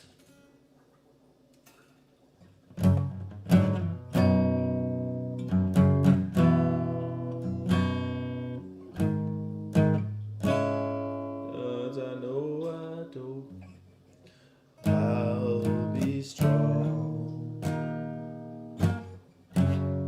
to carry on, but I know I don't belong here in heaven.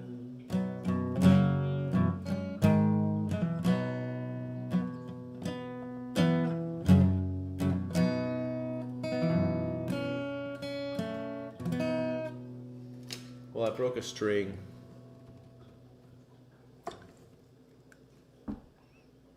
I broke a string. Well, damn it. That sucks. Sucks to break a string while you're playing. Perfect Day, Lou Reed. Okay, I'll play Perfect Day, Lou Reed. God damn it. Let me see if I have a string.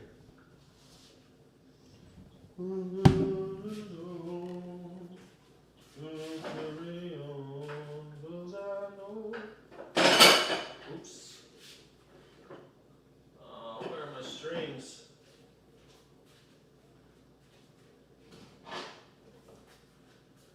'Cause I know I won't belong here in heaven.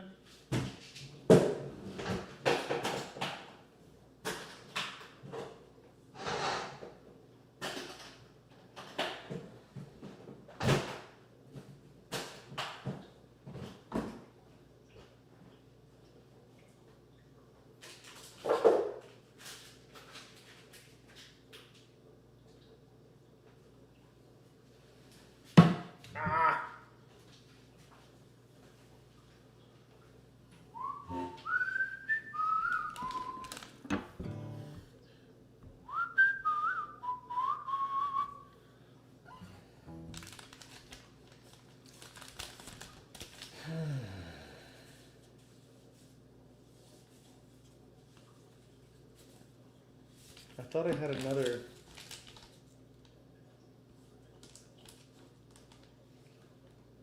Damn. No, I don't have it. God damn it. I don't have a new E string. Maybe I could pull this one. Oh, wait. I do. Alright, we're gonna have to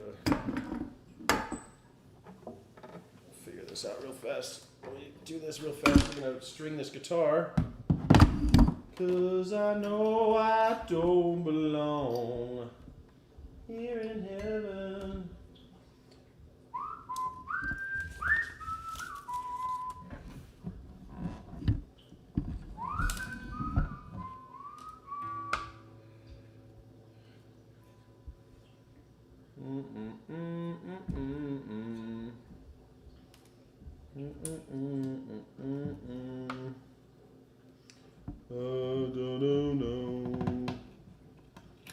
Scooby Dooby Doo Doo, Scooby Doo, Scooby Dooby Doo Doo, Dooby Doo Doo.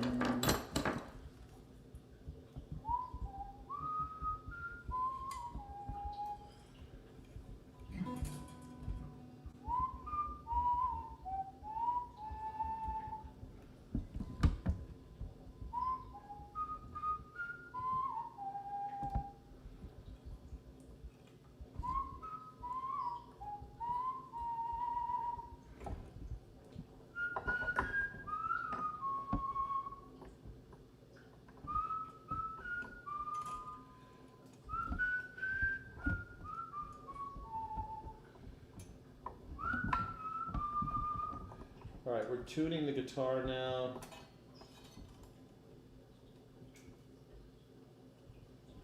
Tie my little knot. Oh, knot. Oh, shit. That got it.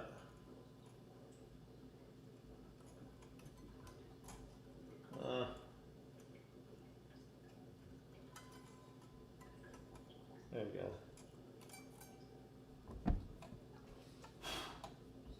You know what's funny is like when I was in a band, I did this shit like on stage, and I never had a problem. And now it's like I'm out of practice. I barely ever do it now. You know.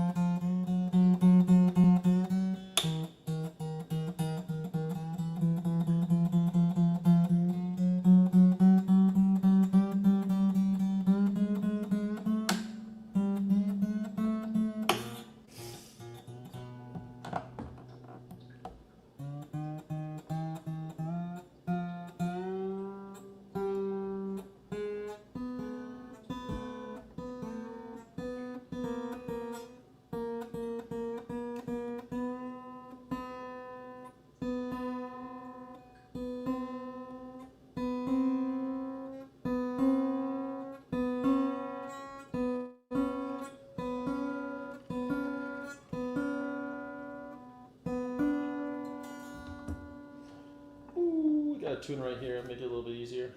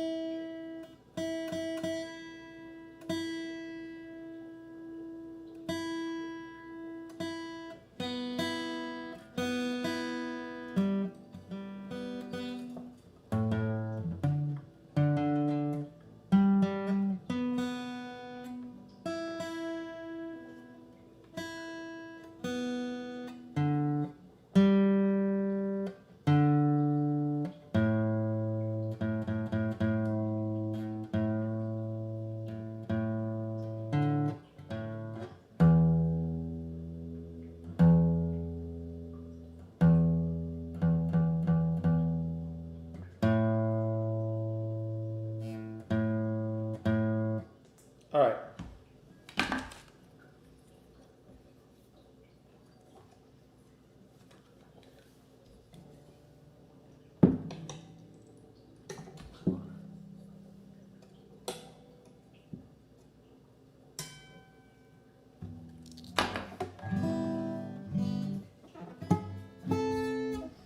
All right. What are we doing again? Lou Reed. It's such a perfect day. I hope Navia liked the Clapton.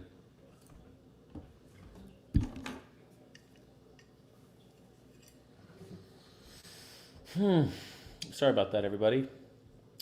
But they break, you know.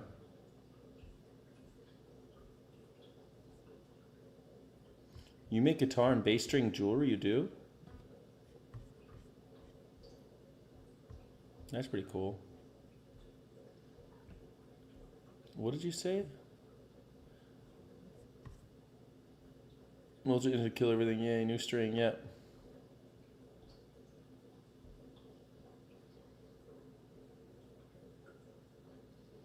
Okay. It's such a perfect day, the day that I spent it with you.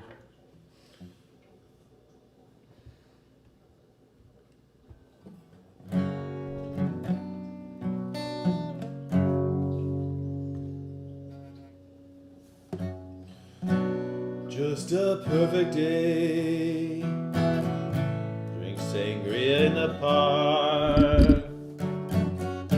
And later when it gets dark, we go home.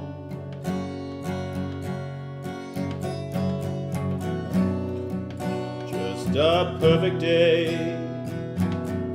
Eat animals at the sanctuary. Then later we see a movie and go home. And it's such a perfect day. Glad I spent it with you. Oh man, I forget how it goes. Oh, it's such a perfect day. I'm glad I spent it with you. Such a perfect day. You just keep me hanging on. You just keep me hanging on.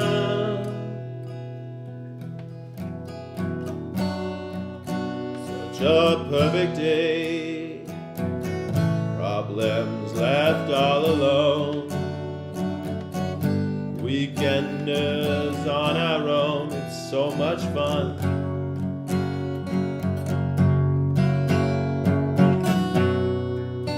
Just a perfect day. You made me forget myself.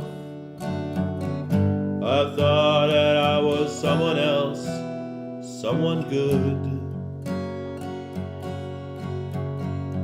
Oh, it's such a perfect day. I'm glad I spent it with you. Such a perfect day. You just keep me hanging on. You just keep me hanging on.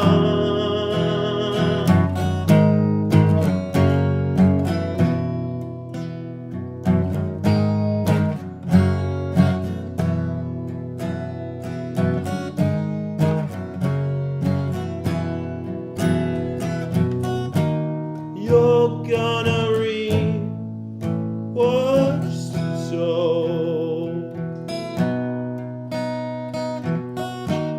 You're gonna reap what you sow.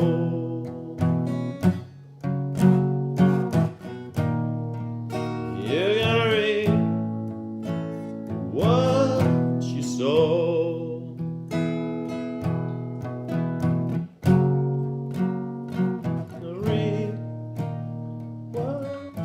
So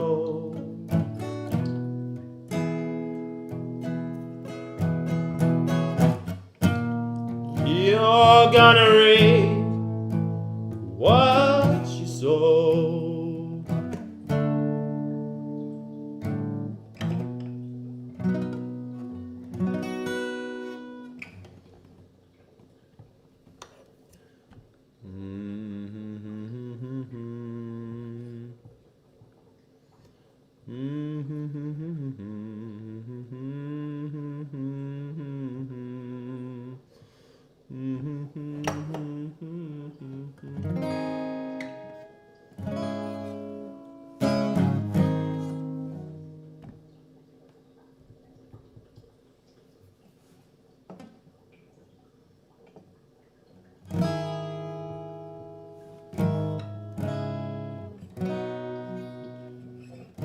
You're gonna reap what you sow.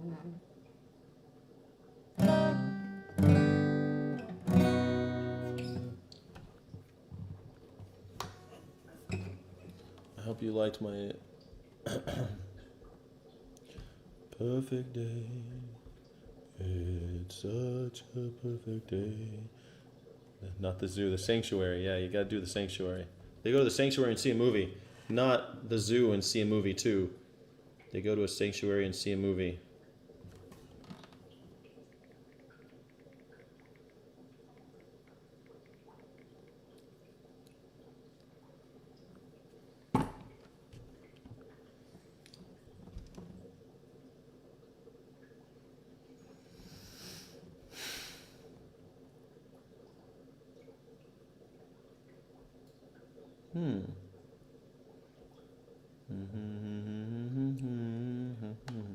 You know it's only mega farms that are bad, right? That's not true. All farms... Fuck you, Daniel Price. Oh, only some farmers are bad. Yeah, 99.9%. I love when people do that. You know, there's some good farmers. Yeah, there's some good cops, too.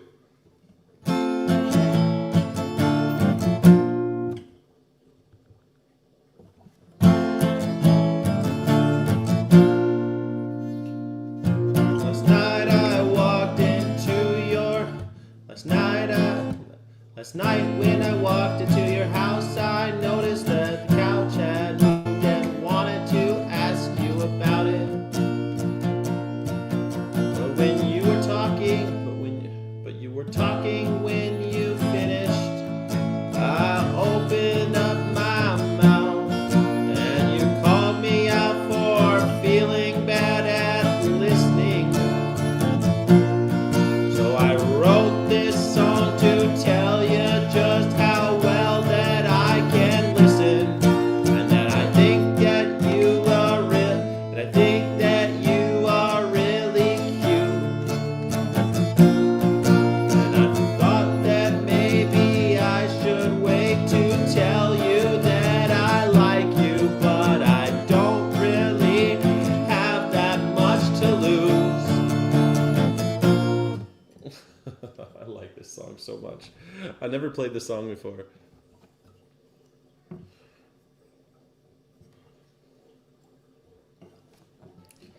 Last night when I walked into your house, I noticed that the couch had moved and I wanted to ask you about it, but you were talking, so when you finished I opened up my mouth and you called me out for being bad at listening.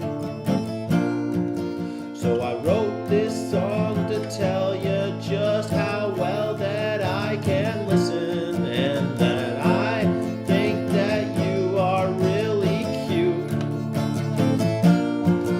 And I thought that maybe I should wait to tell you that I like you, but I don't really have that much to lose.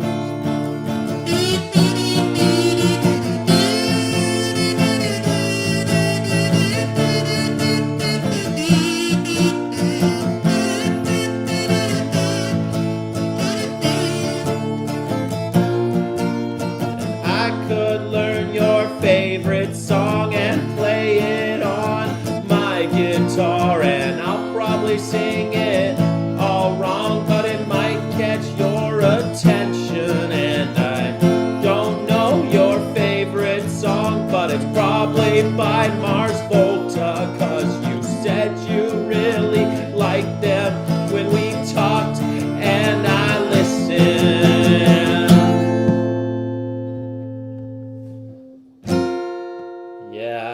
listen.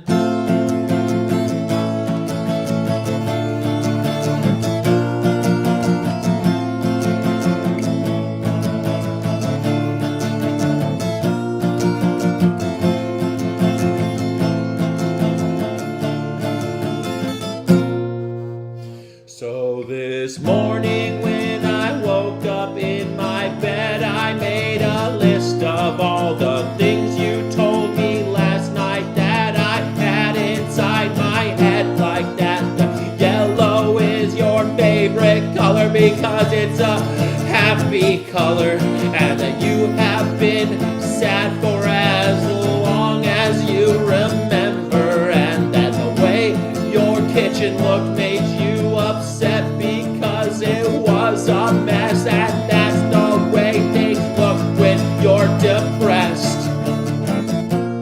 And you sat across the room, and the rocking chair you said you hate cause it's so loud, and you wish that you had sat next to me on the couch.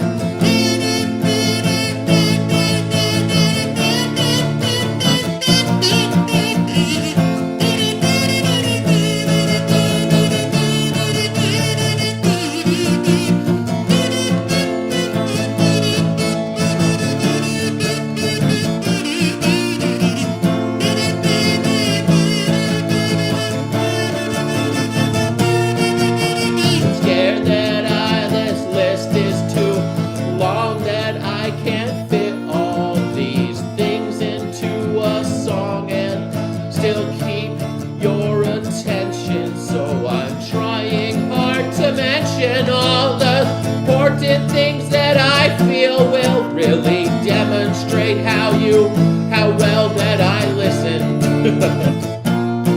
Like how you said with tears in your eyes that you wish that being grateful was enough to keep you from feeling sad all the time, that your favorite flowers are impatience, and that when you love somebody you wait patiently for them, and that your favorite movie is The Shawshank Redemption, and that serenity means listening to the watered down and the Talk Glen, and how you make poor decisions with the people that you choose to date, and you'll probably think that I'm crazy for this, and I tell you I don't give a shit, and would be lie, cause I care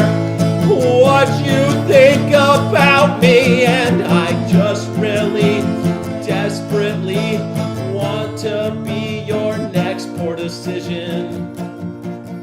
But your next poor decision be your next poor decision. And I could learn your favorite song and play it on my guitar, and I'll probably sing it all wrong, but it might catch your affection. And I don't know your favorite song, but it might be by Mars Volta, cause you said you really liked them when we talked. And listen.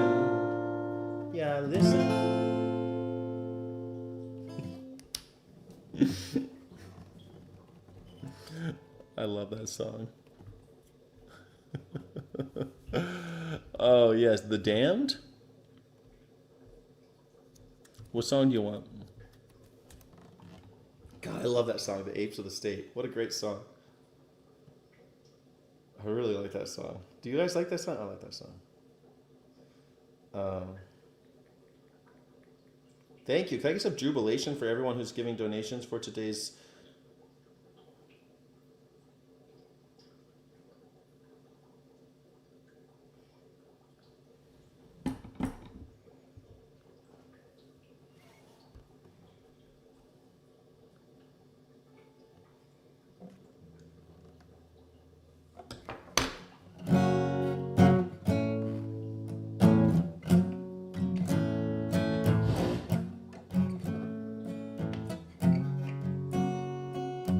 Be a man, kind of mystery man. Be a doll. Be a doll, the mystery baby doll. It can't be found no anyway. Can't be found no at all. Distant man can't do that. He can't uphold his distant law. Form on that today. I got a feeling when I hear that call, I say, need. She can't afford no cannon. Need. She can't afford no gun at all. Need. She can't afford no cannon. Need. She can't afford no. She ain't got no name to call. No crime, if it ain't no law. No cops left to mess you around. No more dreams of mystery cold. No more sight to bring you down. Got a crazy, got a thought of mine. My mind's on when I falls asleep. Feeling and finding a restless time. These words upon me, I creep myself.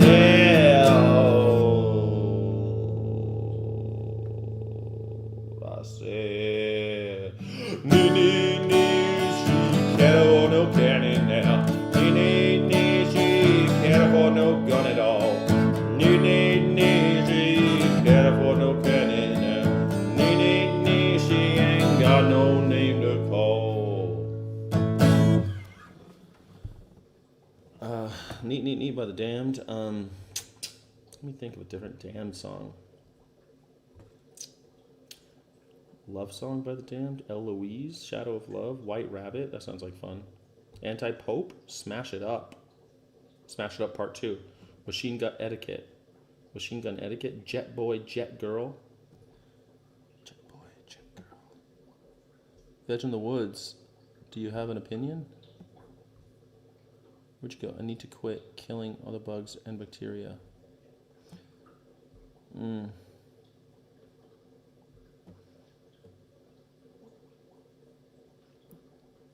Daniel Price, what are you doing to me, man? Stab Your Back, The Damned, The Jet Boy, Jet Girl, Generals, The Damned, Anti-Pope. I kind of like Smash It Up, sounds fun. Born to Kill? Oh, Born to Kill, I don't know that song.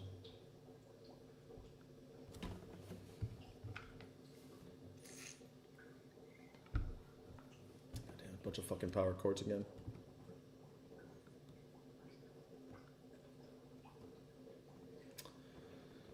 Okay, let's try it.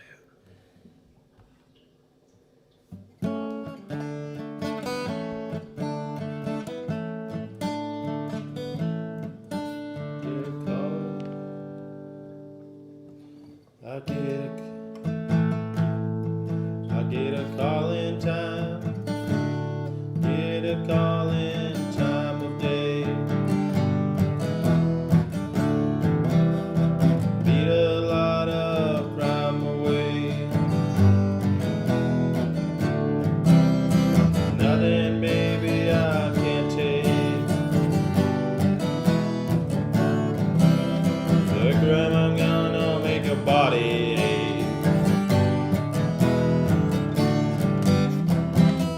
There's no kind of big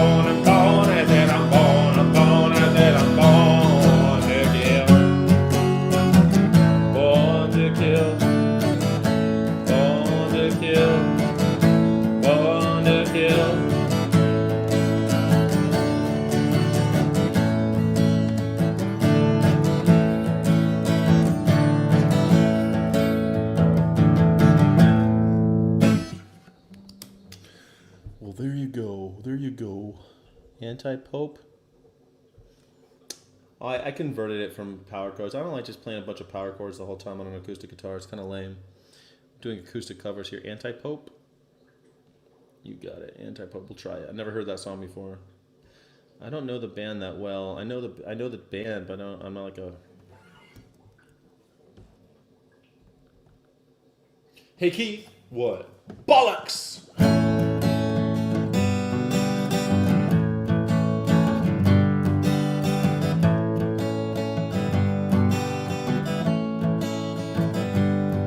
Oh, I'm going back to church tonight, just like back when I was 8. But when I don't mean to pray, I'm going to nick a collection plate. I've got nothing against church, or the people who go there, or people who go there and show their plain and ignorant. Don't understand the congregation that weekends won't change their behaviors, or when people are weak, they seek answers from peddlers of hope. And I should know I used to go there myself. That's until the day I became anti-pope. The day I became anti-pope. It's gonna be fun tonight, spreading news around the town that the vicars are transvestites with a fetish for robes and gowns. Nothing against the church or people who go there and show their plain ignorant and don't understand a congregation at weekends won't change their behavior. So many people are weak and seek answers from peddlers of hope. Trash to know I used to go there myself. That's until the day I became anti-pope. Until the day I became anti-pope.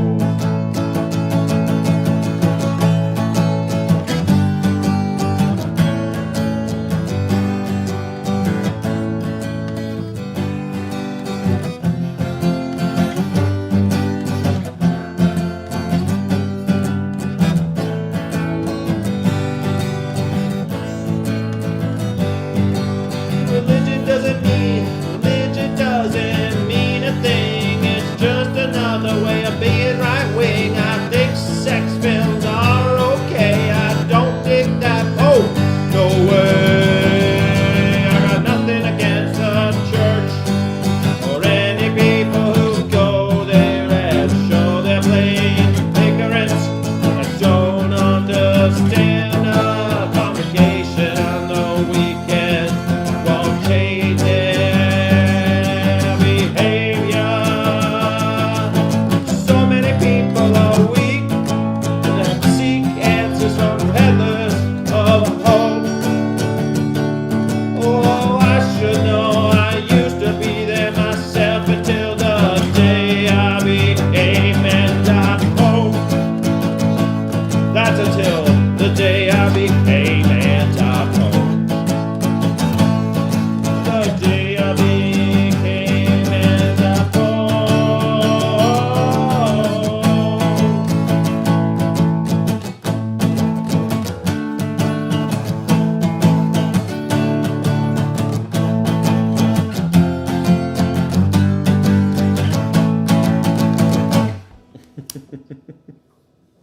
It's a fun song.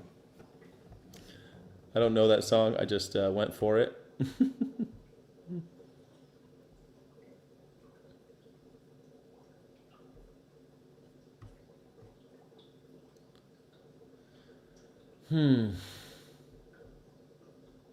Thanks, Fed to the Woods. I hope that you like that version of it, of 2 songs by The Damned.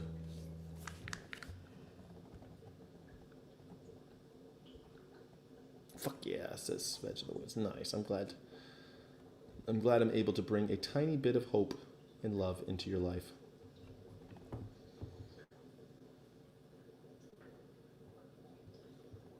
You're welcome. No, thank you, Steffelson. Steffelson has a super chat. Radiohead Optimistic. Ooh, I missed it. Thank you. Thank you. Radiohead Optimistic.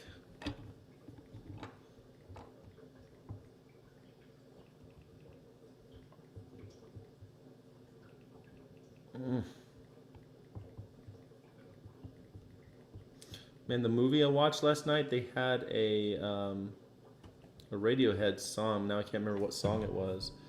But it sounded really good acoustic. I kind of wanted to try it, but now I can't remember what song it was. But it was in that movie, Welcome Table.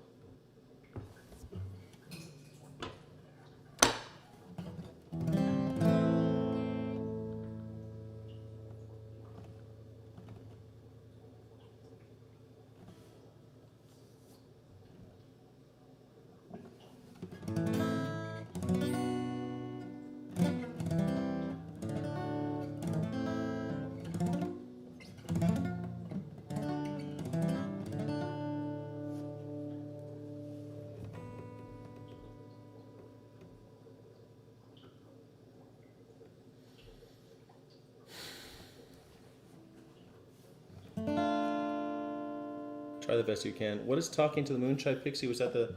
Flies are buzzing round my head, first circling the dead, picking up every last crumb. The big fish eat the little ones, big fish eat the little ones.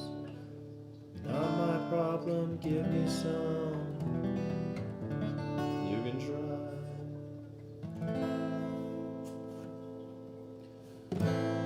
Best you can, if you try, the best you can, the best you can is good enough, you can try, best you can, if you try, the best you can, the best you can is good enough.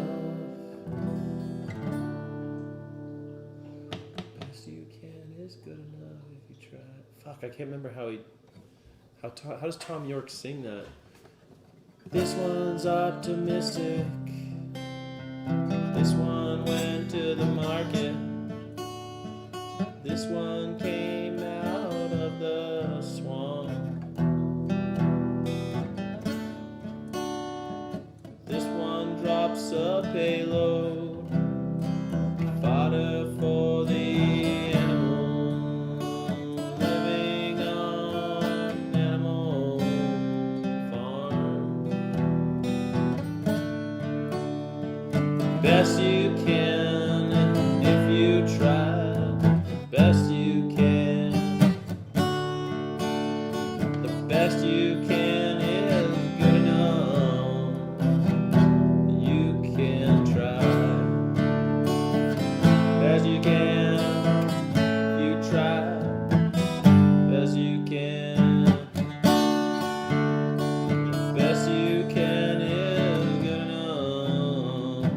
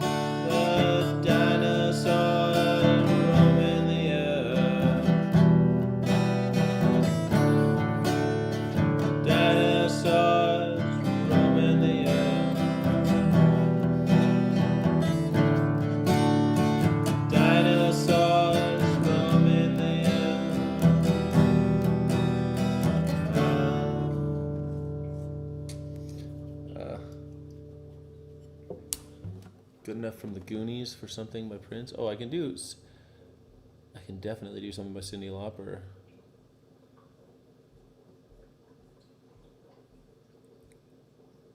Why don't we do the song by Cyndi Lauper?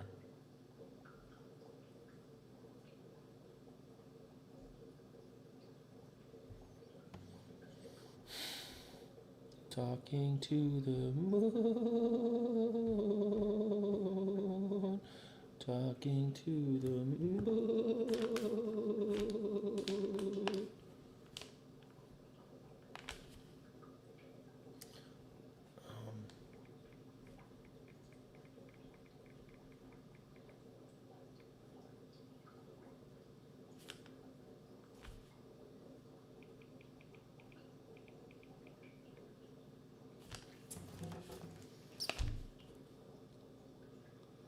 Cyndi Lauper. The Goonies are good enough. Fuck, I don't know that song. What the hell? I've seen the Goonies a million times.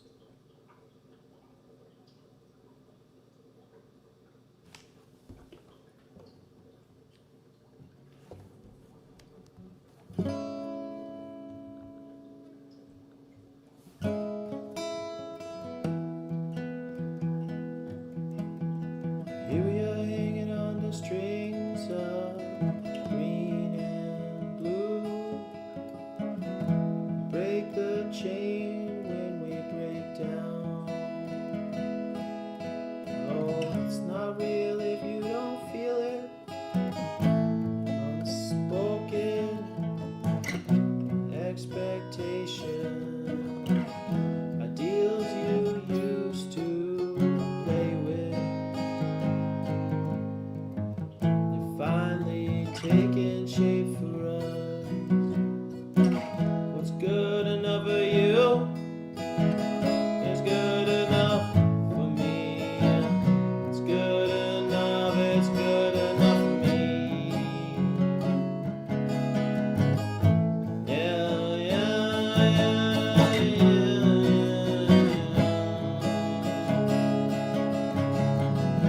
Now you say you're starting to feel the push and pull of what could be and never. Can you mirror me stumbling through those old-fashioned superstitions?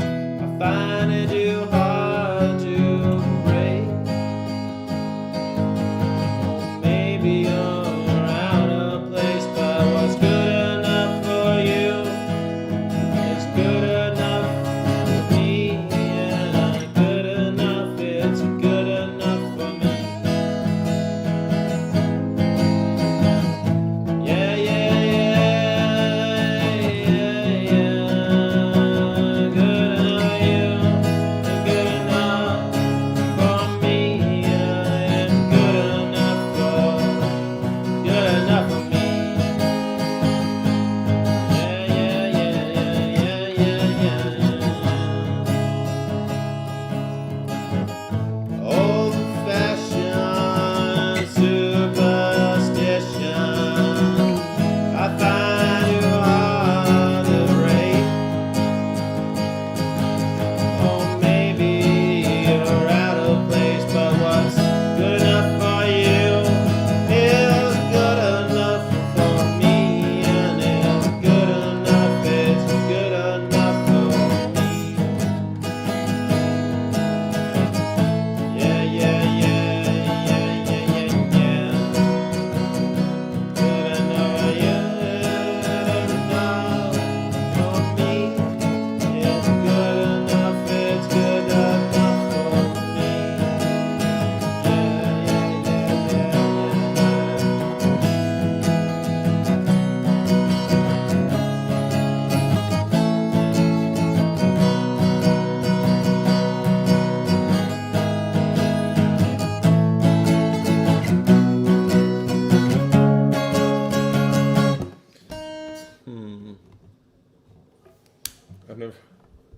I've never heard that song, Veg in the Woods. I'm sorry. I don't know if you felt like that was okay, but I don't know that song.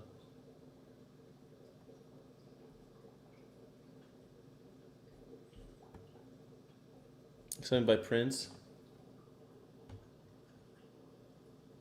Yeah, we'll do the Prince song. That'll be the last song, I think. Although, what was that other...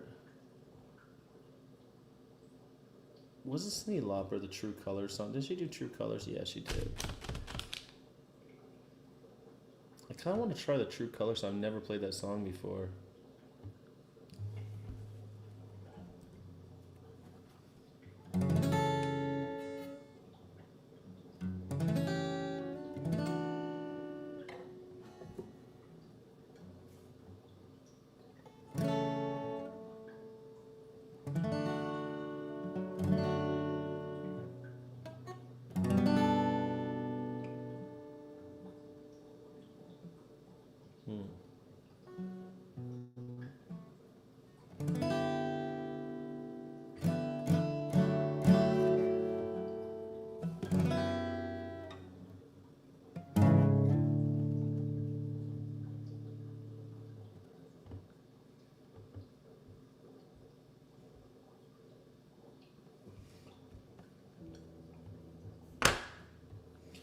With sad eyes, don't be discouraged. Oh, I realize it's hard to take courage in a world full of people. You lose sight of it all, and darkness inside you makes you feel so I see your true colors shining through. I see your true colors. That's why I love you. So don't be afraid. Let them show your true colors. True colors are beautiful like a rainbow.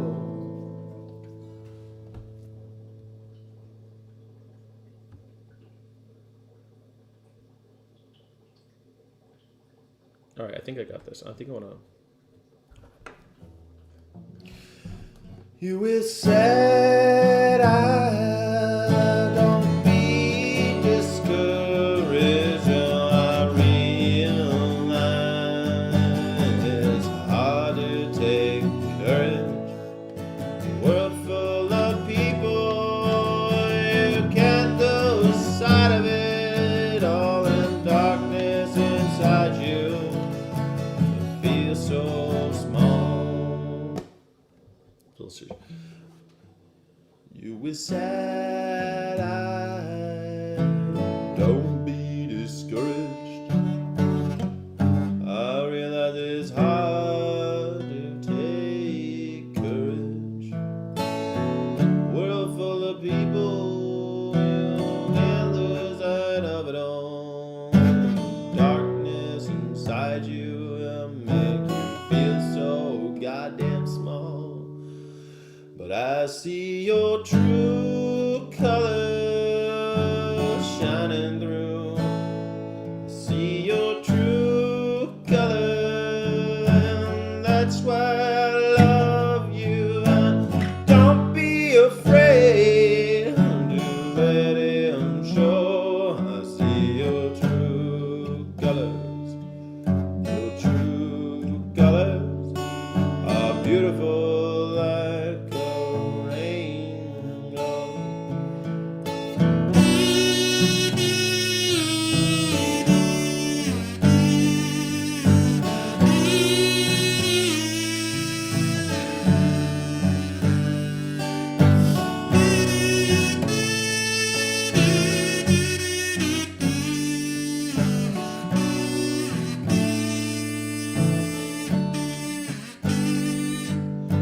Show me a smile then, don't be unhappy.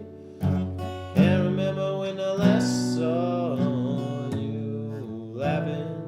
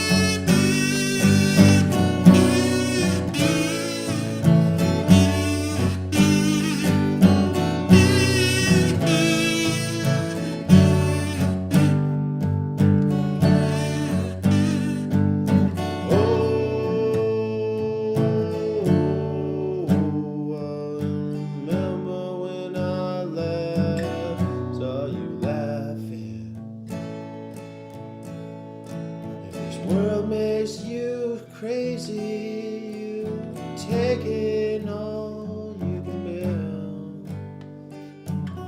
Call me up, cause you know I'll be there. You know I'll be there. I see your true colors shining through. I see your true colors. That's why I love you. Don't be afraid. Let them show to your true colors. True colors.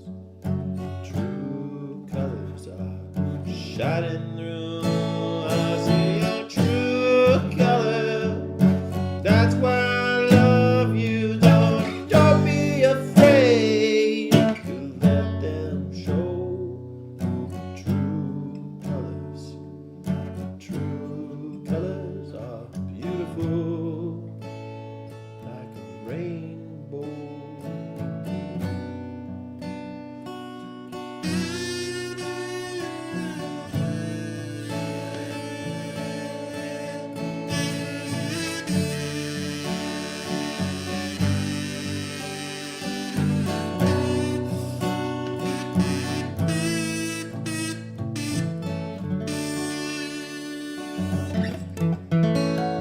It's the first time I ever played that song. It was kind of a fun song to play. I thought that was a pretty fun song to play. Thank you for suggesting Cyndi Lauper. When I think of Cyndi Lauper, that's the song I think of. But I want to play up here. Maybe I should play even...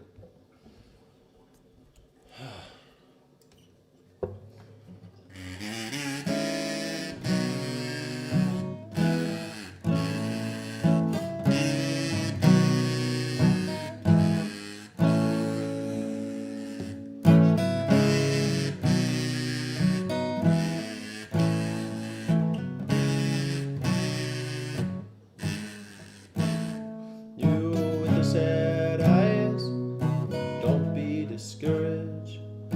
Realize it's hard to take courage. A world full of people, lose sight of it all. The darkness inside you make you feel so small. I see your true colors shining through. I see your true colors. That's why I love you. So don't be afraid to let them show. I see your true colors. True colors. Your true colors are beautiful like a rainbow.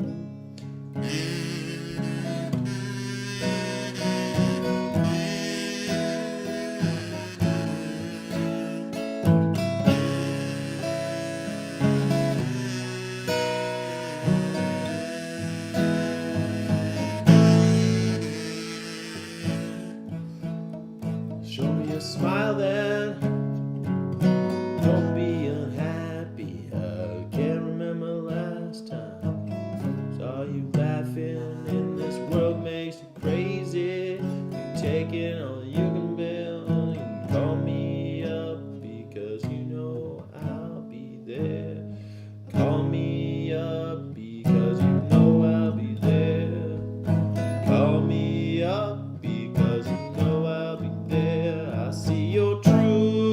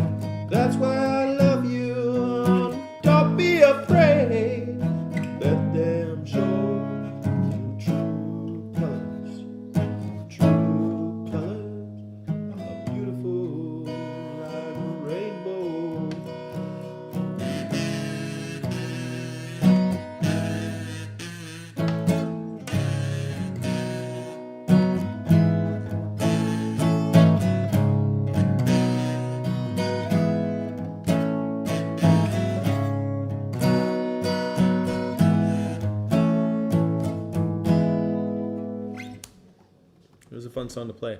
Thanks for hanging out with me. I appreciate you. I hope you have a great day. Illegitimate non-carburadno. Thank you. I appreciate you. I appreciate you so much. I'll see you on the other side of the day, okay? See you tomorrow, guys. I gotta do, oh, no, I'm gonna do the afterglow starts now. Afterglow starts now. It's members only, right now. Thank you, Veg in the Woods. Thank you, everybody, for supporting the channel. Thank you, Sky City Rebels. Thank you. I'll see you in just a second. I'll start the next stream right now. Thank you so much for watching. Don't forget to like and subscribe. Thank you so friggin' much.